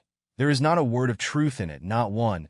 It is entirely made up and would have been an utterly stupid thing to say. Really, it is unheard of, this spontaneous generation of falsehood. I do not ask who it was that told you, but it would be really interesting in a field as limited as this to work back from one person to another and find out how the story arose. Anyhow, what concern can it be of other people what the prince said to me? People are very inquisitive. I have never been inquisitive except when I was in love and when I was jealous. And a lot I ever learned. Are you jealous? I told Swann that I had never experienced jealousy, that I did not even know what it was. Indeed, I congratulate you. A little jealousy is not at all a bad thing, from 2 points of view. For one thing, because it enables people who are not inquisitive to take an interest in the lives of others, or of one other at any rate. And besides, it makes one feel the pleasure of possession, of getting into a carriage with a woman, of not allowing her to go about by herself. But that occurs only in the very first stages of the disease, or when the cure is almost complete. In the interval, it is the most agonizing torment. However, even the two pleasures I have mentioned, I must own to you that I have tasted very little of them.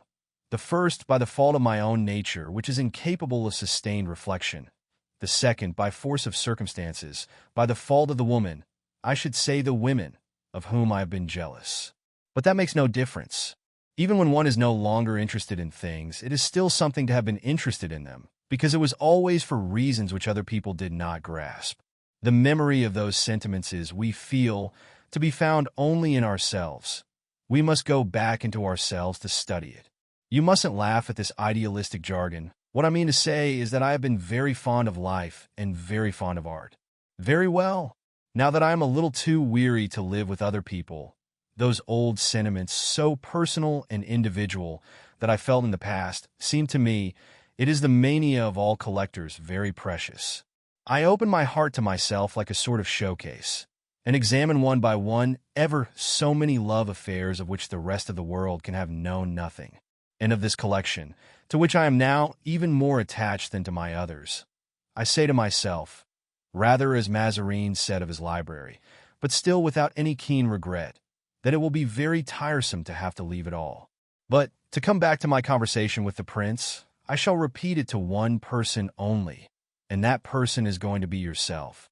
My attention was distracted by the conversation that M. de Charlus, who had returned to the card-room, was prolonging indefinitely close beside us. "And are you a reader too? What do you do?" he asked Con Arnulfi, who had never heard even the name of Balzac. But his short-sightedness, as he saw everything very small, gave him the appearance of seeing to great distances, so that, rare poetry in a sculptural Greek god, there seemed to be engraved upon his pupils remote, mysterious stars. "Suppose we took a turn in the garden, sir," I said to Swann, while Con Arnulfi, in a lisping voice which seemed to indicate that mentally at least his development was incomplete, replied to M. de Charlus with an artlessly obliging precision. Golf chiefly, tennis, football, running, polo I'm really keen on.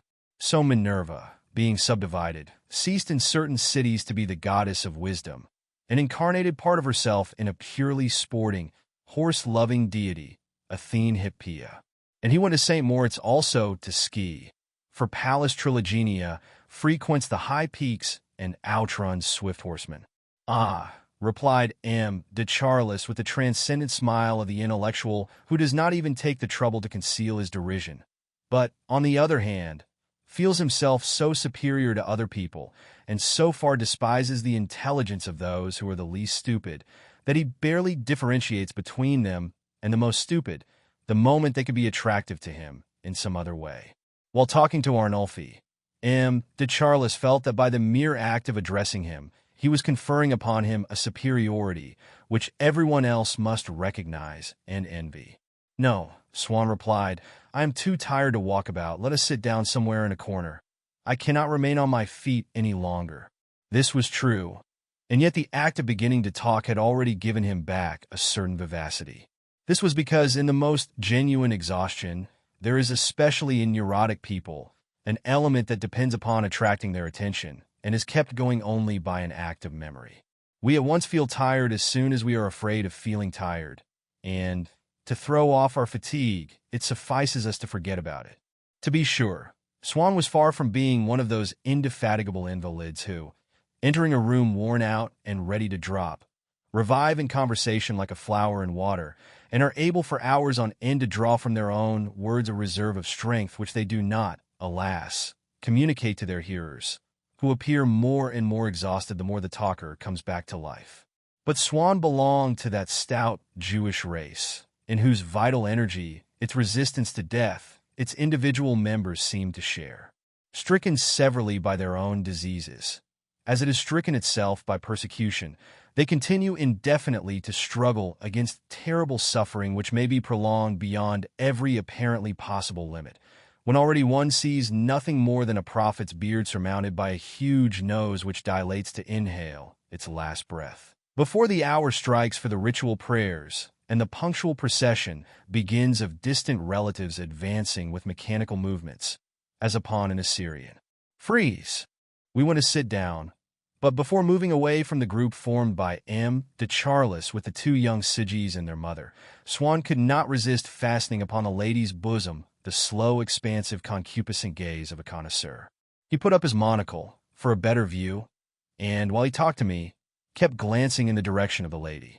"This is word for word," he said to me when we were seated, "my conversation with the prince, and if you remember what I said to you just now, you will see why I choose you as my confidant. There is another reason as well, which you shall one day learn to. My dear Swann," the Prince de Gomorrah said to me, "you must forgive me if I have appeared to be avoiding you for some time past. I had never even noticed it, having been ill and avoiding society myself.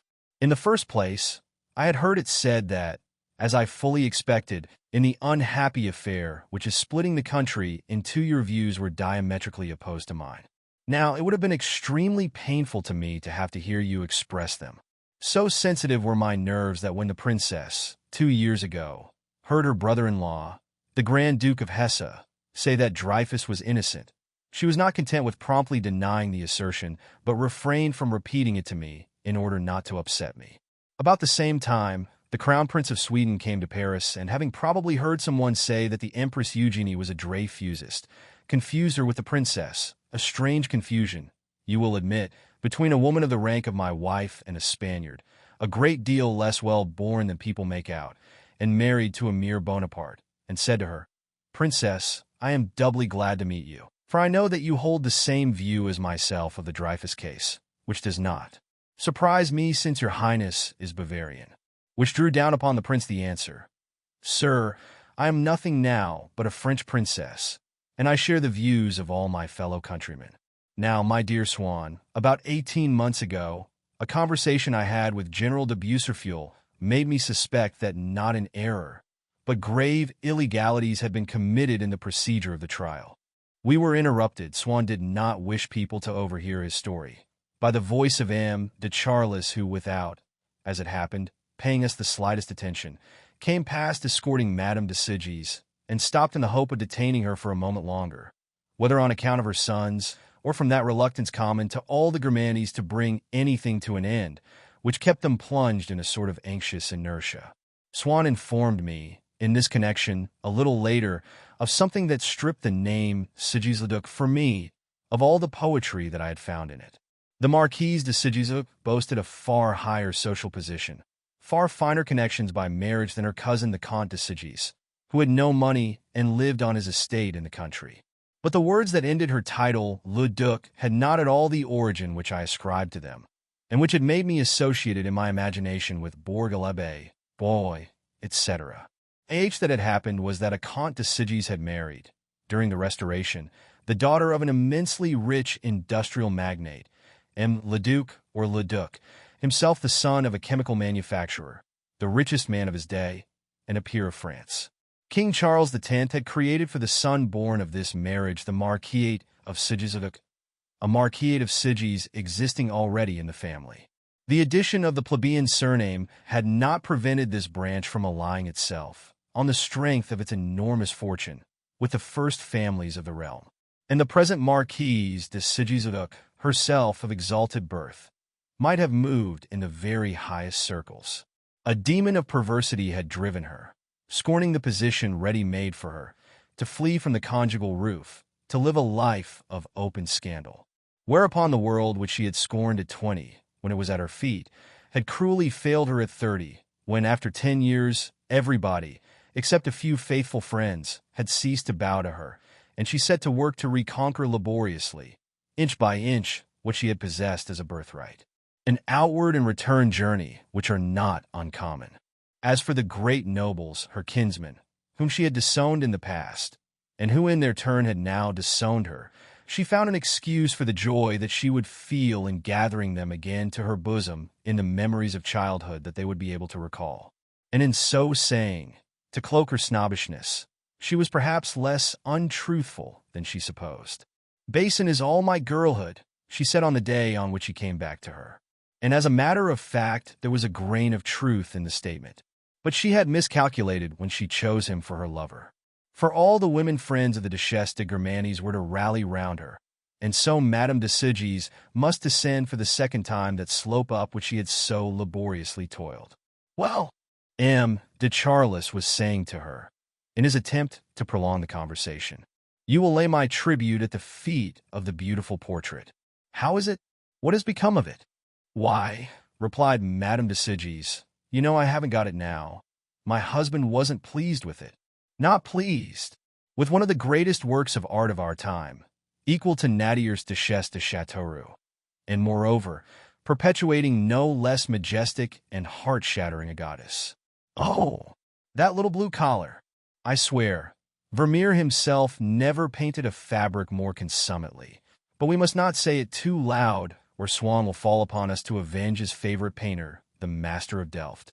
The Marquise, turning round, addressed a smile and held out her hand to Swann, who had risen to greet her.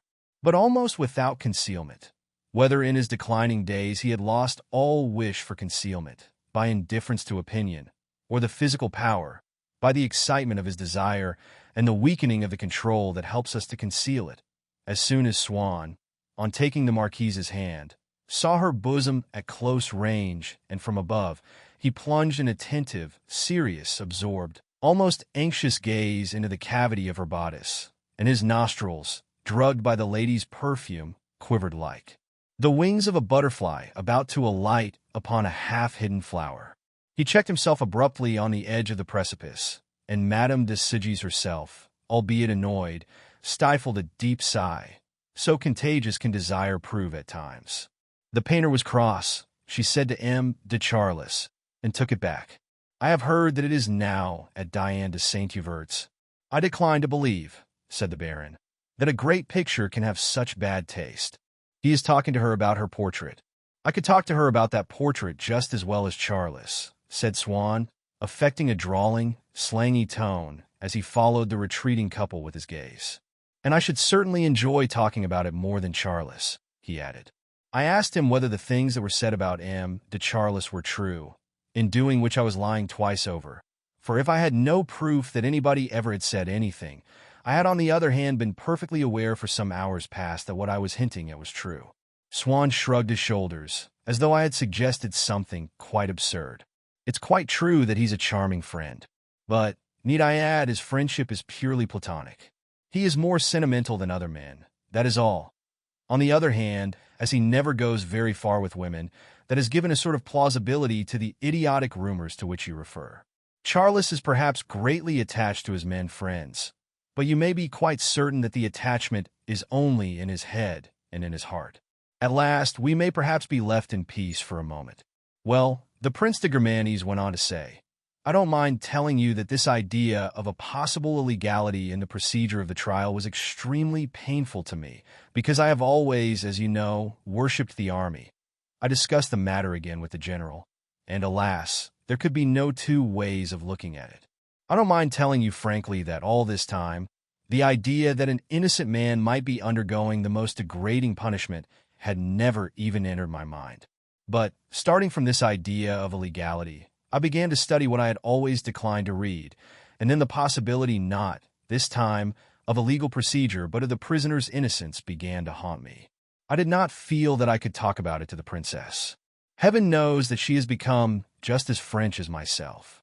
You may say what you like, from the day of our marriage, I took such pride in shewing her our country in all its beauty, and what to me is the most splendid thing in it, our army, that it would have been too painful to me to tell her of my suspicions, which involved, it is true, a few officers only. But I come of a family of soldiers. I did not like to think that officers could be mistaken. I discussed the case again with Bucerfeuille. He admitted that there had been culpable intrigues, that the bordereau was possibly not in Dreyfus's writing, but that an overwhelming proof of his guilt did exist. This was the Henry document, and, a few days later, we learned that it was a forgery. After that, without letting the princess see me, I began to read the Siècle and the Aurora every day. Soon I had no doubt left. It kept me awake all night. I confided my distress to our friend, the Abbé Pour, who I was astonished to find held the same conviction, and I got him to say masses for the intention of Dreyfus, his unfortunate wife, and their children. Meanwhile, one morning as I was going to the princess's room, I saw her maid trying to hide something from me that she had in her hand. I asked her, chaffingly, what it was. She blushed and refused to tell me. I had the fullest confidence in my wife, but this incident disturbed me considerably, and the princess too, no doubt, who must have heard of it from her woman, for my dear Marie barely uttered a word to me that day at luncheon. I asked the Abbé Poir whether he could say my mass for Dreyfus on the following morning, and so much for that, exclaimed Swann, breaking off his narrative. I looked up and saw the Duc de Guermantes bearing down upon us. Forgive me for interrupting you, boys. My lad, he went on, addressing myself, I am instructed to give you a message from Arian. Marie and Gilbert have asked her to stay and have supper at their table with only 5 or 6 other people. The Princess of Hesse, Madame de Ligne, Madame de Tarente, Madame de Chevreuse, the Duchesse d'Arenberg. Unfortunately, we can't wait. We are going on to a little ball of sorts. I was listening, but whenever we have something definite to do at a given moment, we depute a certain person who is accustomed to that sort of duty to keep an eye on the clock and warn us in time. This indwelling servant reminded me, as I had asked him to remind me a few hours before, that Albertine, who at the moment was far from my thoughts, was to come and see me immediately after the theater. And so I declined the invitation to supper. This does not mean that I was not enjoying myself at the Princesse de Guermantes's. The truth is that men can have several sorts of pleasure. The true pleasure is that for which they abandon the other. But the latter, if it is apparent, or rather if it alone is apparent, may put people off the scent of the other, reassure or mislead the jealous, create a false impression. And yet, all that is needed to make us sacrifice it to the other is a little happiness or a little suffering.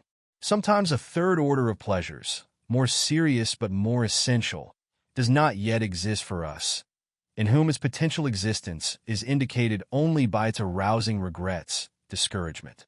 And yet it is to these pleasures that we shall devote ourselves in time to come. To give an example of quite secondary importance, a soldier in time of peace will sacrifice a social existence to love, but once war is declared, and without there being any need to introduce the idea of a patriotic duty, will sacrifice love to the passion, stronger than love for fighting.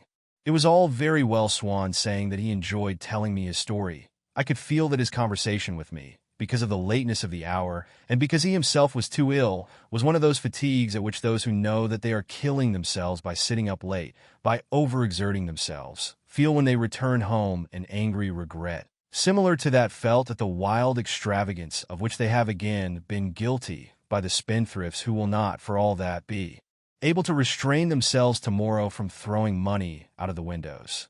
After we have passed a certain degree of enfeeblement, whether it be caused by age or by ill health, all pleasure taken at the expense of sleep, in departure from our habits, every breach of the rules becomes a nuisance.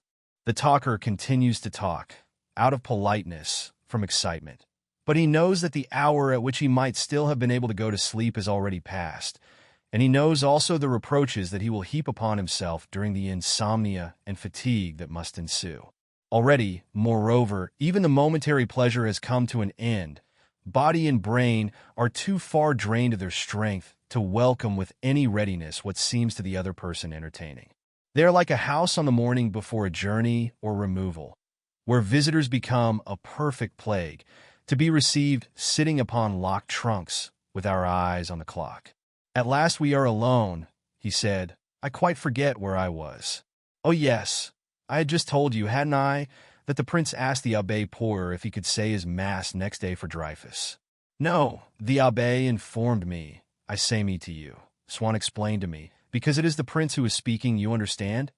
For I have another mass that I have been asked to say for him tomorrow, as well. That what I said to him is there another Catholic as well as myself who is convinced of his innocence. It appears so that, but this other supporter's conviction must be of more recent growth than mine. Maybe, but this other was making me say masses when you still believe Dreyfus guilty. Did I can see that it is not anyone in our world. On the contrary, indeed, there are Dreyfuses among us, are there? You intrigue me. I should like to unbosom myself to this rare bird, if I know him. You do know him, that his name? The Princesse de Guermantes. While I was afraid of shocking the nationalist opinions, the French faith of my dear wife, she had been afraid of alarming my religious opinions, my patriotic sentiments. But privately she had been thinking as I did, though for longer than I had. And what her maid had been hiding as she went into her room, what she went out to buy for her every morning, was the aurora. My dear Swan, from that moment I thought of the pleasure that I should give you when I told you how closely akin my views upon this matter were to yours. Forgive me for not having done so sooner. If you bear in mind that I had never said a word to the princess, it will not surprise you to be told that thinking the same as yourself must at that time have kept me farther apart from you than thinking differently. For it was an extremely painful topic for me to approach. The more I believe that an error, that crimes even have been committed, the more my heart bleeds for the army. It had never occurred to me that opinions like mine could possibly cause you similar pain, until I was told the other day that you were emphatically protesting against the insults to the army and against the Dreyfuses for consenting to ally themselves with those who insulted it. That settled it. I admit that it has been most painful for me to confess to you what I think of certain officers, few in number fortunately, but it is a relief to me not to have to keep at arm's length from you any longer, and especially that you should quite understand that if I was able to entertain other sentiments, it was because I had not a shadow of doubt as to the soundness of the verdict. As soon as my doubts began, I could wish for only one thing, that the mistake should be rectified. I must tell you that this speech of the Prince de Germanes moved me profoundly. If you knew him as I do, if you could realize the distance he has had to traverse in order to reach his present position, you would admire him as he deserves. Not that his opinion surprises me. His is such a straightforward nature. Swan was forgetting that in the afternoon he had on the contrary told me that people's opinions as to the Dreyfus case were dictated by atavism. At the most he had made an exception in favor of intelligence, because in St. Louis it had managed to overcome atavism and had made a Dreyfusard of him. Now he had just seen that this victory had been of short duration and that St. Louis had passed into the opposite camp. And so it was to straightforwardness now that he assigned the part which had previously devolved upon intelligence. In reality, we always discover afterwards that our adversaries had a reason for being on the side they espoused, which has nothing to do with any element of right that there may be on that side, and that those who think as we do so because their intelligence, if their moral nature is too base to be invoked, or their straightforwardness, if their penetration is feeble, has compelled them. Swan now found equally intelligent anybody who was of his opinion. His old friend the Prince de Germanes and my schoolfellow Bloch, whom previously he had avoided and whom he now invited to luncheon. Swan interested Bloch greatly by telling him that the Prince de Germanes was a Dreyfusard. We must ask him to sign our appeal for Pickford. A name like his would have a tremendous effect. But Swan, blending with his ardent conviction as an Israelite the diplomatic moderation of a man of the world, whose habits he had too thoroughly acquired to be able to shed them at this late hour, refused to allow Bloch to send the prince a circular to sign, even on his own initiative. He cannot do such a thing. We must not expect the impossible, Swan repeated. There you have a charming man who has traveled thousands of miles to come over to our side. He could be very useful to us. If he were to sign your list, he would simply be compromising himself with his own people, would be made to suffer on our account, might even repent of his confidences and not confide in us again. Nor was this all. Swan refused his own signature. He felt that his name was too Hebraic not to create a bad effect. Besides, even if he approved of all the attempts to secure a fresh trial, he did not wish to be mixed up in any way in the anti-militarist campaign.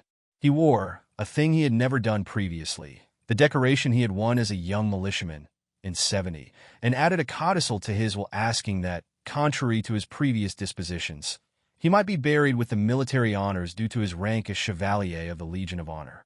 A request which assembled round the church of Cambrai a whole squadron of those troopers over whose fate Françoise used to weep in days gone by, when she envisaged the prospect of a war. In short, Swan refused to sign Bloch's circular, with the result that if he passed in the eyes of many people as a fanatical Dreyfusard, my friend found him lukewarm, infected with nationalism, and a militarist. Swan left me without shaking hands, so as not to be forced into a general leave-taking in this room which swarmed with his friends, but said to me, "You ought to come and see your friend Gilbert. She has really grown up now and altered. You would not know her. She would be so pleased." I was no longer in love with Gilbert. She was for me like a dead person for whom one has long mourned. Then forgetfulness has come, and if she were to be resuscitated, she could no longer find any place in a life which has ceased to be fashioned for her.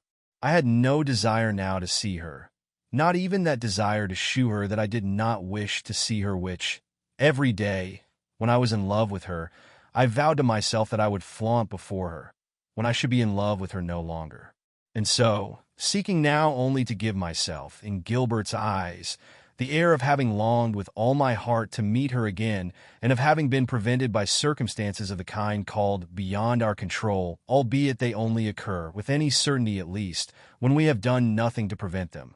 So far from accepting Swann's invitation with reserve, I would not let him go until he had promised to explain in detail to his daughter the mischances that had prevented, and would continue to prevent me from going to see her. Anyhow, I am going to write to her as soon as I go home, I added. But be sure you tell her it will be a threatening letter, for in a month or two I shall be quite free, and then let her tremble, for I shall be coming to your house as regularly as in the old days. Before parting from Swann, I said a word to him about his health. No, it is not as bad as all that, he told me. Still, as I was saying, I am quite worn out, and I accept with resignation whatever may be in store for me. Only I must say that it would be most annoying to die before the end of the Dreyfus case. Those scoundrels have more than one card up their sleeves. I have no doubt of their being defeated in the end, but still they are very powerful. They have supporters everywhere. Just as everything is going on splendidly, it all collapses. I should like to live long enough to see Dreyfus rehabilitated and Pickford a colonel. When Swann had left, I returned to the great drawing-room in which was to be found that Princess de Germanis with whom I did not then know that I was one day to be so intimate. Her passion for M. de Charlus did not reveal itself to me at first. I noticed only that the Baron, after a certain date, and without having taken one of those sudden dislikes, which were not surprising in him, to the Princess de Germanis, while continuing to feel for her just as strong an affection, a stronger affection perhaps than ever, appeared worried and annoyed whenever anyone mentioned her name to him. He never included it now in his list of the people whom he wished to meet at dinner. It is true that before this time I had heard an extremely malicious man about town say that the princess had completely changed, that she was in love with M. de Charlus. But this slander had appeared to me absurd and had made me angry. I had indeed remarked with astonishment that when I was telling her something that concerned myself, if M. de Charlus's name cropped up in the middle, the princess immediately screwed up her attention to the narrower focus of a sick man who, hearing us talk about ourselves, and listening, in consequence, in a careless and distracted fashion, suddenly realizes that a name we have mentioned is that of the disease from which he is suffering, which at once interests and delights him. So, if I said to her, "Why, M. de Charlus told me," the princess at once gathered up the slackened reins of her attention, and having on one occasion said in her hearing that M. de Charlus had at that moment a warm regard for a certain person, I was astonished to see appear in the princess's eyes that momentary change of color, like the line of a fissure in the pupil, which is due to a thought which our words have unconsciously aroused in the mind of the person to whom we are talking, a secret thought that will not find expression in words, but will rise from the depths which we have stirred to the surface, altered, for an instant, of his gaze. But if my remark had moved the princess, I did not then suspect in what fashion. Anyhow, shortly after this, she began to talk to me about M. de Charlus, and almost without ambiguity. If she made any allusion to the rumors which a few people here and there were spreading about the Baron, it was merely as though to absurd and scandalous inventions. But, on the other hand, she said, I feel that any woman who fell in love with a man of such priceless worth as Palamede ought to have sufficient breadth of mind, enough devotion, to accept him and understand him as a whole, for what he is, to respect his freedom, humor his fancies, seek only to smooth out his difficulties and console him in his griefs. Now, by such a speech, vague as it was, the Princess de Germanis revealed the weakness of the character she was seeking to extol, just as M. de Charlus himself did at times. Have I not heard him, over and again, say to people who until then had been uncertain whether or not he was being slandered?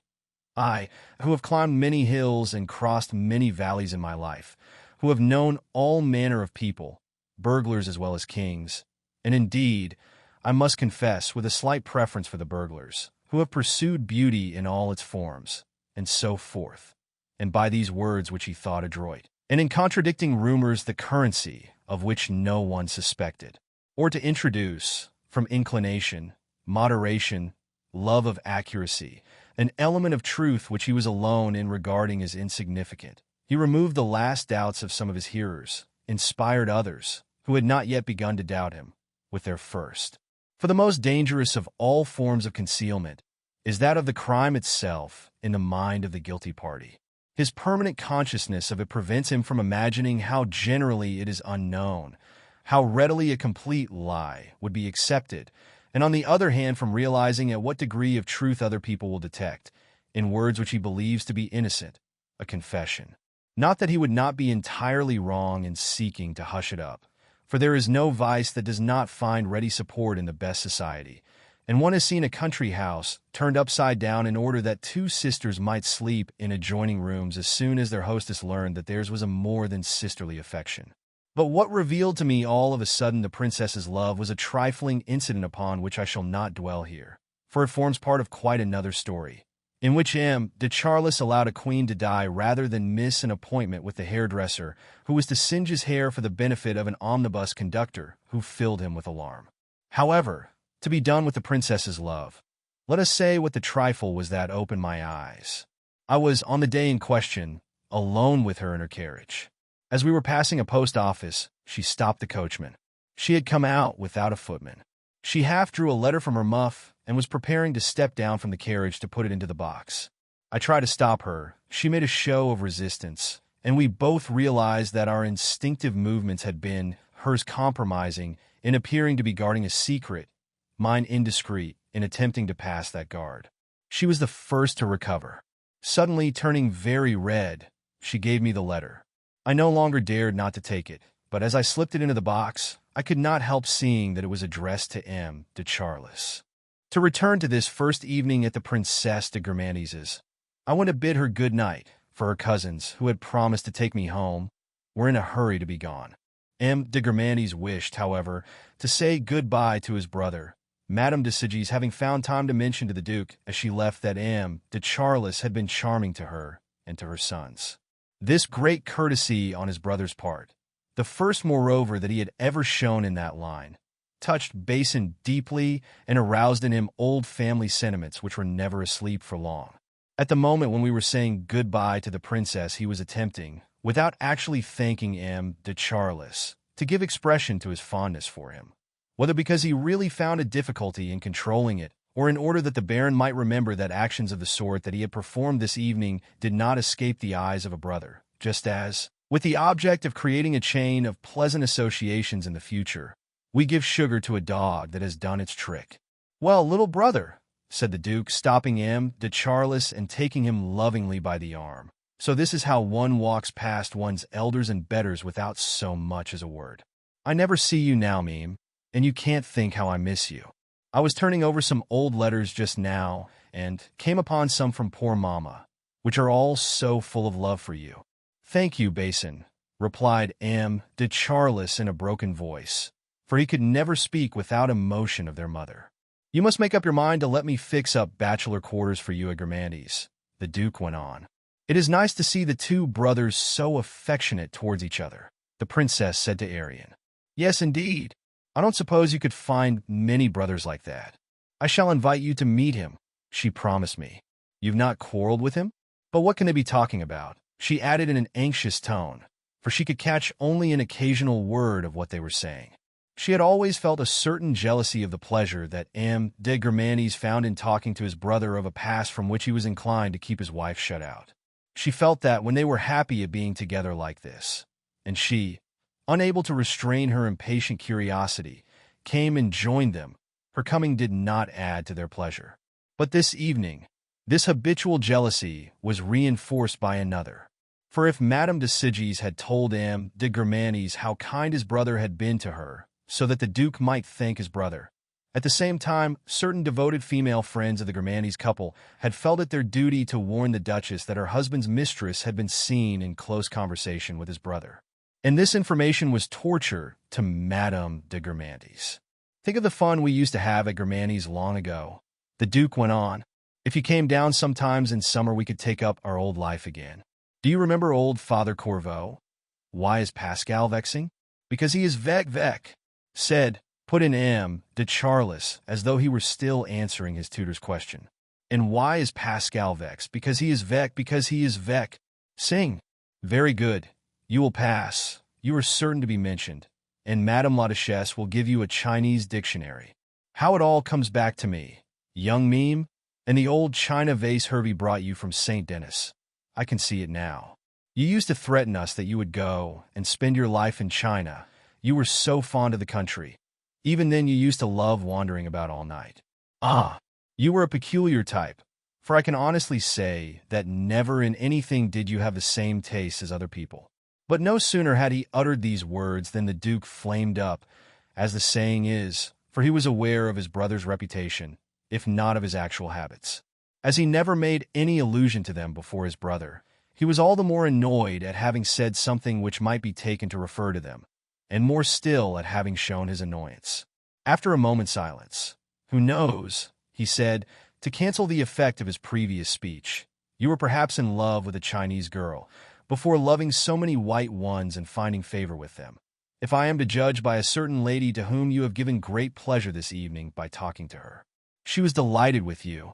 The Duke had vowed that he would not mention Madame de Sigis, but in the confusion that the blunder he had just made had wrought in his ideas, he had fallen upon the first that occurred to him, which happened to be precisely the one that ought not to have appeared in the conversation, although it had started it. But M. de Charlus had observed his brother's blush, and, like guilty persons who do not wish to appear embarrassed that you should talk in their presence of the crime which they are supposed not to have committed, and feel that they ought to prolong a dangerous conversation. "I am charmed to hear it," he replied, "but I should like to go back to what you were saying before, which struck me as being profoundly true. You were saying that I never had the same ideas as other people. How right you are. You said that I had peculiar tastes." "No," protested M. de Germanis, who, as a matter of fact, had not used those words, and may not have believed that their meaning was applicable to his brother. Besides, what right had he to bully him about eccentricities which in any case were vague enough or secret enough to have in no way impaired the Baron's tremendous position in society? What was more, feeling that the resources of his brother's position were about to be placed at the service of his mistresses, the Duke told himself that this was well worth a little tolerance in exchange. Had he at that moment known of some peculiar intimacy of his brother, M. de Germanis would, in the hope of the support that the other was going to give him, have passed it over, shutting his eyes to it, and if need be lending a hand. "Come along, Basin. Good night, Palamede," said the Duchess, who, devoured by rage and curiosity, could endure no more. "If you have made up your minds to spend the night here, we might just as well have stayed to supper. You have been keeping Marie and me standing for the last half-hour." The Duke parted from his brother after a significant pressure of his hand, and the three of us began to descend the immense staircase of the princess's house. On either side of us, on the topmost steps, were scattered couples who were waiting for their carriages to come to the door. Erect, isolated, flanked by her husband and myself, the Duchess kept to the left of the staircase, already wrapped in her tape-a-low cloak, her throat clasped in its band of rubies, devoured by the eyes of women and men alike, who sought to divine the secret of her beauty and distinction. Waiting for her carriage upon the same step of the stair as Madame de Germanis, but at the opposite side of it, Madame de Gallardin, who had long abandoned all hope of ever receiving a visit from her cousin, turned her back so as not to appear to have seen her, and, what was more important, so as not to furnish a proof of the fact that the other did not greet her. Madame de Gallardin was in an extremely bad temper because some gentlemen in her company had taken it upon themselves to speak to her of Harriet. "I have not the slightest desire to see her," she had replied to them. "I did see her as a matter of fact. Just now, she is beginning to shew her age. It seems she can't get over it. Basin says so himself. And, good Lord, I can understand that, for, as she has no brains, is as mischievous as a weevil, and has shocking manners, she must know very well that, once her looks go, she will have nothing left to fall back upon." I had put on my greatcoat, for which M. de Germanis, who dreaded chills, reproached me, as we went down together, because of the heated atmosphere indoors. And the generation of noblemen which more or less passed through the hands of manager Dupanloup speaks such bad French, except the Castellane brothers, that the Duke expressed what was in his mind thus: "It is better not to put on your coat before going out of doors, at least as a general rule."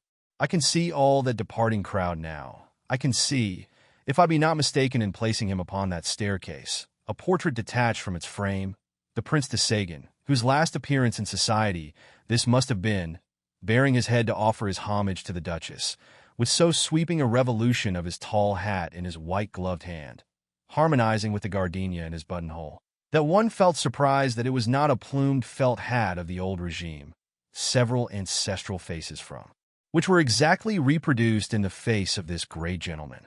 He stopped for but a short time in front of her, but even his momentary attitudes were sufficient to compose a complete tableau vivant, and, as it were, an historical scene. Moreover, as he has since then died, and as I never had more than a glimpse of him in his lifetime, he has so far become for me a character in history, social history at least, that I am quite astonished when I think that a woman and a man whom I know are his sister and nephew.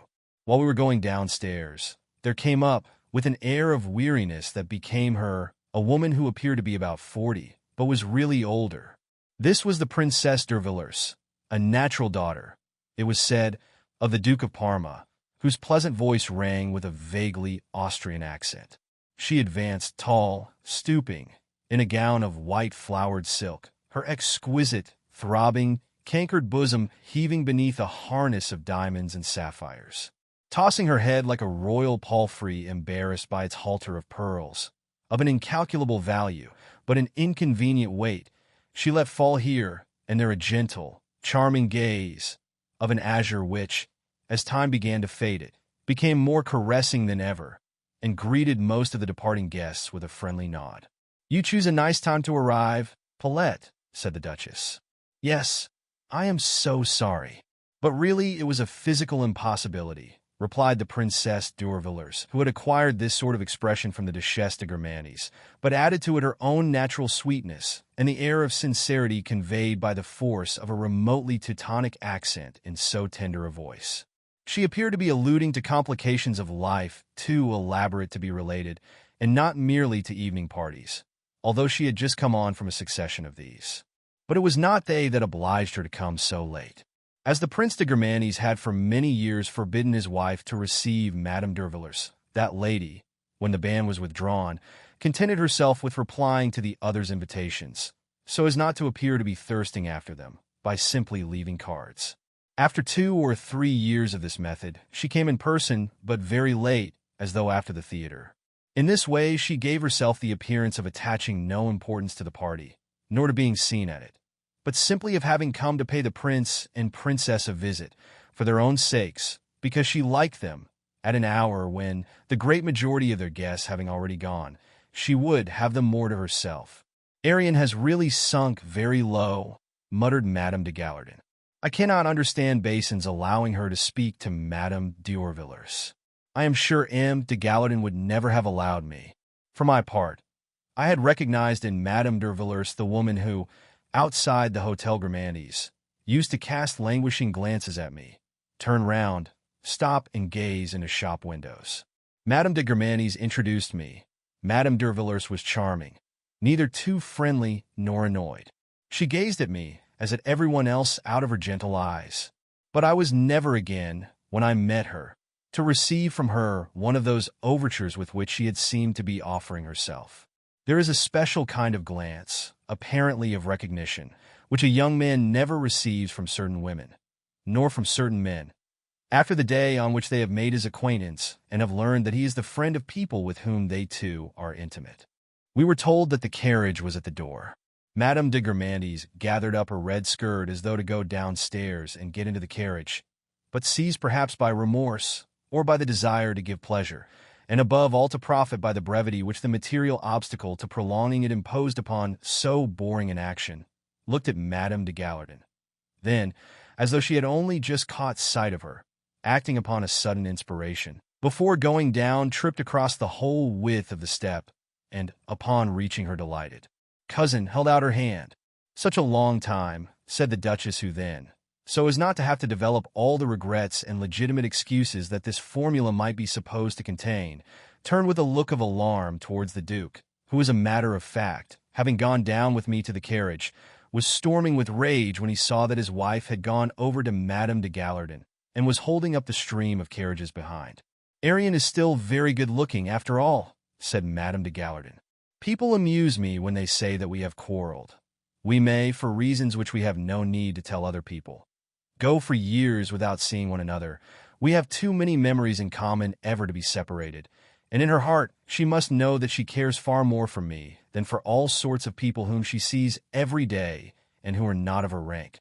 Madame de Gallardin was in fact like those scorned lovers who try desperately to make people believe that they are better loved than those whom their fair one cherishes, and by the praises which, without heeding their contradiction of what she had been saying a moment earlier, she now lavished in speaking of the Duchesse de Gourmandi's, she proved indirectly that the other was thoroughly conversant with the maxims that ought to guide in her career a great lady of fashion, who, at the selfsame moment when her most marvelous gown is exciting an admiration not unmixed with envy, must be able to cross the whole width of a staircase to disarm it.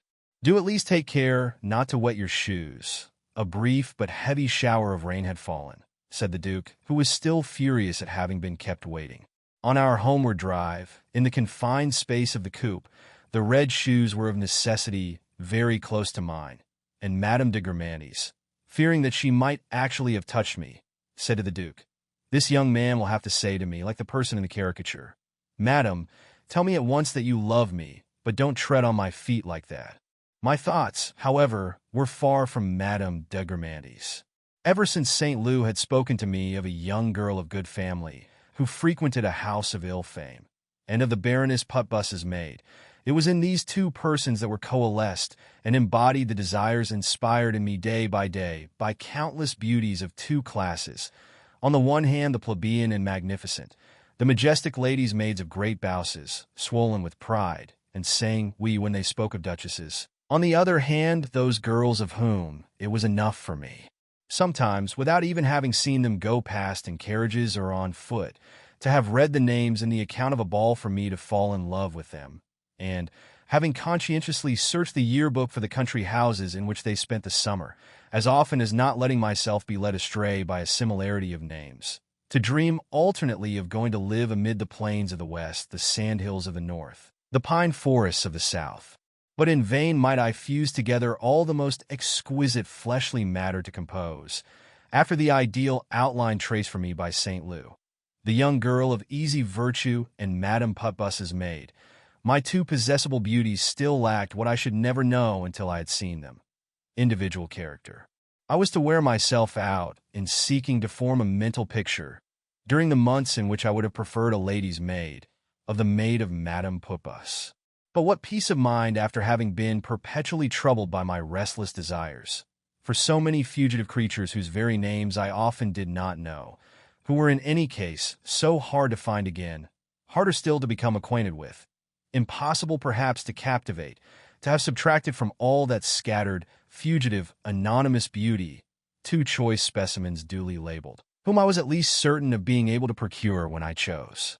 I kept putting off the hour for devoting myself to this twofold pleasure, as I put off that for beginning to work, but the certainty of having it whenever I chose dispensed me almost from the necessity of taking it, like those soporific tablets which one is only to have within reach of one's hand not to need them and to fall asleep. In the whole universe I desired only two women, of whose faces I could not, it is true, form any picture, but whose names St. Lou had told me, and had guaranteed their consent, so that if he had, by what he had said this evening, set my imagination a heavy task, he had at the same time procured an appreciable relaxation, a prolonged rest for my will. "Well," said the Duchess to me, "apart from your balls, can I be of any use to you? Have you found a house where you would like me to introduce you?" I replied that I was afraid the only one that tempted me was hardly fashionable enough for her. "Whose is that?" she asked in a hoarse and menacing voice, scarcely opening her lips.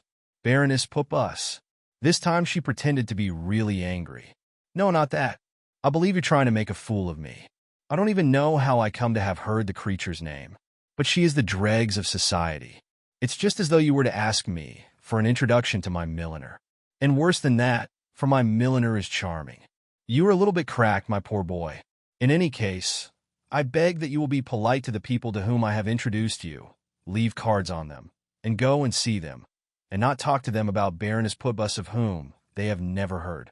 I asked whether Madame d'Urvillers was not inclined to be flighty. Oh, not in the least. You are thinking of someone else. Why, she's rather a prude, if anything. Ain't she, Basin? Yes, in any case, I don't think there has ever been anything to be said about her, said the Duke. You won't come with us to the ball? He asked me. I can lend you a Venetian cloak, and I know someone who will be damned glad to see you there. Arian, for one, that I needn't say, but the Princess de Parme. She's never tired of singing your praises, and swears by you alone. It's fortunate for you, since she is a trifle mature, that she is the model of virtue. Otherwise, she would certainly have chosen you as a Sigisbee, as it was called in my young days, a sort of cavalier servant. I was interested not in the ball, but in my appointment with Albertine, and so I refused. The carriage had stopped. The footman was shouting for the gate to be opened, the horses pawing the ground until it was flung apart, and the carriage passed into the courtyard. Till we meet again, said the Duke. I have sometimes regretted living so close to Marie, the Duchess said to me, because I may be very fond of her, but I am not quite so fond of her company. But have never regretted it so much as tonight, since it has allowed me so little of yours. Come, Arian, no speech-making. The Duchess would have liked me to come inside for a minute. She laughed heartily, as did the Duke, when I said that I could not because I was expecting a girl to call at any moment. You choose a funny time to receive visitors, she said to me. Come along, my child, there is no time to waste, said M. de Germanes to his wife. It is 11:45, and time we were dressed. He came in collision, outside his front door, which they were grimly guarding, with the two ladies of the walking sticks, who had not been afraid to descend at dead of night from their mountaintop to prevent a scandal.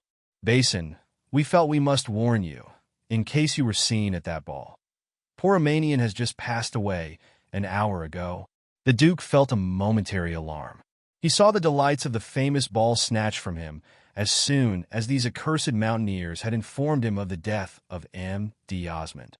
But he quickly recovered himself and flung at his cousins a retort into which he introduced, with his determination not to forego a pleasure, his incapacity to assimilate exactly the niceties of the French language. He is dead. No, they exaggerate. And without giving a further thought to his two relatives who, armed with their alpenstocks, were preparing to make their nocturnal ascent, he fired off a string of questions at his valet. Are you sure my helmet has come? Yes, Monsieur le Duc. You're sure there's a hole in it I can breathe through? I don't want to be suffocated. Damn it. Yes, Monsieur le Duc. Oh, thunder of heaven. This is an unlucky evening. Arian, I forgot to ask Babel whether the shoes with pointed toes were for you. But, my dear, the dresser from the opera comic is here. He will tell us. I don't see how they could go with your spurs. Let us go and find the dresser, said the Duke. Goodbye, my boy. I should ask you to come in while we are trying on. It would amuse you. But we should only waste time talking. It is nearly midnight, and we must not be late in getting there, or we shall spoil the set. I too was in a hurry to get away from M. and Madame de Germanes as quickly as possible. Phaedra finished at about 11:30. Albertine must have arrived by now. I went straight to Françoise. Is Emily Albertine in the house? No one has called. Good God, that meant that no one would call. I was in torment, Albertine's visit seeming to me now all the more desirable, the less certain it had become. Françoise was cross too, but for quite a different reason. She had just installed her daughter at the table for a succulent repast. But on hearing me come in, and seeing that there was not time to whip away the dishes and put out needles and thread as though it were a work party and not a supper party, she had just been taking a spoonful of soup, Françoise explained to me. I forced her to gnaw a bit of bone, to reduce thus to nothing her daughter's supper, as though the crime lay in its abundance. Even at luncheon or dinner, if I committed the error of entering the kitchen, Françoise would pretend that they had finished, and would even excuse herself with, I just felt I could eat a scrap, or a mouthful. But I was speedily reassured on seeing the multitude of the plates that covered the table, which Françoise, surprised by my sudden entry, like a thief in the night which she was not, had not had time to conjure out of sight. Then she added, "Go along to your bed now. You have done enough work today." For she wished to make it appear that her daughter not only cost us nothing, lived by privations, but was actually working herself to death in our service. "You are only crowding up the kitchen and disturbing master, who is expecting a visitor. Go on upstairs," she repeated, as though she were obliged to use her authority to send her daughter to bed, who, the moment supper was out of the question, remained in the kitchen only for appearance's sake, and if I had stayed 5 minutes longer would have withdrawn of her own accord. And turning to me, in that charming popular and yet, somehow, personal French which was her spoken language, "Master doesn't see that her face is just cut in two with want of sleep." I remained, delighted at not having to talk to Françoise's daughter. I have said that she came from a small village which was quite close to her mother's, and yet different from it in the nature of the soil, its cultivation, in dialect, above all in certain characteristics of the inhabitants. Thus the butcheress and Françoise's niece did not get on at all well together, but had this point in common, that when they went out on an errand, they would linger for hours at the sister's or the cousin's, being themselves incapable of finishing a conversation, in the course of which the purpose with which they had set out faded so completely from their minds that if we said to them on their return, "Well, will le Marquis de Norpois be at home at 6:15?" they did not even beat their brows and say, "Oh, I forgot all about it, but oh, I didn't understand that master wanted to know that. I thought I had just to go and bid him good day." If they lost their heads in this manner about a thing that had been said to them an hour earlier, it was on the other hand impossible to get out of their heads what they had once heard said by the sister or cousin. Thus, if the butcheress had heard it said that the English made war upon us in 70 at the same time as the Prussians, and I had explained to her until I was tired that this was not the case, every 3 weeks the butcheress would repeat to me in the course of conversation, "It's all because of that war the English made on us in 70 with the Prussians. But I've told you 100 times that you are wrong," she would then answer, implying that her conviction was in no way shaken. "In any case, that's no reason for wishing them any harm. Plenty of water has run under the bridges since 70, and so forth." On another occasion, advocating a war with England which I opposed, she said, "To be sure, it's always better not to go to war. But when you must, it's best to do it at once. As the sister was explaining just now, ever since that war the English made on us in 70, the commercial treaties have ruined us. After we've beaten them, we won't allow one Englishman into France unless he pays 300 francs to come in, as we have to pay now to land in England." Such was, in addition to great honesty, and when they were speaking, an obstinate refusal to allow any interruption, going back 20 times over to the point at which they had been interrupted, which ended by giving to their talk the unshakable solidity of a Bach fugue, the character of the inhabitants of this tiny village which did not boast 500, set among its chestnuts, its willows, and its fields of potatoes and beetroot. Franchise's daughter, on the other hand, spoke, regarding herself as an up-to-date woman who had got out of the old ruts, Parisian slang, and was well versed in all the jokes of the day. Françoise having told her that I had come from the house of a princess. "Oh, indeed. The Princess of Brazil, I suppose, where the nuts come from." Seeing that I was expecting a visitor, she pretended to suppose that my name was Charles. I replied innocently that it was not, which enabled her to get in. "Oh, I thought it was." And I was just saying to myself, "Charles attend, charlatan." This was not in the best of taste, but I was less unmoved when, to console me for Albertine's delay, she said to me, "I expect you'll go on waiting till doomsday. She's never coming." Oh, those modern flappers! And so her speech differed from her mother's. But, what is more curious, her mother's speech was not the same as that of her grandmother, a native of Belolopin, which was so close to Franchise's village. And yet the dialects differed slightly, like the scenery. Franchise's mother's village, scrambling down a steep bank into a ravine, was overgrown with willows.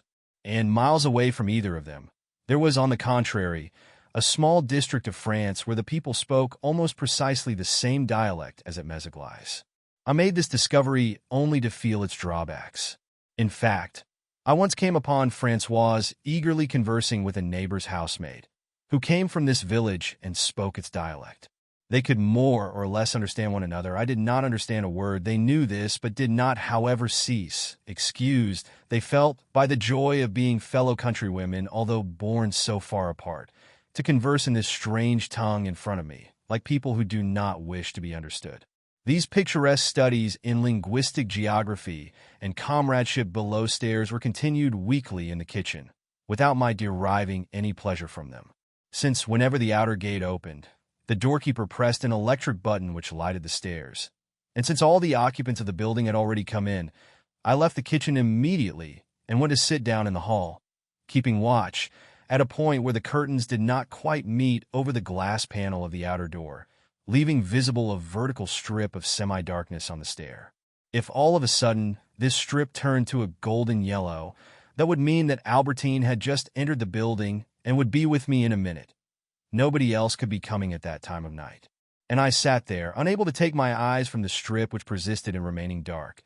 I bent my whole body forward to make certain of noticing any change. But gaze as I might, the vertical black band, despite my impassioned longing, did not give me the intoxicating delight that I should have felt had I seen it changed by a sudden and significant magic to a luminous bar of gold. This was a great to-do to make about that Albertine, to whom I had not given 3 minutes' thought during the Germani's party. But, reviving my feelings when in the past I had been kept waiting by other girls, Gilbert especially, when she delayed her coming, the prospect of having to forego a simple bodily pleasure caused me an intense mental suffering. I was obliged to retire to my room. Françoise followed me. She felt that, as I had come away from my party, there was no point in my keeping the rose that I had in my buttonhole, and approached to take it from me. Her action, by reminding me that Albertine was perhaps not coming, and by obliging me also to confess that I wished to look smart for her benefit, caused an irritation that was increased by the fact that in tugging myself free, I crushed the flower, and Françoise said to me, "It would have been better to let me take it than to go and spoil it like that." But anything that she might say exasperated me. When we are kept waiting, we suffer so keenly from the absence of the person for whom we are longing that we cannot endure the presence of anyone else. When Françoise had left my room, it occurred to me that if it only meant that now I wanted to look my best before Albertine, it was a pity that I had so many times let her see me unshaved with several days' growth of beard on the evenings when I let her come in to renew our caresses. I felt that she took no interest in me and was giving me the cold shoulder. To make my room look a little brighter, in case Albertine should still come, and because it was one of the prettiest things that I possessed, I set out, for the first time for years on the table by my bed, the turquoise-studded cover which Gilbert had made for me to hold Bergot's pamphlet, and which, for so long a time, I had insisted on keeping by me while I slept with the agate marble. Besides, as much perhaps as Albertine herself, who still did not come, her presence at that moment in an alibi which she had evidently found more attractive, and of which I knew nothing, gave me a painful feeling which, in spite of what I had said barely an hour before to Swann, as to my incapacity for being jealous, might, if I had seen my friend at less protracted intervals, have changed into an anxious need to know where, with whom, she was spending her time. I dared not send round to Albertine's house. It was too late. But in the hope that, having supper perhaps with some other girls in a café, she might take it into her head to telephone to me, I turned the switch and, restoring the connection to my own room, cut it off between the post office and the porter's lodge to which it was generally switched at that hour. A receiver in the little passage on which Françoise's room opened would have been simpler, less inconvenient, but useless. The advance of civilization enables each of us to display unsuspected merits or fresh defects which make him dearer or more insupportable to his friends. Thus Dr. Bell's invention had enabled Françoise to acquire an additional defect, which was that of refusing, however important, however urgent the occasion might be, to make use of the telephone. She would manage to disappear whenever anybody was going to teach her how to use it, as people disappear when it is time for them to be vaccinated. And so the telephone was installed in my bedroom, and, that it might not disturb my parents, a rattle had been substituted for the bell. I did not move, for fear of not hearing it sound. So motionless did I remain that, for the first time for months, I noticed the tick of the clock. Françoise came in to make the room tidy. She began talking to me, but I hated her conversation, beneath the uniformly trivial continuity of which my feelings were changing from one minute to another, passing from fear to anxiety, from anxiety to complete disappointment. Belying the words of vague satisfaction which I thought myself obliged to address to her, I could feel that my face was so wretched that I pretended to be suffering from rheumatism, to account for the discrepancy between my feigned indifference and my woebegone expression. Besides, I was afraid that her talk, which for that matter, Françoise carried on in an undertone, not on account of Albertine, for she considered that all possibility of her coming was long past, might prevent me from hearing the saving call, which now would not sound. At length Françoise went off to bed.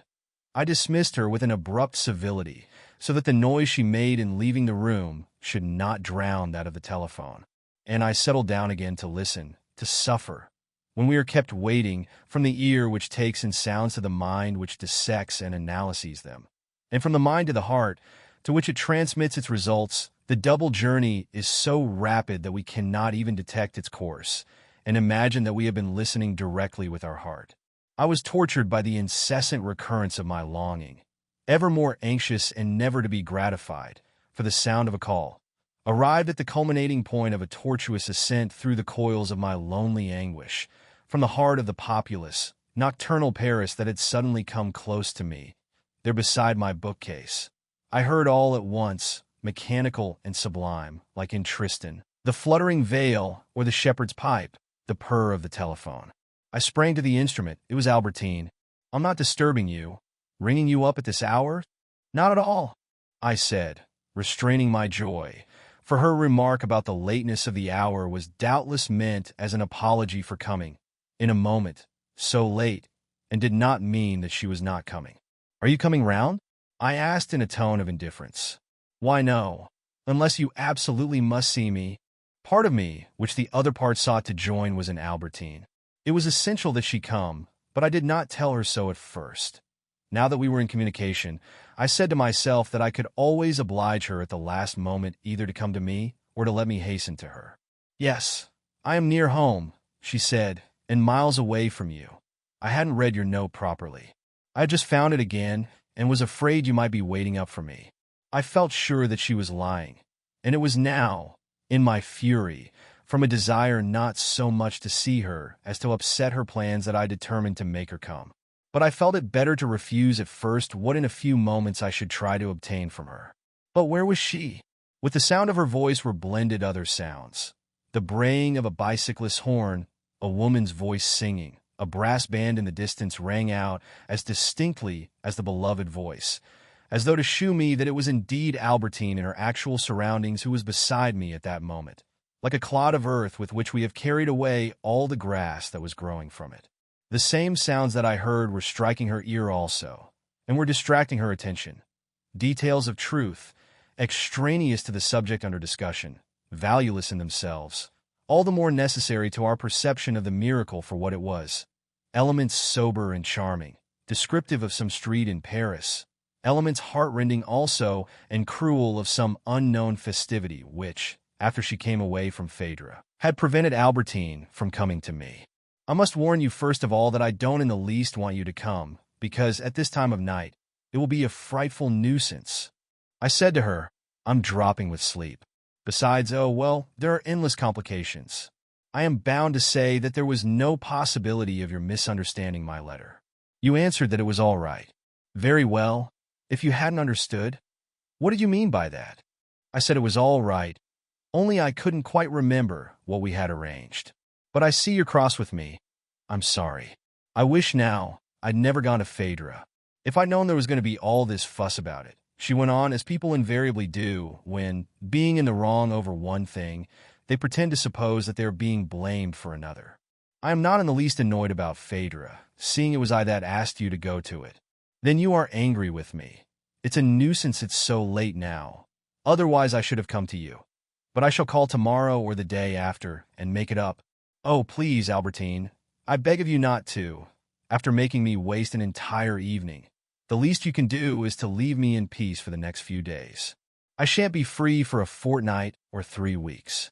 Listen, if it worries you to think that we seem to be parting in anger, and perhaps you are right, after all, then I greatly prefer, all things considered, since I have been waiting for you all this time, and you have not gone home yet, that you should come at once. I shall take a cup of coffee to keep myself awake. Couldn't you possibly put it off till tomorrow? Because the trouble is—" As I listened to these words of deprecation, uttered as though she did not intend to come, I felt that, with the longing to see again the velvet-blooming face which in the past, at Balbec, used to point all my days to the moment when, by the mauve September sea, I should be walking by the side of that roseate flower, a very different element was painfully endeavoring to combine. This terrible need of a person. At Cambrai, I had learned to know it in the case of my mother, and to the pitch of wanting to die if she sent word to me by Françoise that she could not come upstairs. This effort on the part of the old sentiment, to combine and form but a single element with the other, more recent, which had for its voluptuous object only the colored surface, the rosy complexion of a flower of the beach, this effort results often only in creating, in the chemical sense, a new body, which can last for but a few moments. This evening, at any rate, and for long afterwards, the two elements remained apart. But already, from the last words that had reached me over the telephone, I was beginning to understand that Albertine's life was situated, not in a material sense, of course, at so great a distance from mine that I should always have to make a strenuous exploration before I could lay my hand on her, and, what was more, organized like a system of earthworks, and for greater security, after the fashion which, at a later period, we learned to call camouflaged. Albertine, in fact, belonged, although at a slightly higher social level, to that class of persons to whom their doorkeeper promises your messenger that she will deliver your letter when she comes in, until the day when you realize that it is precisely she, the person whom you met out of doors, and to whom you have allowed yourself to write, who is the doorkeeper. So that she does indeed live, but in the lodge, only, at the address she has given you, which for that matter is that of a private brothel, in which the doorkeeper acts as pander, or who gives as her address a house where she is known to accomplices who will not betray her secret to you, from which your letters will be forwarded to her, but in which she does not live, keeps at the most a few articles of toilet, lies entrenched behind 5 or 6 lines of defense, so that when you try to see the woman, or to find out about her, you invariably arrive too far to the right, or to the left, or too early, or too late, and may remain for months on end, for years even, knowing nothing. About Albertine, I felt that I should never find out anything, that out of that tangled mass of details of fact and falsehood, I should never unravel the truth, and that it would always be so, unless I were to shut her up in prison, but prisoners escape, until the end. This evening, this conviction gave me only a vague uneasiness, in which, however, I could detect a shuddering anticipation of long periods of suffering to come. "No," I replied, "I told you a moment ago that I should not be free for the next 3 weeks. No more tomorrow than any other day." "Very well, in that case, I shall come this very instant. It's a nuisance, because I am at a friend's house, and I saw that she had not believed that I would accept her offer to come, which therefore was not sincere, and I decided to force her hand. What do you suppose I care about your friend? Either come or don't. It's for you to decide. It wasn't I that asked you to come. It was you who suggested it to me. Don't be angry with me. I'm going to jump into a cab now, and shall be with you in 10 minutes. And so from that Paris, out of whose murky depths there had already emanated as far as my room, delimiting the sphere of action of an absent person, a voice which was now about to emerge and appear, after this preliminary announcement. It was that Albertine whom I had known long ago beneath the sky of Balbec, when the waiters of the Grand Hotel, as they laid the tables, were blinded by the glow of the setting sun, when, the glass having been removed from all the windows, every faintest murmur of the evening passed freely from the beach where the last strolling couples still lingered, into the vast dining room in which the first diners had not yet taken their places, and across the mirror placed behind the cashier's desk, there passed the red reflection of the hull, and lingered long after it the gray reflection of the smoke of the last steamer for Rivebelle. I no longer asked myself what could have made Albertine late, and when Françoise came into my room to inform me, "Mademoiselle Albertine is here," if I answered without even turning my head, that was only to conceal my emotion. What in the world makes Mademoiselle Albertine come at this time of night? But then, raising my eyes to look at Françoise, as though curious to hear her answer, which must corroborate the apparent sincerity of my question, I perceived, with admiration and wrath, that, capable of rivaling Burma herself in the art of endowing with speech inanimate garments and the lines of her face. Françoise had taught their part to her bodice. Her hair, the whitest threads of which had been brought to the surface, were displayed there like a birth certificate, her neck bowed by weariness and obedience. They commiserated her for having been dragged from her sleep and from her warm bed, in the middle of the night, at her age, obliged to bundle into her clothes in haste, at the risk of catching pneumonia. And so, afraid that I might have seemed to be apologizing for Albertine's late arrival. Anyhow, I'm very glad she has come. It's just what I wanted, and I gave free vent to my profound joy. It did not long remain unclouded when I had heard Françoise's reply. Without uttering a word of complaint, seeming indeed to be doing her best to stifle an irrepressible cough, and simply folding her shawl over her bosom as though she were feeling cold, she began by telling me everything that she had said to Albertine, whom she had not forgotten to ask after her aunt's health. I was just saying, Monsieur must have been afraid that Mademoiselle was not coming, because this is no time to pay visits, it's nearly morning. But she must have been in some place where she was enjoying herself, because she never even said as much as that she was sorry she had kept Monsieur waiting. She answered me, with a devil-may-care look, better late than never. And Françoise added, in words that pierced my heart, when she spoke like that she gave herself away. She would have liked to hide what she was thinking, perhaps, but I had no cause for astonishment. I said a few pages back that Françoise rarely paid attention when she was sent with a message, if not to what she herself had said, which she would willingly relate in detail, at any rate to the answer that we were awaiting. But if, making an exception, she repeated to us the things that our friends had said, however short they might be, she generally arranged, appealing if need be to the expression, the tone that, she assured us, had accompanied them, to make them in some way or other wounding. At a pinch, she would bow her head beneath an insult, probably quite imaginary, which she had received from a tradesman to whom we had sent her, provided that, being addressed to her as our representative, who was speaking in our name, the insult might indirectly injure us. The only thing would have been to tell her that she had misunderstood the man, that she was suffering from persecution mania, and that the shopkeepers were not at all in league against her. However, their sentiments affected me little. It was a very different matter what Albertine's sentiments were, and, as she repeated the ironical words, better late than never, Françoise at once made me see the friends in whose company Albertine had finished the evening, preferring their company, therefore, to mine. She's a comical sight. She has a little flat hat on, with those big eyes of hers. It does make her look funny, especially with her cloak, which she did ought to have sent to the amenders, for it's all in holes. She amuses me, added, as though laughing at Albertine, Françoise, who rarely shared my impressions, but felt a need to communicate her own.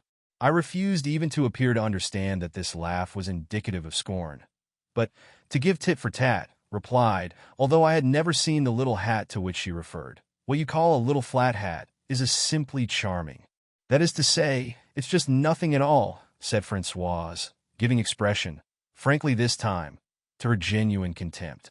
Then, in a mild and leisurely tone, so that my mendacious answer might appear to be the expression not of my anger, but of the truth, wasting no time, however, so as not to keep Albertine waiting, I heaped upon Françoise these cruel words. You are excellent, I said to her in a honeyed voice. You are kind.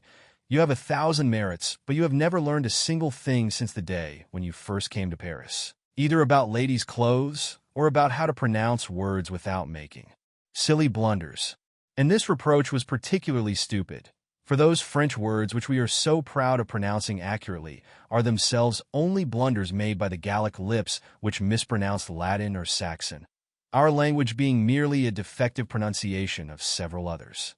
The genius of language in a living state, the future and past of French, that is what ought to have interested me in Françoise's mistakes. Herb Amender, for Mender, was not so curious as those animals that survive from remote ages, such as the whale or the giraffe, and shew us the states through which animal life has passed. And, I went on, since you haven't managed to learn in all these years, you never will. But don't let that distress you. It doesn't prevent you from being a very good soul and making spiced beef with jelly to perfection, and lots of other things as well. The hat that you think so simple is copied from a hat belonging to the Princesse de Germanies, which cost 500 francs. However, I mean to give MLLE Albertine an even finer one very soon. I knew that what would annoy Françoise more than anything was the thought of my spending money upon people whom she disliked. She answered me in a few words which were made almost unintelligible by a sudden attack of breathlessness. When I discovered afterwards that she had a weak heart, how remorseful I felt that I had never denied myself the fierce and sterile pleasure of making these retorts to her speeches. Françoise detested Albertine, moreover, because, being poor, Albertine could not enhance what Françoise regarded as my superior position. She smiled benevolently whenever I was invited by Madame de Villeparisis. On the other hand, she was indignant that Albertine did not practice reciprocity. It came to my being obliged to invent fictitious presents which she was supposed to have given me, in the existence of which Françoise never for an instant believed. This one of reciprocity shocked her most of all in the matter of food. That Albertine should accept dinners from Mamma, when we were not invited to Madame Bontemps, who for that matter spent half her time out of Paris, her husband accepting posts, as in the old days when he had had enough of the ministry, seemed to her an indelicacy on the part of my friend, which she rebuked indirectly by repeating a saying current at Cambrai. "Let's eat my bread." "Aye, that's the stuff. Let's eat thy bread. I've had enough." I pretended that I was obliged to write a letter. "To whom were you writing?" Albertine asked me as she entered the room. "To a pretty little friend of mine, Gilbert Swann. Don't you know her?" No, I decided not to question Albertine as to how she had spent the evening. I felt that I should only find fault with her and that we should not have any time left, seeing how late it was already, to be reconciled sufficiently to pass to kisses and caresses. And so it was with these that I chose to begin from the first moment. Besides, if I was a little calmer, I was not feeling happy. The loss of all orientation, of all sense of direction that we feel when we are kept waiting, still continues after the coming of the person awaited, and taking the place, inside us, of the calm spirit in which we were picturing her coming as so great a pleasure, prevents us from deriving any from it. Albertine was in the room. My unstrung nerves, continuing to flutter, were still expecting her. "I want a nice kiss, Albertine. As many as you like," she said to me in her kindest manner. I had never seen her looking so pretty. "Another? Why, you know it's a great, great pleasure to me, and 1,000 times greater to me," she replied. "Oh, what a pretty book cover you have there. Take it. I give it to you as a keepsake. You are too kind. People would be cured forever of romanticism if they could make up their minds, in thinking of the girl they love, to try to be the man they will be when they are no longer in love with her." Gilbert's book cover, her agate marble, must have derived their importance in the past from some purely inward distinction, since now they were to me a book cover, a marble like any others. I asked Albertine if she would like something to drink. "I seem to see oranges over there and water," she said. "That will be perfect." I was thus able to taste with her kisses that refreshing coolness which had seemed to me to be better than they at the Princesse de Germanies'. And the orange squeezed into the water seemed to yield to me, as I drank, the secret life of its ripening growth, its beneficent action upon certain states of that human body which belongs to so different a kingdom, its powerlessness to make that body live, but on the other hand the process of irrigation by which it was able to benefit it, 100 mysteries concealed by the fruit from my senses, but not from my intellect. When Albertine had gone, I remembered that I had promised Swann that I would write to Gilbert, and courtesy, I felt, demanded that I should do so at once. It was without emotion, and as though drawing a line at the foot of a boring school essay, that I traced upon the envelope the name Gilbert Swann, with which at one time I used to cover my exercise books to give myself the illusion that I was corresponding with her. For if, in the past, it had been I who wrote that name, now the task had been deputed by habit to one of the many secretaries whom she employs. He could write down Gilbert's name with all the more calm, in that, placed with me only recently by habit, having but recently entered my service, he had never known Gilbert, and knew only, without attaching any reality to the words, because he had heard me speak of her, that she was a girl with whom I had once been in love. I could not accuse her of hardness. The person that I now was in relation to her was the clearest possible proof of what she herself had been. The book cover, the agate marble, had simply become for me in relation to Albertine what they had been for Gilbert, what they would have been to anybody who had not suffused them with the glow of an internal flame. But now I felt a fresh disturbance which in its turn destroyed the very real power of things and words. And when Albertine said to me, in a further outburst of gratitude, "I do love turquoises," I answered her, "Do not let them die," entrusting to them as to some precious jewel the future of our friendship, which however was no more capable of inspiring a sentiment in Albertine than it had been of preserving the sentiment that had bound me in the past to Gilbert. There appeared about this time a phenomenon which deserves mention only because it recurs in every important period of history. At the same moment when I was writing to Gilbert, M. de Germanes, just home from his ball, still wearing his helmet, was thinking that next day he would be compelled to go into formal mourning and decided to proceed a week earlier to the cure that he had been ordered to take. When he returned from it 3 weeks later, to anticipate for a moment, since I am still finishing my letter to Gilbert, those friends of the Duke who had seen him, so indifferent at the start, turn into a raving anti-Dreyfusard, were left speechless with amazement when they heard him, as though the action of the cure had not been confined to his bladder. Answer: "Oh, well, there'll be a fresh trial and he'll be acquitted. You can't sentence a fellow without any evidence against him. Did you ever see anyone so gaga as Forcheval? An officer leading the French people to the shambles, heading straight for war. Strange times we live in." The fact was that, in the interval, the Duke had met, at the spa, 3 charming ladies, an Italian princess and her 2 sisters-in-law.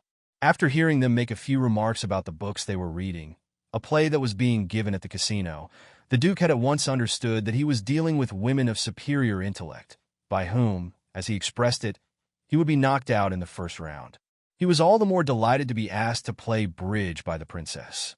But the moment he entered her sitting room, as he began, in the fervor of his double-dyed anti-Dreyfusism, while we don't hear very much more of the famous Dreyfus and his appeal, his stupefaction had been great when he heard the princess and her sisters-in-law say, "It's becoming more certain every day. They can't keep a man in prison who has done nothing."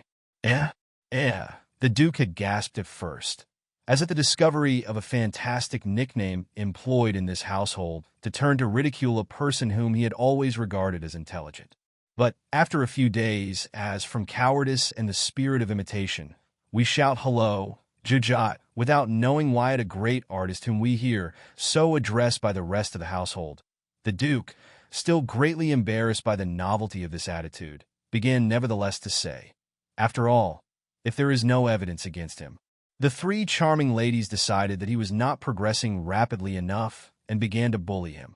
But really, nobody with a grain of intelligence can ever have believed for a moment that there was anything, whenever any revelation came out that was damning to Dreyfus.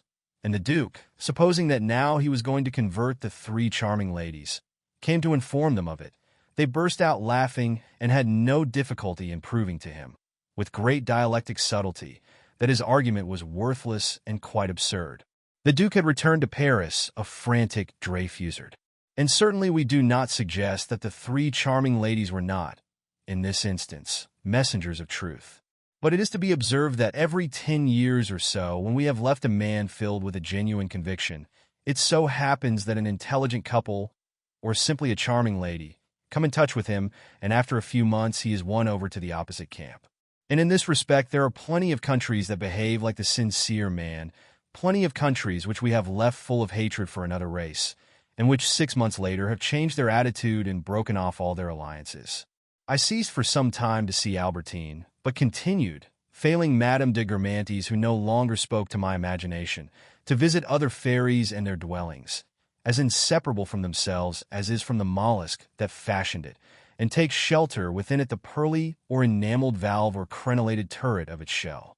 I should not have been able to classify these ladies, the difficulty being that the problem was so vague in its terms and impossible not merely to solve but to set. Before coming to the lady, one had first to approach the fairy mansion. Now, as one of them was always at home after luncheon in the summer months, before I reached her house, I was obliged to close the hood of my cab, so scorching were the sun's rays, the memory of which was, without my realizing it, to enter into my general impression. I supposed that I was merely being driven to the Cours Lorraine. In reality, before arriving at the gathering which a man of wider experience would perhaps have despised, I received, as though on a journey through Italy, a delicious, dazzled sensation from which the house was never afterwards to be separated in my memory. What was more, in view of the heat of the season and the hour, the lady had hermetically closed the shutters of the vast rectangular saloons on the ground floor in which she entertained her friends. I had difficulty at first in recognizing my hostess and her guests, even the Duchesse de Gomorrah, who in her hoarse voice bade me come and sit down next to her in a Beauvais armchair illustrating the rape of Europa. Then I began to make out on the walls the huge 18th-century tapestries representing vessels whose masts were hollyhocks in blossom, beneath which I sat as though in the palace not of the Seine, but of Neptune, by the brink of the river Oceanus, where the Duchesse de Gomorrah became a sort of goddess of the waters. I should never stop if I began to describe all the different types of drawing room. This example is sufficient to shew that I introduced into my social judgments poetical impressions which I never included among the items when I came to add up the sum, so that, when I was calculating the importance of a drawing room, my total was never correct. Certainly, these were by no means the only sources of error, but I have no time left now, before my departure for Baalbek, where to my sorrow, I am going to make a second stay which will also be my last, to start upon a series of pictures of society, which will find their place in due course. I need here say only that to this first erroneous reason, my relatively frivolous existence which made people suppose that I was fond of society, for my letter to Gilbert, and for that reconciliation with the Swann family to which it seemed to point, Odette might very well, and with equal inaccuracy, have added a second. I have suggested hitherto the different aspects that the social world assumes in the eyes of a single person only by supposing that, if a woman who, the other day, knew nobody now goes everywhere, and another who occupied a commanding position is ostracized, one is inclined to regard these changes merely as those purely personal ups and downs of fortune which from time to time bring about in a given section of society, in consequence of speculations on the stock exchange, a crashing downfall, or enrichment beyond the dreams of avarice. But there is more in it than that. To a certain extent, social manifestations, vastly less important than artistic movements, political crises, the evolution that sweeps the public taste in the direction of the theater of ideas, then of impressionist painting, then of music that is German and complicated, then of music that is Russian and simple, or of ideas of social service, justice, religious reaction, patriotic outbursts, are nevertheless an echo of them, remote, broken, uncertain, disturbed, changing, so that even drawing rooms cannot be portrayed in a static immobility which has been conventionally employed up to this point for the study of characters, though these two must be carried along in an almost historical flow. The thirst for novelty that leads men of the world who are more or less sincere in their eagerness for information as to intellectual evolution to frequent the circles in which they can trace its development makes them prefer, as a rule, some hostess as yet undiscovered, who represents still in their first freshness the hopes of a superior culture so faded and tarnished in the women who for long years have wielded the social scepter, and who, having no secrets from these men, no longer appeal to their imagination. And every age finds itself personified thus in fresh women, in a fresh group of women, who, closely adhering to whatever may at that moment be the latest object of interest, seem, in their attire, to be at that moment making their first public appearance, like an unknown species, born of the last deluge, irresistible beauties of each new consulate, each new directory. But very often the new hostess is simply like certain statesmen who may be in office for the first time, but have for the last 40 years been knocking at every door without seeing any open, women who were not known in society, but who nevertheless had been receiving, for years past, and failing anything better, a few chosen friends from its ranks. To be sure, this is not always the case, and when, with the prodigious flowering of the Russian ballet, revealing one after another Bakst, Nijinsky, Benoist, the genius of Stravinsky, Princess Yorbalteef, the youthful sponsor of all these new great men, appeared bearing on her head an immense, quivering egret, unknown to the women of Paris, which they all sought to copy. One might have supposed that this marvelous creature had been imported in their innumerable baggage, and as their most priceless treasure by the Russian dancers. But when presently, By her side, in her stage box, we see, at every performance of the Russians, seated like a true fairy godmother, unknown until that moment to the aristocracy, Madame Verdurin. We shall be able to tell the society people who naturally suppose that Madame Verdurin had recently entered the country with Diaghilev's troop, that this lady had already existed in different periods, and had passed through various avatars of which this is. Remarkable only in being the first that is bringing to pass at last, assured henceforth, and at an increasingly rapid pace, the success so long awaited by the mistress. In Madame Swan's case, it is true, the novelty she represented had not the same collective character. Her drawing room was crystallized round a man, a dying man, who had almost in an instant passed, at the moment when his talent was exhausted, from obscurity to a blaze of glory. The passion for Bergotte's works was unbounded. He spent the whole day, on show, at Madame Swan's, who would whisper to some influential man, "I shall say a word to him. He will write an article for you." He was, for that matter, quite capable of doing so, and even of writing a little play for Madame Swan. A stage nearer to death, he was not quite so feeble as at the time when he used to come and inquire after my grandmother. This was because intense physical suffering had enforced a regime on him. Illness is the doctor to whom we pay most heed. To kindness, to knowledge we make promises only. Pain we obey. It is true that the Verdurins and their little clan had at this time a far more vital interest than the drawing room, faintly nationalist, more markedly literary, and preeminently Bergottic, of Madame Swan. The little clan was in fact the active center of a long political crisis which had reached its maximum of intensity, Dreyfusism. But society people were for the most part so violently opposed to the appeal that a Dreyfusian house seemed to them as inconceivable a thing as, at an earlier period, a communard house. The Principessa di Caprarola, who had made Madame Verdurin's acquaintance over a big exhibition which she had organized, had indeed been to pay her a long call, in the hope of seducing a few interesting specimens of the little clan and incorporating them in her own drawing room, a call in the course of which the princess, playing the Duchesse de Guermantes in miniature, had made a stand against current ideas, declared that the people in her world were idiots, all of which, thought Madame Verdurin, shewed great courage. But this courage was not, in the sequel, to go the length of venturing, under fire of the gaze of nationalist ladies, to bow to Madame Verdurin at the Balbec races. With Madame Swan, on the contrary, the anti-Dreyfusards gave her credit for being sound, which in a woman married to a Jew was doubly meritorious.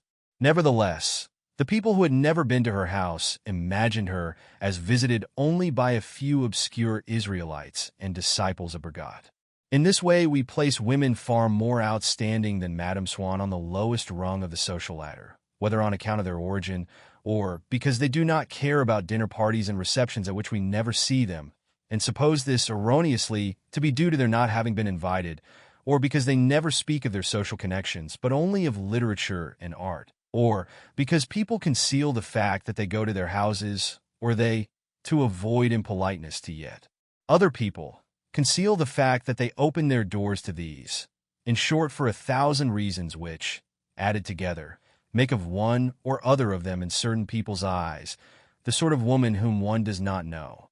So it was with Odette.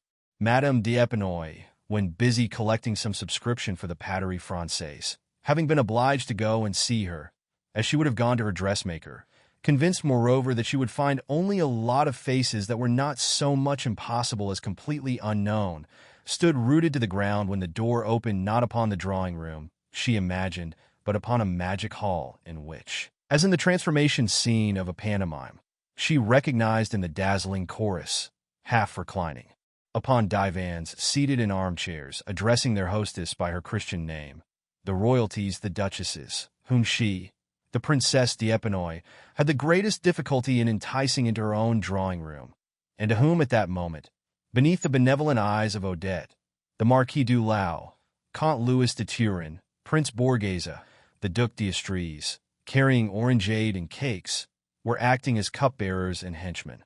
The Princesse d'Epinay, as she instinctively made people's social value inherent in themselves, was obliged to disincarnate Madame Swan and reincarnate her in a fashionable woman. Our ignorance of the real existence led by the women who do not advertise it in the newspapers draws thus over certain situations, thereby helping to differentiate one house from another, a veil of mystery. In Odette's case, at the start, a few men of the highest society, anxious to meet Brigade, had gone to dine, quite quietly, at her house. She had had the tact recently acquired not to advertise their presence. They found when they went there a memory perhaps of the little nucleus, whose traditions Odette had preserved in spite of the schism, a place laid for them at table, and so forth. Odette took them with Brigade, whom these excursions incidentally finished off, to interesting first nights. They spoke of her to various women of their own world who were capable of taking an interest in such a novelty. These women were convinced that Odette, an intimate friend of Brigade, had more or less collaborated in his works, and believe her to be 1,000 times more intelligent than the most outstanding women of the Faubourg, for the same reason that made them pin all their political faith to certain Republicans of the right shade such as M. de Maire and M. Deschanel. Whereas they saw France doomed to destruction were her destinies entrusted to the monarchy men who were in the habit of dining with them, men like Charette or de Deauville.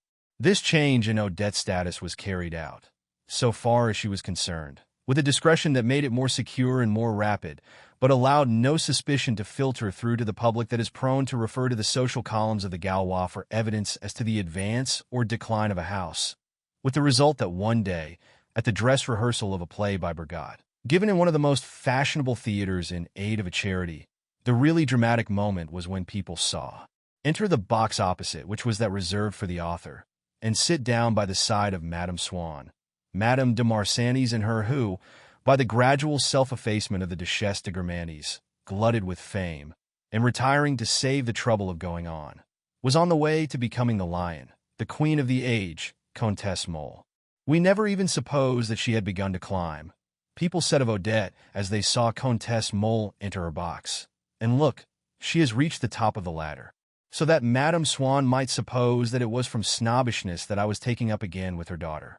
Odette, notwithstanding her brilliant escort, listened with close attention to the play, as though she had come there solely to see it performed, just as in the past she used to walk across the Bois for her health, as a form of exercise.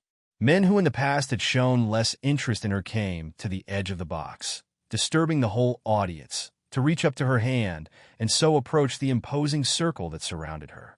She, with a smile that was still more friendly than ironical, replied patiently to their questions, affecting greater calm than might have been expected, a calm which was perhaps sincere, this exhibition being only the belated revelation of a habitual and discreetly hidden intimacy. Behind these three ladies to whom every eye was drawn was Brigade, flanked by the Prince d'Agrigent, Count Louis de Turin, and the Marquis de Brut. And it is easy to understand that, to men who were received everywhere and could not expect any further advancement save as a reward for original research, this demonstration of their merit, which they considered that they were making in letting themselves succumb to a hostess with a reputation for profound intellectuality, in whose house they expected to meet all the dramatists and novelists of the day, was more exciting, more lively than those evenings at the Princesse de Grammanes's, which, without any change of program or fresh attraction, had been going on year after year, all more or less like the one we have described in such detail. In that exalted sphere, the sphere of the Grammanes, in which people were beginning to lose interest, the latest intellectual fashions were not incarnate in entertainments fashioned in their image, as in those sketches that Brigade used to write for Madame Swann, or those positive committees of public safety. Had society been capable of taking an interest in the Dreyfus case, at which, in Madame Verdurin's drawing room, used to assemble Pickcourt, Clemenceau, Zola, Renac, and Laborie. Gilbert, too, helped to strengthen her mother's position, for an uncle of Swann had just left nearly 24 million francs to the girl, which meant that the Faubourg Saint-Germain was beginning to take notice of her.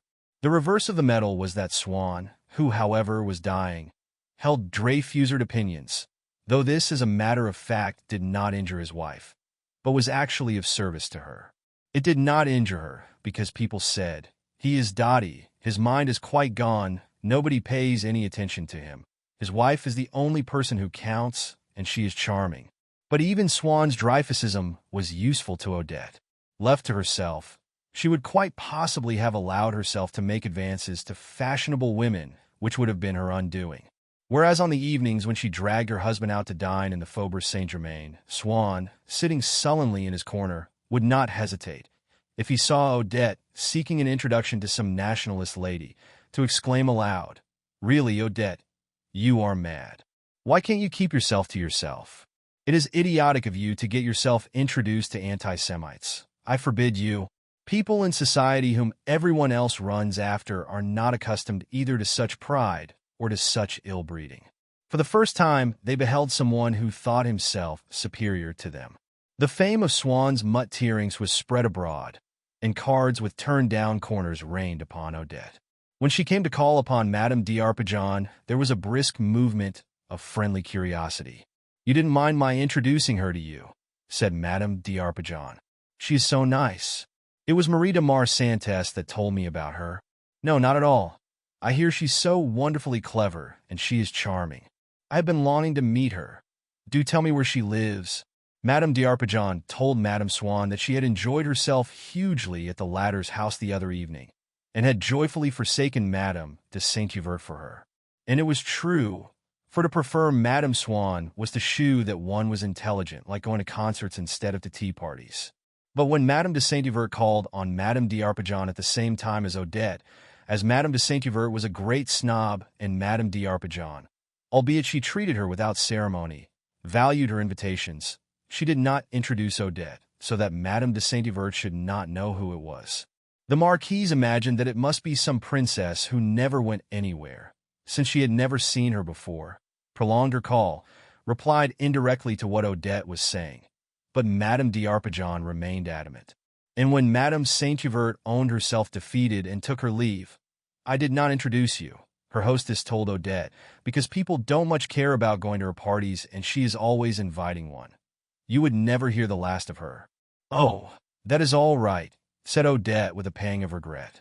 But she retained the idea that people did not care about going to Madame de Saint-Hubert's, which was to a certain extent true, and concluded that she herself held a position in society vastly superior to Madame de Saint-Hubert's, albeit that lady held a very high position, and Odette, so far, had none at all. That made no difference to her, and albeit all Madame de Gramagne's friends were friends also of Madame d'Arpajon, whenever the latter invited Madame Swann, Odette would say with an air of compunction, "I am going to Madame d'Arpajon's. You will think me dreadfully old-fashioned, I know, but I hate going, for Madame de Gramagne's sake," whom, as it happened, she had never met.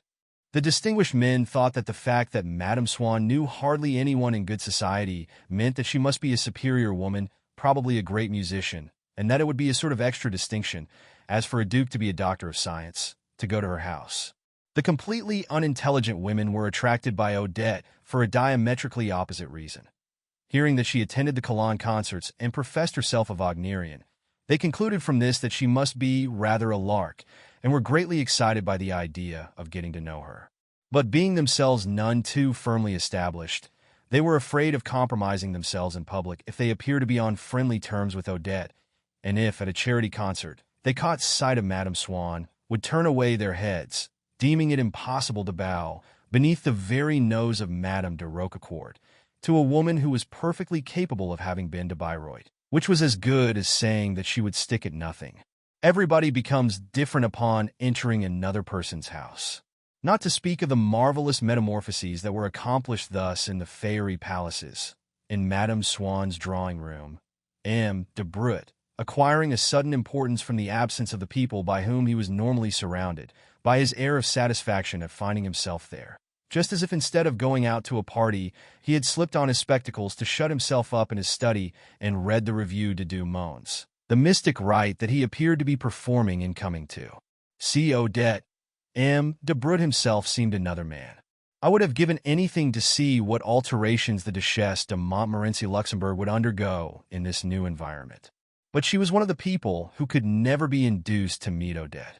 Madame de Montmorency, a great deal kinder to Arion than Arion was to her, surprised me greatly by saying, with regard to Madame de Gramagne's, "She knows some quite clever people. Everybody likes her. I believe that if she had just had a slightly more coherent mind, she would have succeeded in forming a salon. The fact is, she never bothered about it. She is quite right. She is very well off as she is, with everybody running after her. If Madame de Germanis had not a salon, what in the world could a salon be?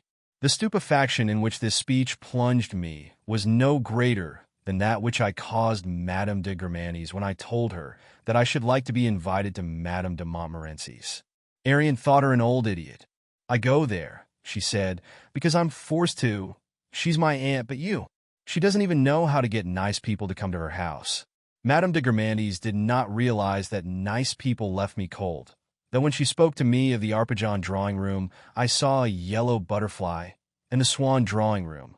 Madame Swan was at home in the winter months between 6 and 7, a black butterfly, its wings powdered with snow. Even this last drawing room, which was not a salon at all, she considered, albeit out of bounds for herself, permissible to me, on account of the clever people to be found there. But Madame de Luxembourg, had I already produced something that had attracted attention, she would have concluded that an element of snobbishness may be combined with talent. But I put the finishing touch to her disillusionment. I confessed to her that I did not go to Madame de Montmorency's, as she supposed, to take notes and make a study. Madame de Germanis was in this respect no more in error than the social novelists who analyze mercilessly from outside the actions of a snob or supposed snob, but never place themselves in his position, at the moment when a whole social springtime is bursting into blossom in his imagination. I myself, when I sought to discover what was the great pleasure that I found in going to Madame de Montmorency's, was somewhat taken aback. She occupied, in the Faubourg Saint-Germain, an old mansion ramifying into pavilions which were separated by small gardens. In the outer hall a statuette, said to be by Falconet, represented a spring which did, as it happened, exude a perpetual moisture. A little farther on the doorkeeper, her eyes always red, whether from grief or neurasthenia, a headache or a cold in the head, never answered your inquiry, waved her arm vaguely to indicate that the Duchess was at home, and let a drop or two trickle from her eyelids into a bowl filled with forget-me-nots. The pleasure that I felt on seeing the statuette, because it reminded me of a little gardener in plaster that stood in one of the Cambrai gardens, was nothing to that which was given me by the great staircase, damp and resonant, full of echoes, like the stairs in certain old-fashioned bathing establishments, with the vases filled with cinerarias, blue against blue, in the entrance hall, and most of all the tinkle of the bell, which was exactly that of the bell in Eulalie's room. This tinkle raised my enthusiasm to a climax, but seemed to me too humble a matter for me to be able to explain it to Madame de Montmorency, with the result that she invariably saw me in a state of rapture of which she might never guess the cause. The Heart's intermissions. My second arrival at Balbec was very different from the other. The manager had come in person to meet me at Pont-à-Couleur, reiterating how greatly he valued his titled patrons, which made me afraid that he had ennobled me, until I realized that in the obscurity of his grammatical memory, titre meant simply a titre, or accredited. In fact, the more new languages he learned, the worse he spoke the others. He informed me that he had placed me at the very top of the hotel. "I hope," he said, "that you will not interpolate this as a want of discourtesy. I was sorry to give you a room of which you are unworthy, but I did it in connection with the noise, because in that room you will not have anyone above your head to disturb your tympanum. Don't be alarmed. I shall have the windows closed so that they shan't bang. Upon that point, I am intolerable," the last word expressing not his own thought, which was that he would always be found inexorable in that respect, but quite possibly the thoughts of his underlings. The rooms were, as it proved, those we had had before. They were no humbler, but I had risen in the manager's esteem. I could light a fire if I liked, for, by the doctor's orders, I had left Paris at Easter, but he was afraid there might be fixtures in the ceiling. See that you always wait before lighting a fire until the preceding one is extinct. The important thing is to take care not to avoid setting fire to the chimney, especially as, to cheer things up a bit, I have put an old china pottage on the mantelpiece which might become insured. He informed me with great sorrow of the death of the leader of the Cherbourg bar. He was an old retainer, he said, meaning probably campaigner, and gave me to understand that his end had been hastened by the quickness, otherwise the fastness, of his life. For some time past I noticed that after dinner he would take a doze in the reading room, take a doze, presumably. The last times he was so changed that if you hadn't known who it was to look at him, he was barely recognizant, presumably recognizable. A happy compensation. The chief magistrate of Kent had just received his badge as commander of the Legion of Honor. Surely to goodness, he has capacities, but seems they gave him it principally because of his general impotence. There was a mention of this decoration, as it happened in the previous day's Echo de Paris, of which the manager had as yet read only the first paradox, meaning paragraph. The paper dealt admirably with M. Kalos's policy. "I consider they're quite right," he said. "He is putting us too much under the thimble of Germany, under the thumb." As the discussion of a subject of this sort with a hotel keeper seemed to me boring, I ceased to listen. I thought of the visual images that had made me decide to return to Baalbek.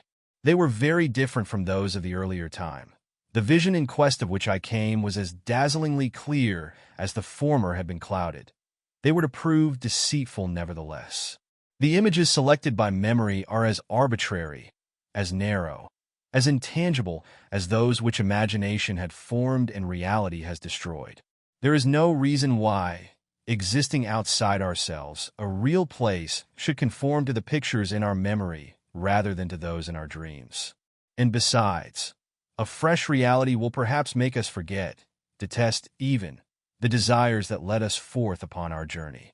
Those that had led me forth to Baalbek sprang to some extent from my discovery that the Vergerins, whose invitations I had invariably declined, and who would certainly be delighted to see me if I went to call upon them in the country with apologies for never having been able to call upon them in Paris, knowing that several of the faithful would be spending the holidays upon that part of the coast, and having, for that reason, taken for the whole season one of M. de Cambremer's houses La Raspelier had invited Madame Putbus to stay with them. The evening on which I learned this, in Paris, I lost my head completely and sent our young footman to find out whether the lady would be taking her Abigail to Baalbek with her.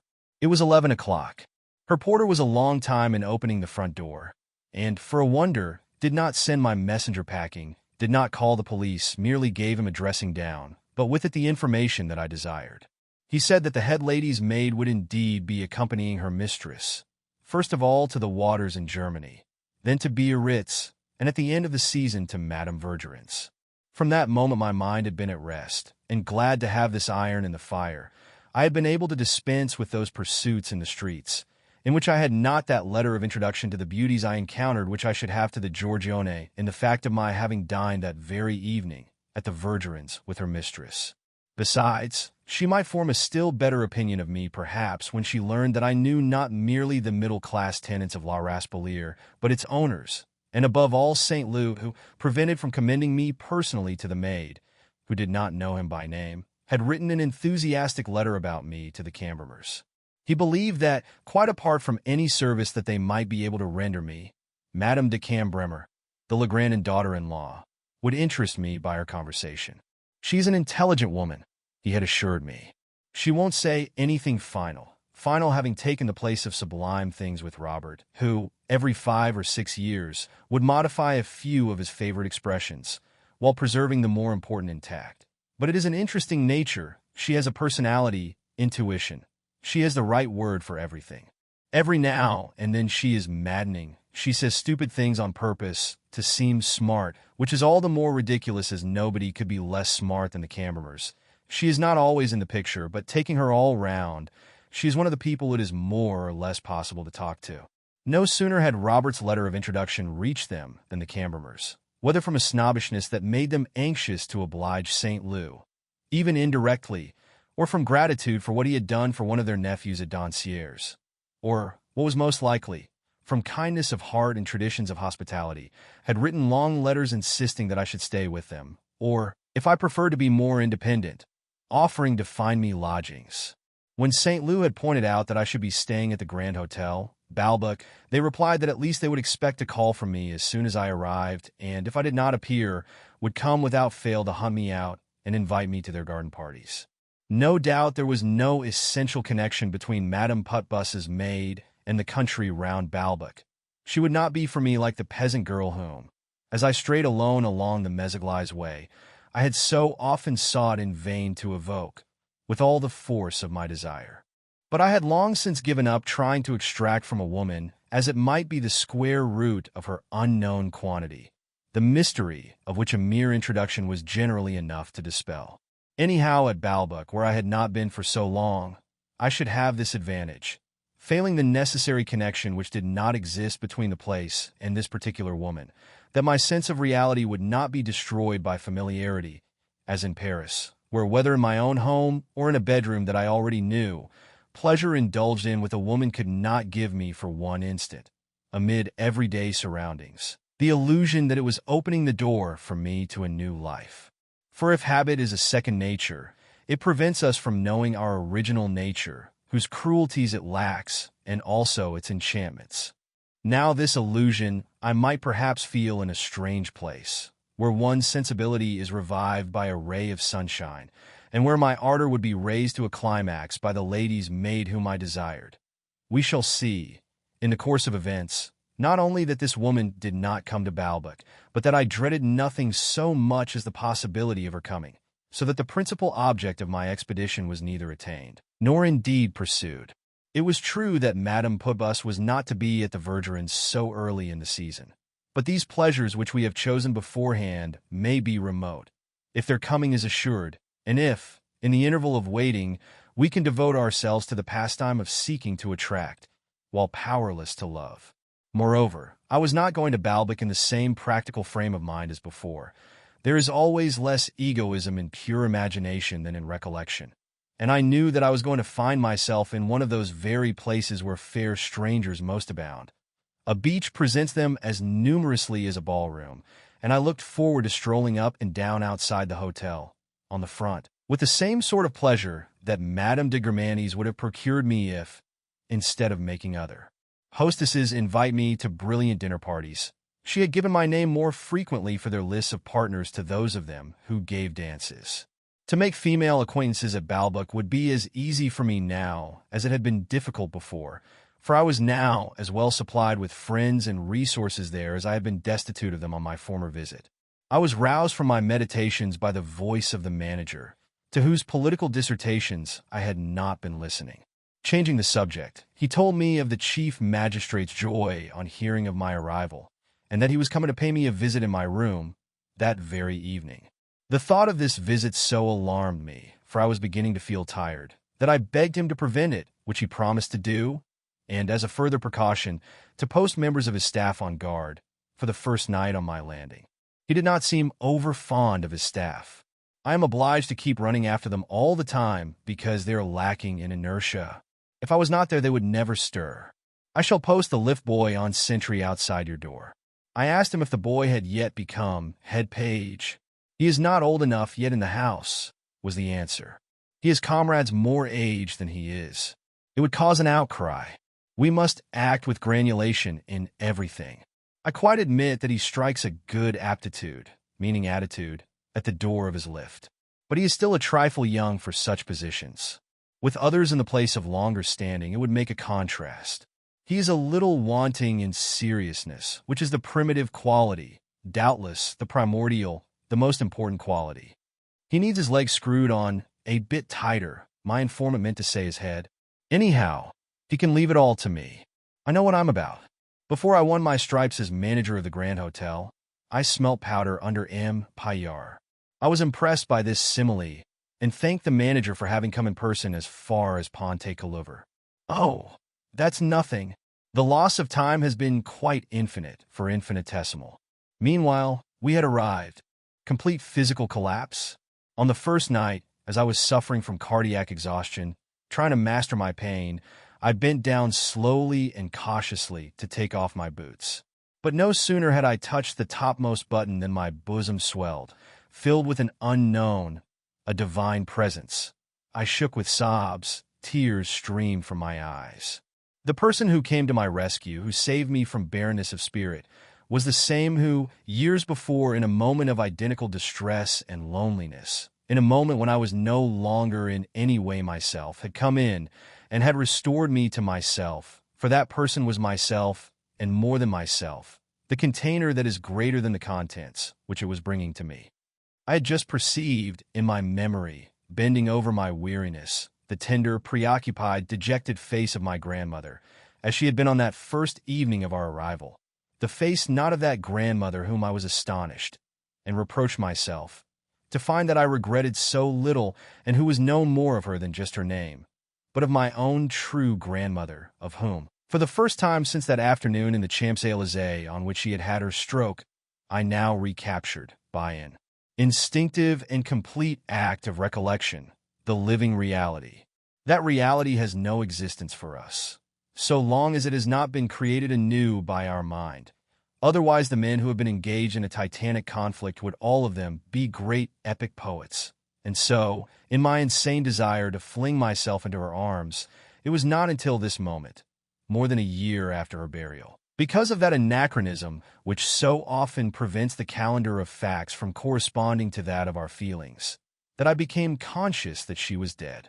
I had often spoken about her in the interval, and thought of her also, but behind my words and thoughts, those of an ungrateful, selfish, cruel youngster, there had never been anything that resembled my grandmother, because in my frivolity, my love of pleasure, my familiarity with the spectacle of her ill health, I retained only in a potential state the memory of what she had been. At whatever moment we estimate it, the total value of our spiritual nature is more or less fictitious, notwithstanding the long inventory of its treasures, for now one, now another of these is unrealizable, whether we are considering actual treasures or those of the imagination, and, in my own case, fully as much as the ancient name of Germanes, this other, how far more important item, my real memory of my grandmother. For with the troubles of memory are closely linked the heart's intermissions. It is, no doubt, the existence of our body, which we may compare to a jar containing our spiritual nature, that leads us to suppose that all our inward wealth, our past joys, all our sorrows, are perpetually in our possession. Perhaps it is equally inexact to suppose that they escape or return. In any case, if they remain within us, it is for most of the time in an unknown region where they are of no service to us, and where even the most ordinary are crowded out by memories of a different kind, which preclude any simultaneous occurrence of them in our consciousness. But if the setting of sensations in which they are preserved be recaptured, they acquire in turn the same power of expelling everything that is incompatible with them, of installing alone in us the self that originally lived them. Now, inasmuch as the self that I had just suddenly become once again had not existed since that evening long ago when my grandmother undressed me after my arrival at Balbec, it was quite naturally, not at the end of the day that had just passed, of which that self knew nothing, but as though there were in time different and parallel series, without loss of continuity, immediately after the first evening at Balbec long ago, that I clung to the minute in which my grandmother had leaned over me. The self that I then was, that had so long disappeared, was once again so close to me that I seemed still to hear the words that had just been spoken, albeit they were nothing more now than illusion, as a man who is half awake thinks he can still make out close at hand the sounds of his receding dream. I was nothing now but the person who sought a refuge in his grandmother's arms, sought to wipe away the traces of his suffering by giving her kisses, that person whom I should have had as great difficulty in imagining when I was one or other of those persons which, for some time past, I had successively been, as the efforts, doomed in any event to sterility, that I should now have had to make to feel the desires and joys of any of those which, for a time at least, I no longer was.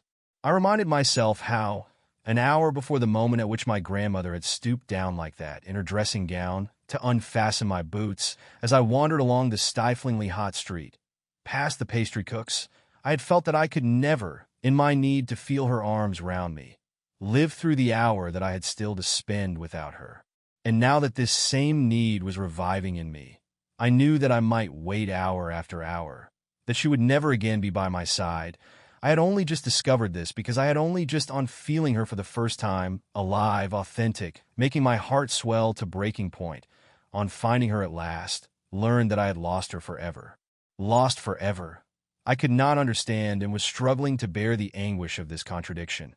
On the one hand, an existence, an affection, surviving in me as I had known them, that is to say, created for me, a love in whose eyes everything found in me so entirely its complement, its goal, its constant lodestar, that the genius of great men, All the genius that might have existed from the beginning of the world would have been less precious to my grandmother than a single one of my defects.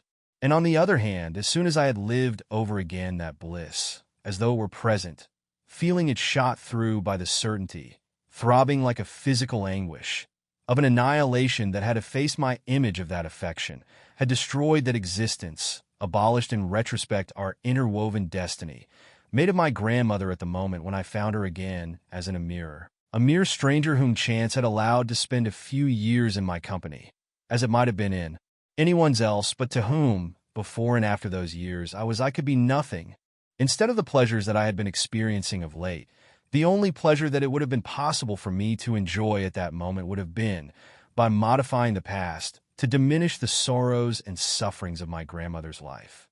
Now, I did not recall her only in that dressing gown, a garment so appropriate as to have become almost their symbol to the labors, foolish no doubt, but so lovable also, that she performed for me.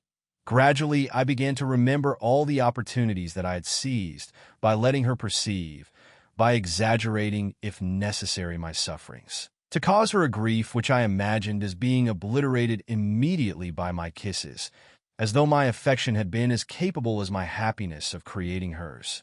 And, what was worse, I, who could conceive no other happiness now than in finding happiness shed in my memory over the contours of that face, molded and bowed by love, had set to work with frantic efforts, in the past, to destroy even its most modest pleasures, as on the day when St. Lou had taken my grandmother's photograph and I, unable to conceal from her what I thought of the ridiculous childishness of the coquetry with which she posed for him, with her wide-brimmed hat, in a flattering half-light, had allowed myself to mutter a few impatient, wounding words which I had perceived from a contraction of her features, had pierced her. It was I whose heart they were rending now that there was no longer possible, ever again, the consolation of 1,000 kisses. But never should I be able to wipe out of my memory the contraction of her face, that anguish of her heart, or rather of my own. For as the dead exist only in us, it is ourselves that we strike without ceasing when we persist in recalling the blows that we have dealt them. To these griefs, cruel as they were, I clung with all my might and main, for I realized that they were the effect of my memory of my grandmother, the proof that this memory which I had of her was really present within me. I felt that I did not really recall her save by grief, and should have liked to feel driven yet deeper into me these nails which fastened the memory of her to my consciousness. I did not seek to mitigate my suffering, to set it off, to pretend that my grandmother was only somewhere else and momentarily invisible, by addressing to her photograph, the one taken by St. Lou, which I had beside me, words and prayers as to a person who is separated from us, but, retaining his personality, knows us and remains bound to us by an indissoluble harmony.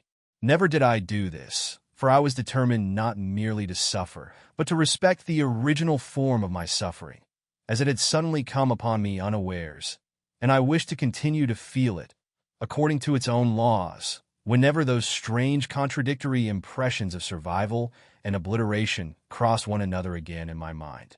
This painful and, at the moment, incomprehensible impression, I knew, not forsooth whether I should one day distill a grain of truth from it, but that if I ever should succeed in extracting that grain of truth, it could only be from it, from so singular, so spontaneous an impression, which had been neither traced by my intellect nor attenuated by my pusillanimity, but which death itself, the sudden revelation of death, had like a stroke of lightning carved upon me along a supernatural, inhuman channel, a twofold and mysterious furrow.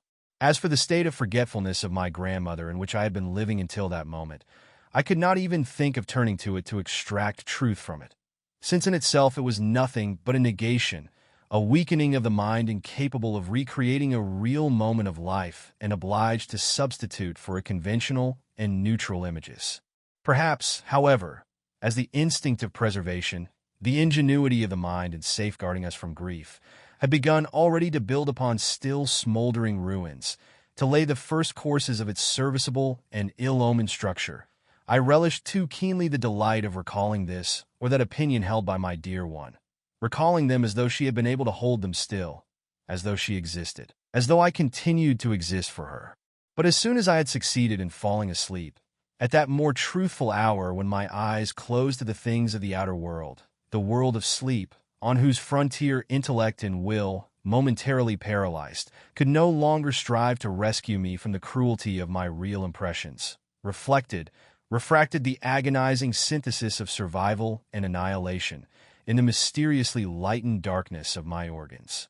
World of sleep in which our inner consciousness, placed in bondage to the disturbances of our organs, quickens the rhythm of heart or breath because a similar dose of terror, sorrow, remorse acts with a strength magnified an hundredfold if it is thus injected into our veins.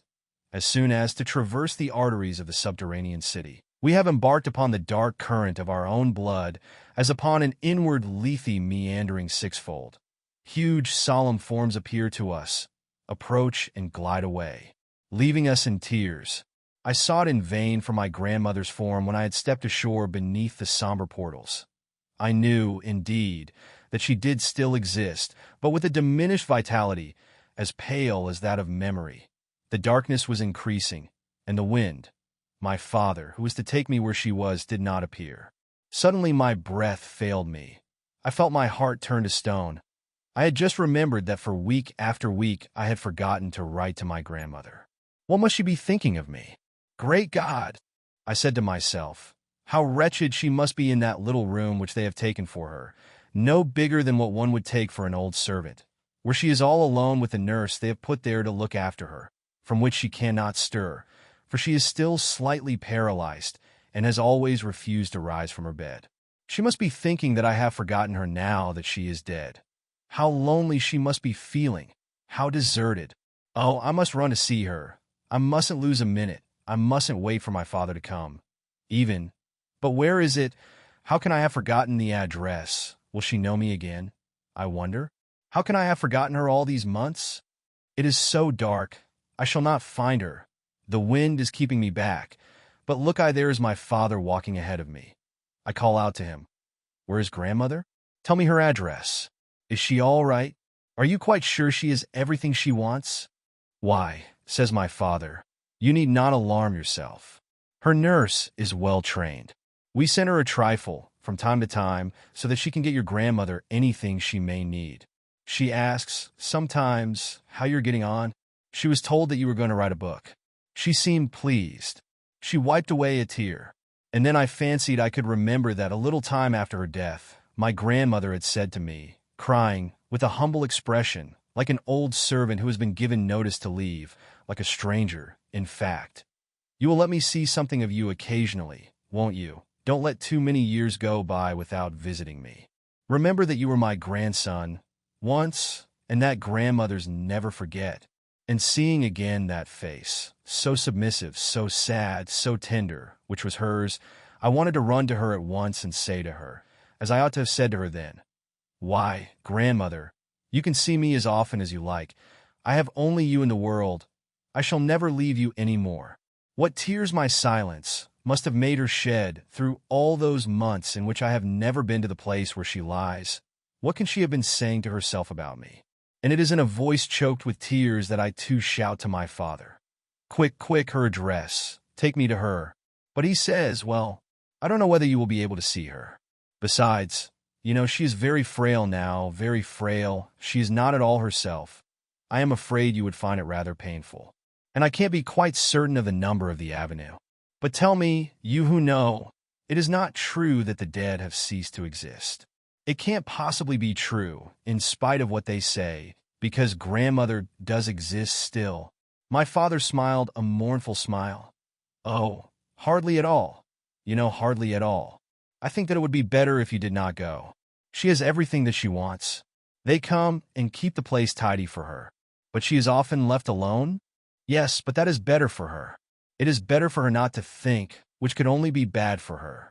It often hurts her when she tries to think. Besides, she is quite lifeless now.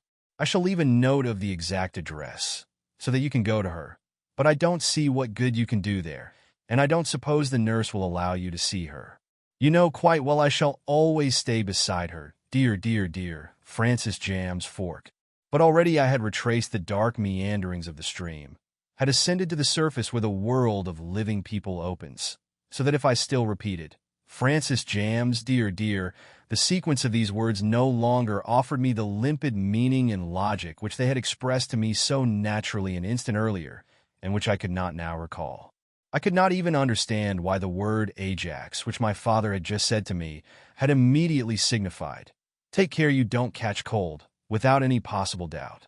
I had forgotten to close the shutters, and so probably the daylight had awakened me. But I could not bear to have before my eyes those waves of the sea which my grandmother could formerly contemplate for hours on end. The fresh image of their heedless beauty was at once supplemented by the thought that she did not see them.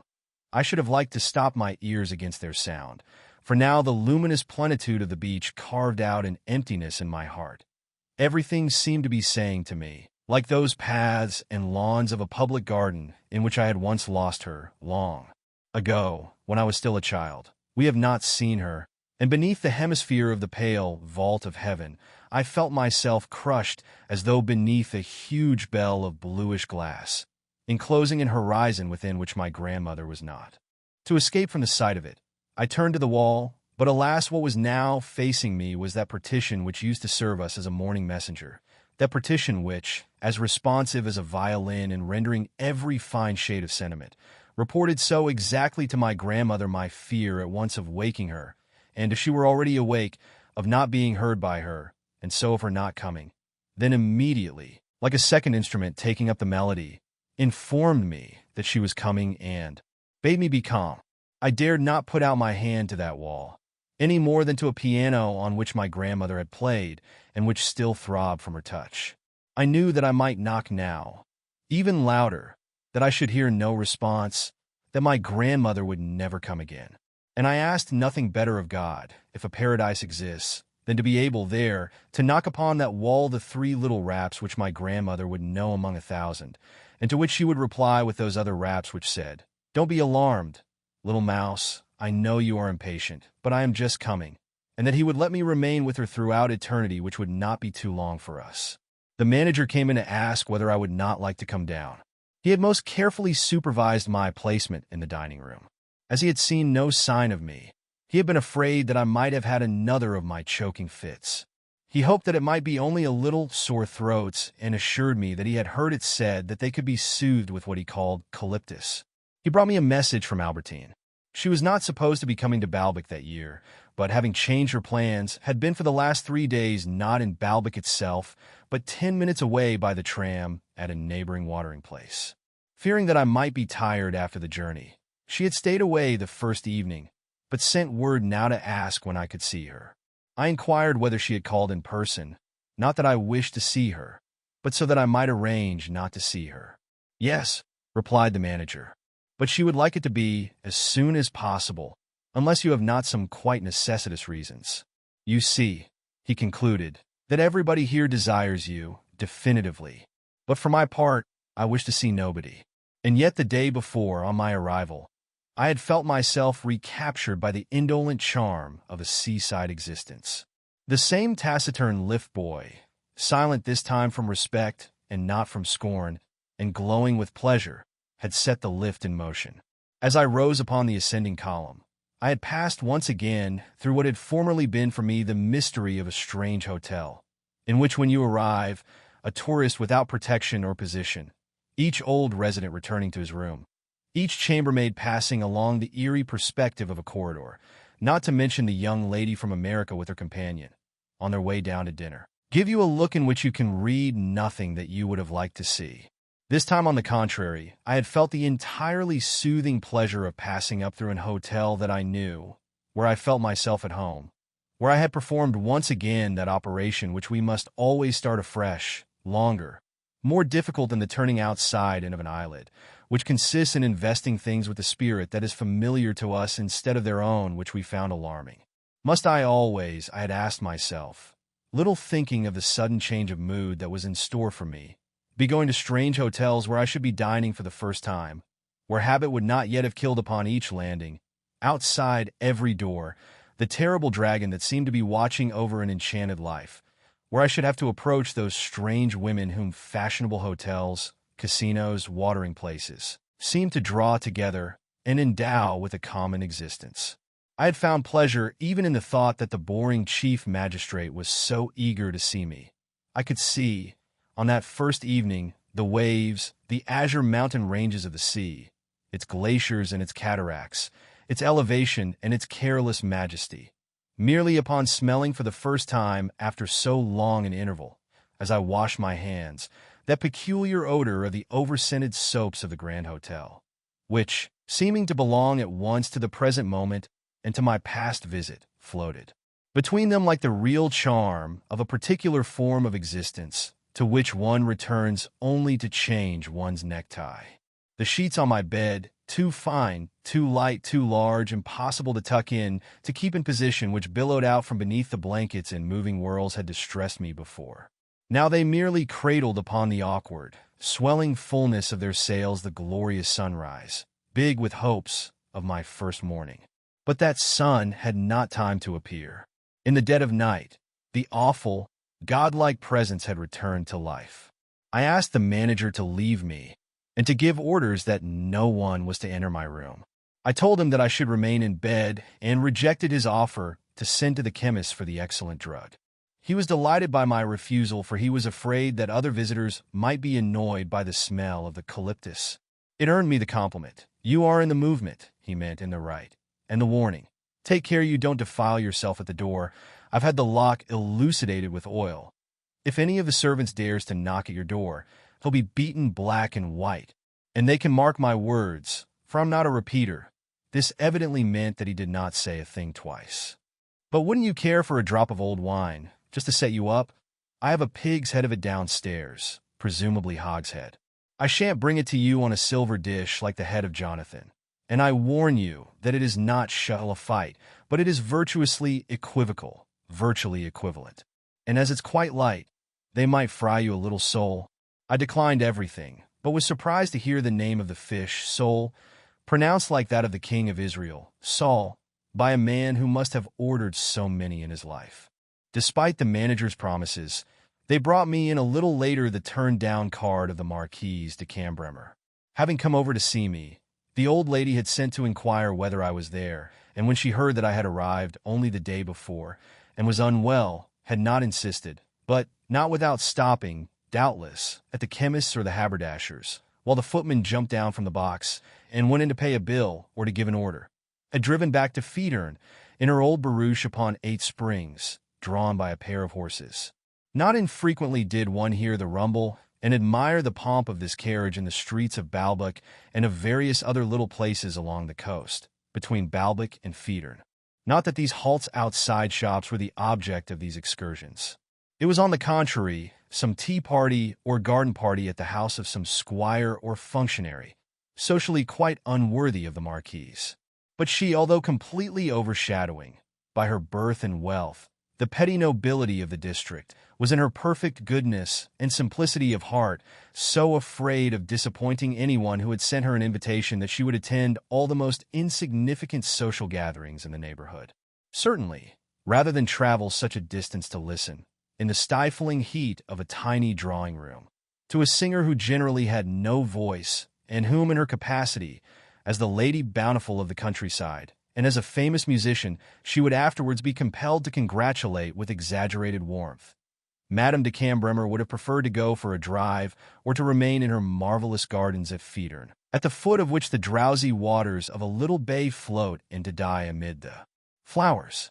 But she knew that the probability of her coming had been announced by the host, whether he was a noble or a free burgess of Maineville-la-Teintière or of Chatton-Courtelleurbouleur. And if Madame de Cambremer had driven out that afternoon without making a formal appearance at the party, any of the guests who had come from one or other of the little places that lined the coast might have seen and heard the Marquise's barouche, which would deprive her of the excuse that she had not been able to get away from Feedern.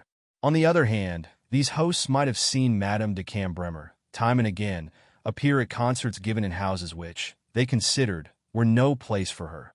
The slight depreciation caused thereby, in their eyes, to the position of the two obliging marquises vanished as soon as it was they who were entertaining her, and it was with feverish anxiety that they kept asking themselves whether or not they were going to have her at their small party. What an allaying of the doubts and fears of days if, after the first song had been sung by the daughter of the house, or by some amateur on holiday in the neighborhood, one of the guests announced, an infallible sign that the Marquis was coming to the party, that he had seen the famous barouche and pair drawn up outside the watchmaker's or the chemist's. Thereupon Madame de Cambremer, who indeed was to enter before long, followed by her daughter-in-law, the guests who were staying with her at the moment, and whom she had asked permission, granted with such joy, to bring, shone once more with undiminished luster in the eyes of her host and hostess, to whom the hoped for reward of her coming had perhaps been the determining, if unavowed cause of the decision they had made a month earlier, to burden themselves with the trouble and expense of an afternoon party. Seeing the Marquise present at their gathering, they remembered no longer her readiness to attend those given by their less deserving neighbors, but the antiquity of her family, the splendor of her house, the rudeness of her daughter-in-law, born Legrandin, who by her arrogance emphasized the slightly insipid good nature of the dowager. Already they could see in their mind's eye, in the social column of the Gaulois, the paragraph which they would draft themselves in the family circle, with all the doors shut and barred, upon the little corner of Brittany, which is at present a whirl of gaiety, the select party from which the guests could hardly tear themselves away, promising their charming host and hostess that they would soon pay them another visit. Day after day, they watched for the newspaper to arrive, worried that they had not yet seen any notice in it of their party, and afraid lest they should have had Madame de Cambremer for their other guests alone and not for the whole reading public. At length the blessed day arrived. The season is exceptionally brilliant this year at Balbec. Small afternoon concerts are the fashion. Heaven be praised, Madame de Cambremer's name was spelt correctly, and included among others we may mention, but at the head of the list. All that remained was to appear annoyed at this journalistic indiscretion which might get them into difficulties with people whom they had not been able to invite, and to ask hypocritically in Madame de Cambremer's hearing who could have been so treacherous as to send the notice, upon which the Marquise, every inch the Lady Bountiful, said, "I can understand your being annoyed, but I must say I am only too delighted that people should know I was at your party." On the card that was brought me, Madame de Cambremer had scribbled the message that she was giving an afternoon party the day after tomorrow. To be sure, as recently as the day before yesterday, tired as I was of the social round, it would have been a real pleasure to me to taste it, transplanted amid those gardens in which there grew in the open air, thanks to the exposure of feedern, fig trees, palms, rose bushes extending down to a sea as blue and calm often as the Mediterranean, upon which the host's little yacht sped across before the party began, to fetch from the places on the other side of the bay the most important guests. Served, with its awnings spread to shut out the sun, after the party had assembled, as an open-air refreshment room, and set sail again in the evening to take back those whom it had brought. A charming luxury, but so costly that it was partly to meet the expenditure that it entailed that Madame de Cambremer had sought to increase her income in various ways, and notably by letting, for the first time, one of her properties very different from Feedern, La Raspelière. Yes, 2 days earlier, how welcome such a party, peopled with minor nobles all unknown to me, would have been to me as a change from the high life of Paris. But now pleasures had no longer any meaning for me, and so I wrote to Madame de Cambremer to decline, just as an hour ago I had put off Albertine.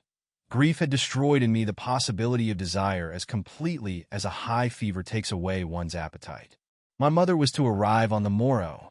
I felt that I was less unworthy to live in her company, that I should understand her better, now that an alien and degrading existence had wholly given place to the resurging, heart-rending memories that wreathed and ennobled my soul, like her own, with their crown of thorns.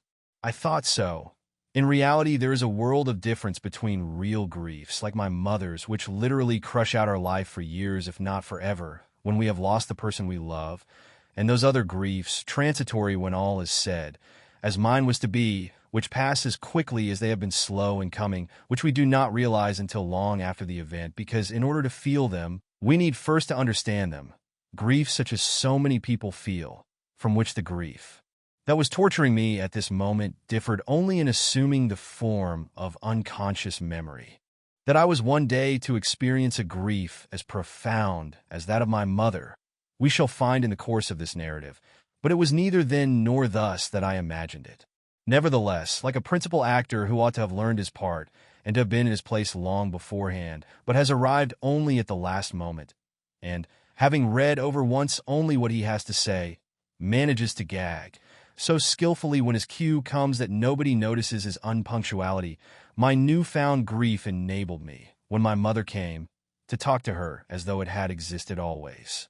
She supposed merely that the sight of these places which I had visited with my grandmother, which was not at all the case, had revived it. For the first time then, and because I felt a sorrow which was nothing compared with hers, but which opened my eyes, I realized and was appalled to think what she must be suffering.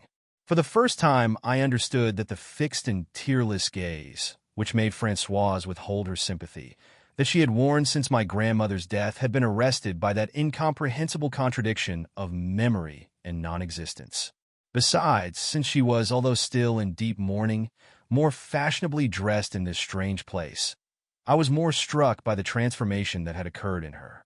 It is not enough to say that she had lost all her gaiety.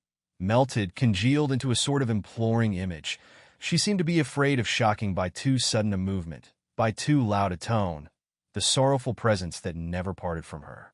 But what struck me most of all, when I saw her cloak of crape, was what had never occurred to me in Paris, that it was no longer my mother that I saw before me, but my grandmother. As in royal and princely families, upon the death of the head of the house his son takes his title, and from being Duc d'Orleans, Prince de Tarente, or Prince de Lens, becomes King of France, Duc de la Trémoille, Duc de Guermantes. So by an accession of a different order and more remote origin, the dead man takes possession of the living who becomes his image and successor, carries on his interrupted life. Perhaps the great sorrow that follows in a daughter such as Mama, the death of her mother, only makes the chrysalis break open a little sooner, hastens the metamorphosis and the appearance of a person whom we carry within us and who, but for this crisis which annihilates time and space, would have come more gradually to the surface. Perhaps, in our regret for her who is no more, there is a sort of auto-suggestion which ends by bringing out on our features resemblances which potentially we already bore, and above all a cessation of our most characteristically personal activity. In my mother, her common sense, the sarcastic gaiety that she inherited from her father, which we did not shrink, so long as the beloved was alive, from exercising, even at her expense, and which counterbalanced the traits that we derived exclusively from her. Once she is dead, we should hesitate to be different. We begin to admire only what she was, what we ourselves already were, only blended with something else, and what in future we are to be exclusively. It is in this sense, and not in that other, so vague, so false, in which the phrase is generally used, that we may say that death is not in vain, that the dead man continues to react upon us. He reacts even more than a living man because, true reality being discoverable only by the mind, being the object of a spiritual operation, we acquire a true knowledge only of things that we are obliged to create anew by thought, things that are hidden from us in everyday life. Lastly, in our mourning for our dead, we pay an idolatrous worship to the things that they liked. Not only could not my mother bear to be parted from my grandmother's bag, become more precious than if it had been studded with sapphires and diamonds, from her muff, from all those garments which served to enhance their personal resemblance, but even from the volumes of Madame de Sévigné, which my grandmother took with her everywhere, copies which my mother would not have exchanged for the original manuscript of the letters. She had often teased my grandmother, who could never write to her without quoting some phrase of Madame de Sévigné or Madame de Beausergent. In each of the 3 letters that I received from Mama before her arrival at Balbec, she quoted Madame de Sévigné to me, as though those 3 letters had been written not by her to me, but by my grandmother and to her. She must at once go out upon the front to see that beach of which my grandmother had spoken to her every day in her letters. Carrying her mother's sunshade, I saw her from my window advance, a sable figure, with timid, pious steps, over the sands that beloved feet had trodden before her, and she looked as though she were going down to find a corpse which the waves would cast up at her feet. So that she should not have to dine by herself, I was to join her downstairs. The chief magistrate and the barrister's widow asked to be introduced to her. And everything that was in any way connected with my grandmother was so precious to her that she was deeply touched, remembered ever afterwards with gratitude what the chief magistrate had said to her, just as she was hurt and indignant that the barrister's wife had not a word to say in memory of the dead. In reality, the chief magistrate was no more concerned about my grandmother than the barrister's wife. The heartfelt words of the one and the other's silence, for all that my mother imagined so vast a difference between them, were but alternative ways of expressing that indifference which we feel towards the dead. But I think that my mother found most comfort in the words in which, quite involuntarily, I conveyed to her a little of my own anguish. It could not but make Mama happy, notwithstanding all her affection for myself, like everything else that guaranteed my grandmother's survival in our hearts. Daily after this, my mother went down and sat upon the beach, so as to do exactly what her mother had done, and read her mother's two favorite books, the memoirs of Madame de Busergent and the letters of Madame de Sévigné. She, like all the rest of us, could not bear to hear the latter lady called the spirituelle marquise, any more than to hear La Fontaine called le bonhomme. But when, in reading the letters, she came upon the words, "My daughter," she seemed to be listening to her mother's voice. She had the misfortune, upon one of these pilgrimages during which she did not like to be disturbed, to meet upon the beach a lady from Cambrai, accompanied by her daughters. Her name was, I think, Madame Poussin, but among ourselves we always referred to her as the pretty kettle of fish, for it was by the perpetual repetition of this phrase that she warned her daughters of the evils that they were laying up for themselves, saying, for instance, if one of them was rubbing her eyes, "When you go and get ophthalmia, that will be a pretty kettle of fish." She greeted my mother from afar with slow and melancholy bows, a sign not of condolence, but of the nature of her social training. We might never have lost my grandmother, or had any reason to be anything but happy. Living in comparative retirement at Cambrai, within the walls of her large garden, she could never find anything soft enough to her liking, and subjected to a softening process the words and even the proper names of the French language. She felt spoon to be too hard a word to apply to the piece of silver which measured out her syrups, and said in consequence, "Spune." She would have been afraid of hurting the feelings of the sweet singer of Telemaque by calling him bluntly Fenelon, as I myself said with a clear conscience, having had as a friend the dearest and cleverest of men, good and gallant, never to be forgotten by any that knew him, Bertrand de Fenelon, and never said anything but Fenelon, feeling that the acute accent added a certain softness. The far from soft son-in-law of this Madame Poussin, whose name I have forgotten, having been a lawyer at Cambrai, ran off with the contents of the safe and relieved my uncle, among others, of a considerable sum of money. But most of the people of Cambrai were on such friendly terms with the rest of the family that no coolness ensued, and her neighbors said merely that they were sorry for Madame Poussin.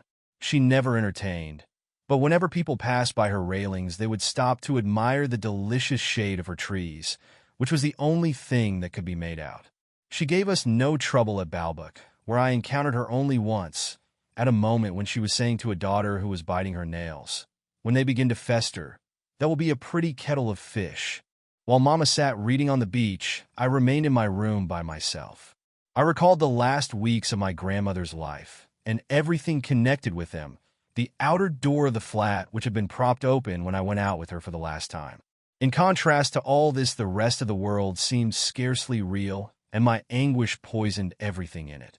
Finally, my mother insisted upon my going out, but at every step, some forgotten view of the casino, of the street along which, as I waited until she was ready, that first evening I had walked as far as the monument to Dugatrin, prevented me, like a wind against which it is hopeless to struggle, from going farther.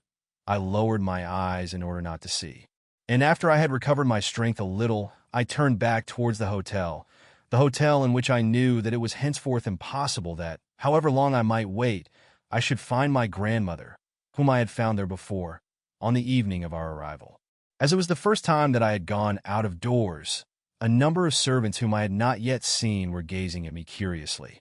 Upon the very threshold of the hotel, a young page took off his cap to greet me, and at once put it on again.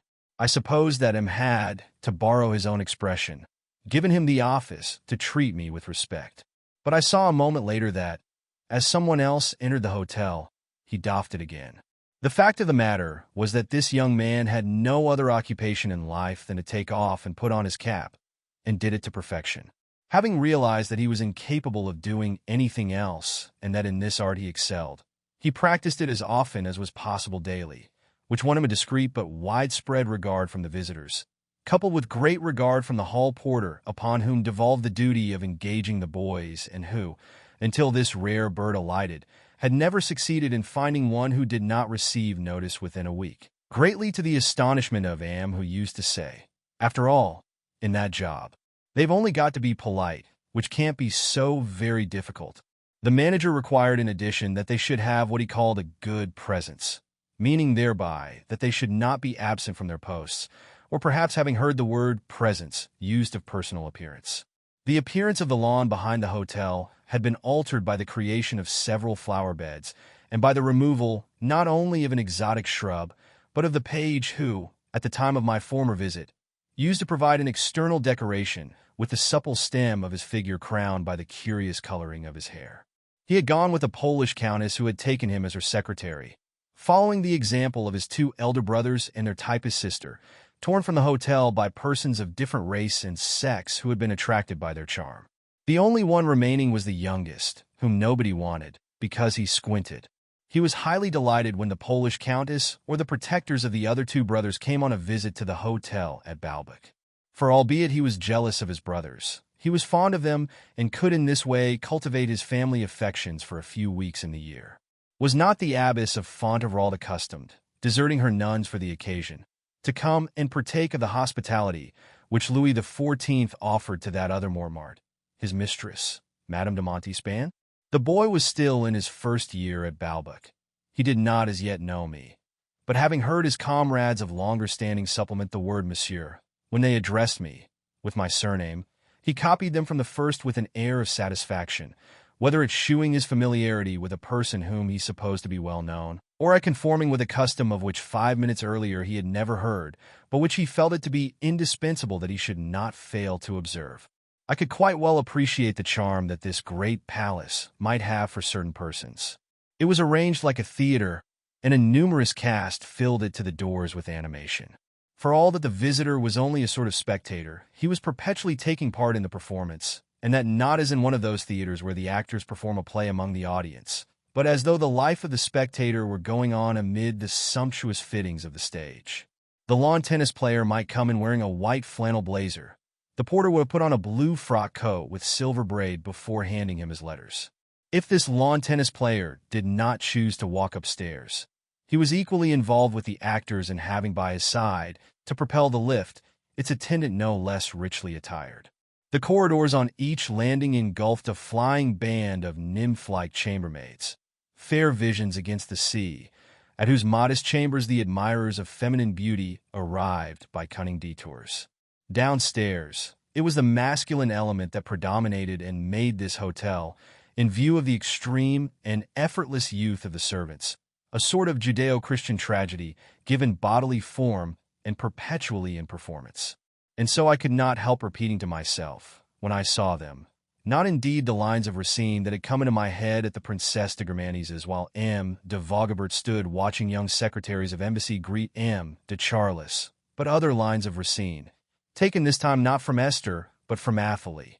For in the doorway of the hall, what in the 17th century was called the portico, a flourishing race of young pages clustered, especially at tea-time, like the young Israelites of Racine's choruses. But I do not believe that one of them could have given even the vague answer that Jos finds to satisfy Athalie when she inquires of the infant prince. What is your office, then? For they had none. At the most, if one had asked of any of them, like the new queen, but all this race, what do they then, imprisoned in this place? He might have said, I watch the solemn pomp and bear my part.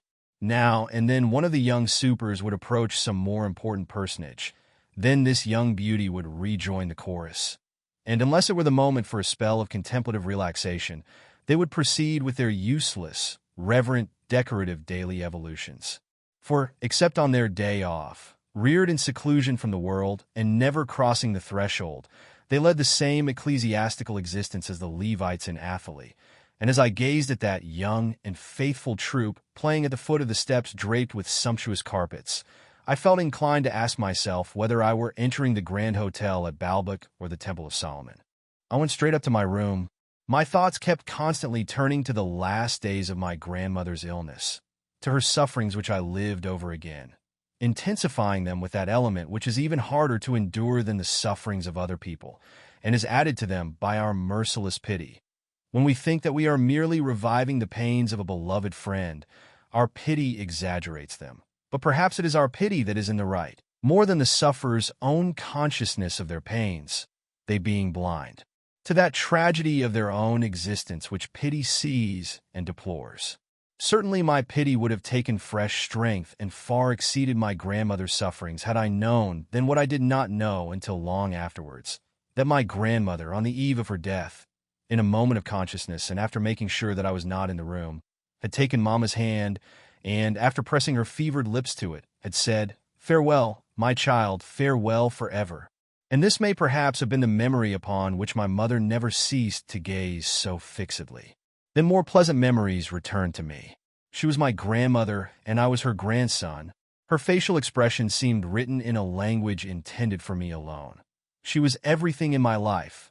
Other people existed merely in relation to her, to the judgment that she would pass upon them. But no, our relations were too fleeting to have been anything but accidental. She no longer knew me. I should never see her again. We had not been created solely for one another. She was a stranger to me. This stranger was before my eyes at the moment in the photograph taken of her by St. Lou. Mama, who had met Albertine, insisted upon my seeing her because of the nice things that she had said about my grandmother and myself. I had accordingly made an appointment with her. I told the manager that she was coming and asked him to let her wait for me in the drawing room. He informed me that he had known her for years, her and her friends, long before they had attained the age of purity, but that he was annoyed with them because of certain things that they had said about the hotel. They can't be very gentlemanly if they talk like that, unless people have been slandering them. I had no difficulty in guessing that purity here meant puberty. As I waited until it should be time to go down and meet Albertine, I was keeping my eyes fixed, as upon a picture which one ceases to see by dint of staring at it, upon the photograph that St. Lou had taken, when all of a sudden I thought once again, "It's grandmother. I am her grandson," as a man who has lost his memory remembers his name, as a sick man changes his personality. Francoise came in to tell me that Albertine was there, and, catching sight of the photograph, poor madam, it's the very image of her, even the beauty spot on her cheek. That day the Marquis took her picture. She was very poorly. She had been taken bad twice. "Whatever happens, Francoise," she said, "you must never let my grandson know." And she kept it to herself. She was always bright with other people. When she was by herself, though I used to find that she seemed to be in rather monotonous spirits now and then. But that soon passed away. And then she said to me, she said, if anything were to happen to me, he ought to have a picture of me to keep. And I have never had one done in my life. So then she sent me along with a message to the Marquis, and he was never to let you know that it was she who had asked him, but could he take her photograph. But when I came back and told her that he would, she had changed her mind again, because she was looking so poorly. It would be even worse, she said to me, than no picture at all. But she was a clever one, she was, and in the end she got herself up so well in that big shady hat that it didn't show at all when she was out of the sun. She was very glad to have that photograph, because at that time she didn't think she would ever leave Balbec alive. It was no use my saying to her, "Madam, it's wrong to talk like that. I don't like to hear Madam talk like that." She had got it into her head. And, Lord, there were plenty days when she couldn't eat a thing. That was why she used to make Monsieur go and dine away out in the country with M. Le Marquis. Then, instead of going into dinner, she would pretend to be reading a book, and as soon as the Marquis's carriage had started, up she would go to bed. Some days she wanted to send word to Madame to come down and see her in time. And then she was afraid of alarming her, as she had said nothing to her about it. It will be better for her to stay with her husband. Don't you see, Francoise? Looking me in the face, Francoise asked me all of a sudden if I was feeling indisposed. I said that I was not, whereupon she, "And you make me waste my time talking to you. Your visitor has been here all this time. I must go down and tell her. She is not the sort of person to have here." "Why, a fast one like that? She may be gone again by now. She doesn't like to be kept waiting." "Oh, nowadays, Mademoiselle Albertine, she's somebody." "You are quite wrong. She is a very respectable person, too respectable for this place. But go and tell her that I shan't be able to see her today." What compassionate declamations I should have provoked from Françoise if she had seen me cry. I carefully hid myself from her. Otherwise I should have had her sympathy. But I gave her mine. We do not put ourselves sufficiently in the place of these poor maidservants who cannot bear to see us cry, as though crying were bad for us. Or bad, perhaps, for them, for Françoise used to say to me when I was a child, "Don't cry like that. I don't like to see you crying like that." We dislike highfalutin language, asseverations. We are wrong. We close our hearts to the pathos of the countryside, to the legend which the poor servant girl, dismissed, unjustly perhaps, for theft, pale as death, grown suddenly more humble than if it were a crime merely to be accused, unfolds, invoking her father's honesty, her mother's principles, her grandam's counsels. It is true that those same servants who cannot bear our tears will have no hesitation in letting us catch pneumonia, because the maid downstairs likes draughts, and it would not be polite to her to shut the windows. For it is necessary that even those who are right, like Françoise, should be wrong also, so that justice may be made an impossible thing. Even the humble pleasures of servants provoke either the refusal or the ridicule of their masters. For it is always a mere nothing, but foolishly sentimental, unhygienic. And so, they are in a position to say, "How is it that I ask for only this one thing in the whole year, and am not allowed it?" And yet the masters will allow them something far more difficult, which was not stupid and dangerous for the servants, or for themselves. To be sure, the humility of the wretched maid, trembling, ready to confess the crime that she has not committed, saying, "I shall leave tonight if you wish it," is a thing that nobody can resist. But we must learn also not to remain unmoved, despite the solemn, menacing fatuity of the things that she says, her maternal heritage and the dignity of the family, Caillard, before an old cook draped in the honor of her life and of her ancestry, wielding her broom like a scepter, donning the tragic buskin, stifling her speech with sobs, drawing herself up with majesty. That afternoon, I remembered or imagined scenes of this sort which I associated with our old servant. And from then onwards, in spite of all the harm that she might do to Albertine, I loved Françoise with an affection, intermittent, it is true, but of the strongest kind, the kind that is founded upon pity. To be sure, I suffered agonies all that day, as I sat gazing at my grandmother's photograph. It tortured me, not so acutely, though, as the visit I received that evening from the manager. After I had spoken to him about my grandmother, and he had reiterated his condolences, I heard him say, for he enjoyed using the words that he pronounced wrongly, "Like the day when Madame your grandmother had that syncope, I wanted to tell you about it, because of the other visitors, don't you know, it might have given the place a bad name. She ought really to have left that evening. But she begged me to say nothing about it and promised me that she wouldn't have another syncope, or the first time she had one, she would go. The floor waiter reported to me that she had had another. But, Lord, you were old friends that we try to please, and so long as nobody made any complaint. And so my grandmother had had syncopes which she had never mentioned to me. Perhaps at the very moment when I was being most beastly to her, when she was obliged, amid her pain, to see that she kept her temper so as not to anger me, and her looks so as not to be turned out of the hotel. Syncope was a word which, so pronounced, I should never have imagined, which might perhaps, applied to other people, have struck me as ridiculous, but which in its strange, sonorous novelty, like that of an original discord, long retained the faculty of arousing in me the most painful sensations. Next day I went, at Mamma's request, to lie down for a little on the sands, or rather among the dunes, where one is hidden by their folds, and I knew that Albertine and her friends would not be able to find me. My drooping eyelids allowed but one kind of light to pass, all rosy, the light of the inner walls of the eyes. Then they shut altogether, whereupon my grandmother appeared to me, seated in an armchair. So feeble she was, she seemed to be less alive than other people, and yet I could hear her breathe. Now and again she made a sign to shew that she had understood what we were saying, my father and I. But in vain might I take her in my arms. I failed utterly to kindle a spark of affection in her eyes, a flush of color in her cheeks.